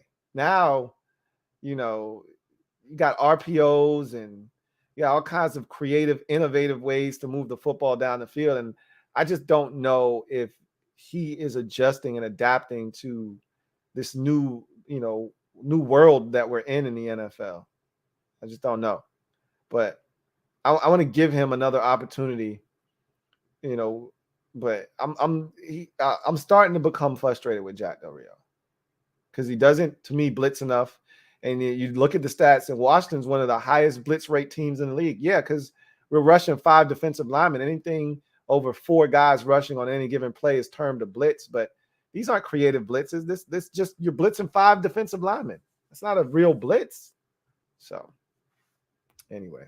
Sam Mills is the only one where I'm like, yeah, he can go. But anyway, I digress. That's going to do it for the stream tonight. That was awesome. I really, truly do appreciate you guys. I think we're set for tomorrow. Hopefully you'll join me, your man Louie T, for the draft party tomorrow night. I'm going to tell you right now, I'm going to have my wine. I'm going to be a little tipsy. And that usually makes for a great telecast. So you bring your refreshments. I'll always ask you guys, what are you sipping on? And again, whatever your vice is, you might not be an alcoholic, adult beverage person. Bring your water. Only thing you can't have is milk. We've already discussed this. Milk is not allowed on the stream. So don't bring milk. But water, soda, juice, knock yourself out. I'm going to have my wine. Bring your beer. You want to drink some liquor straight? Hey, all for it. Knock yourself out. I'm going to have my glass of wine or glasses of wine. I'll have a couple of snacks. And I urge you to bring, snacks. And look, it's a party. Okay. Don't come empty handed. So looking forward to chopping it up with you guys tomorrow, seeing how this draft falls. It should be a ton of fun. This is one of the most unpredictable drafts in recent memory. I've talked about that already. In past years, yes, Condo P, almond milk is delicious. You still can't bring it. I'm an almond milk drinker. Obviously, I'm a vegan. Don't bring that to the stream, though. It's not allowed. In past years, you could predict. Like, I saw a video the other day of the Panthers pretty much predicting the first 7 picks of the draft last year because they were 8th. No, they were 7th. So they predicted the first 6 up until their pick. Or were they 8? I think they predicted the first 7 and they were 8th. And they ended up getting cornerback J.C. Horn. You can't do that this year. Who knows what? We don't even know who number 1 is going to be. I'm rolling with Trayvon Walker, but who knows? You know, anything could happen. Anyway, that's going to do it for me, your man, Louie T. I am a Washington fan, etched in burgundy and gold. My Washington spirit will never die. Washington spirit will never fold until we meet again. Post up and take command. You guys enjoy the rest of your evening, and we will do this again tomorrow. We will do it again on Friday, and then when it's all over on Saturday, I'll break it all down on Sunday for you guys and talk about this draft. Maybe if it's only 6 players, I might be able to get to it on Saturday. Who knows? But you won't get it any later than Sunday. That's for sure. Anyway, I digress. You guys take care. God bless and good night.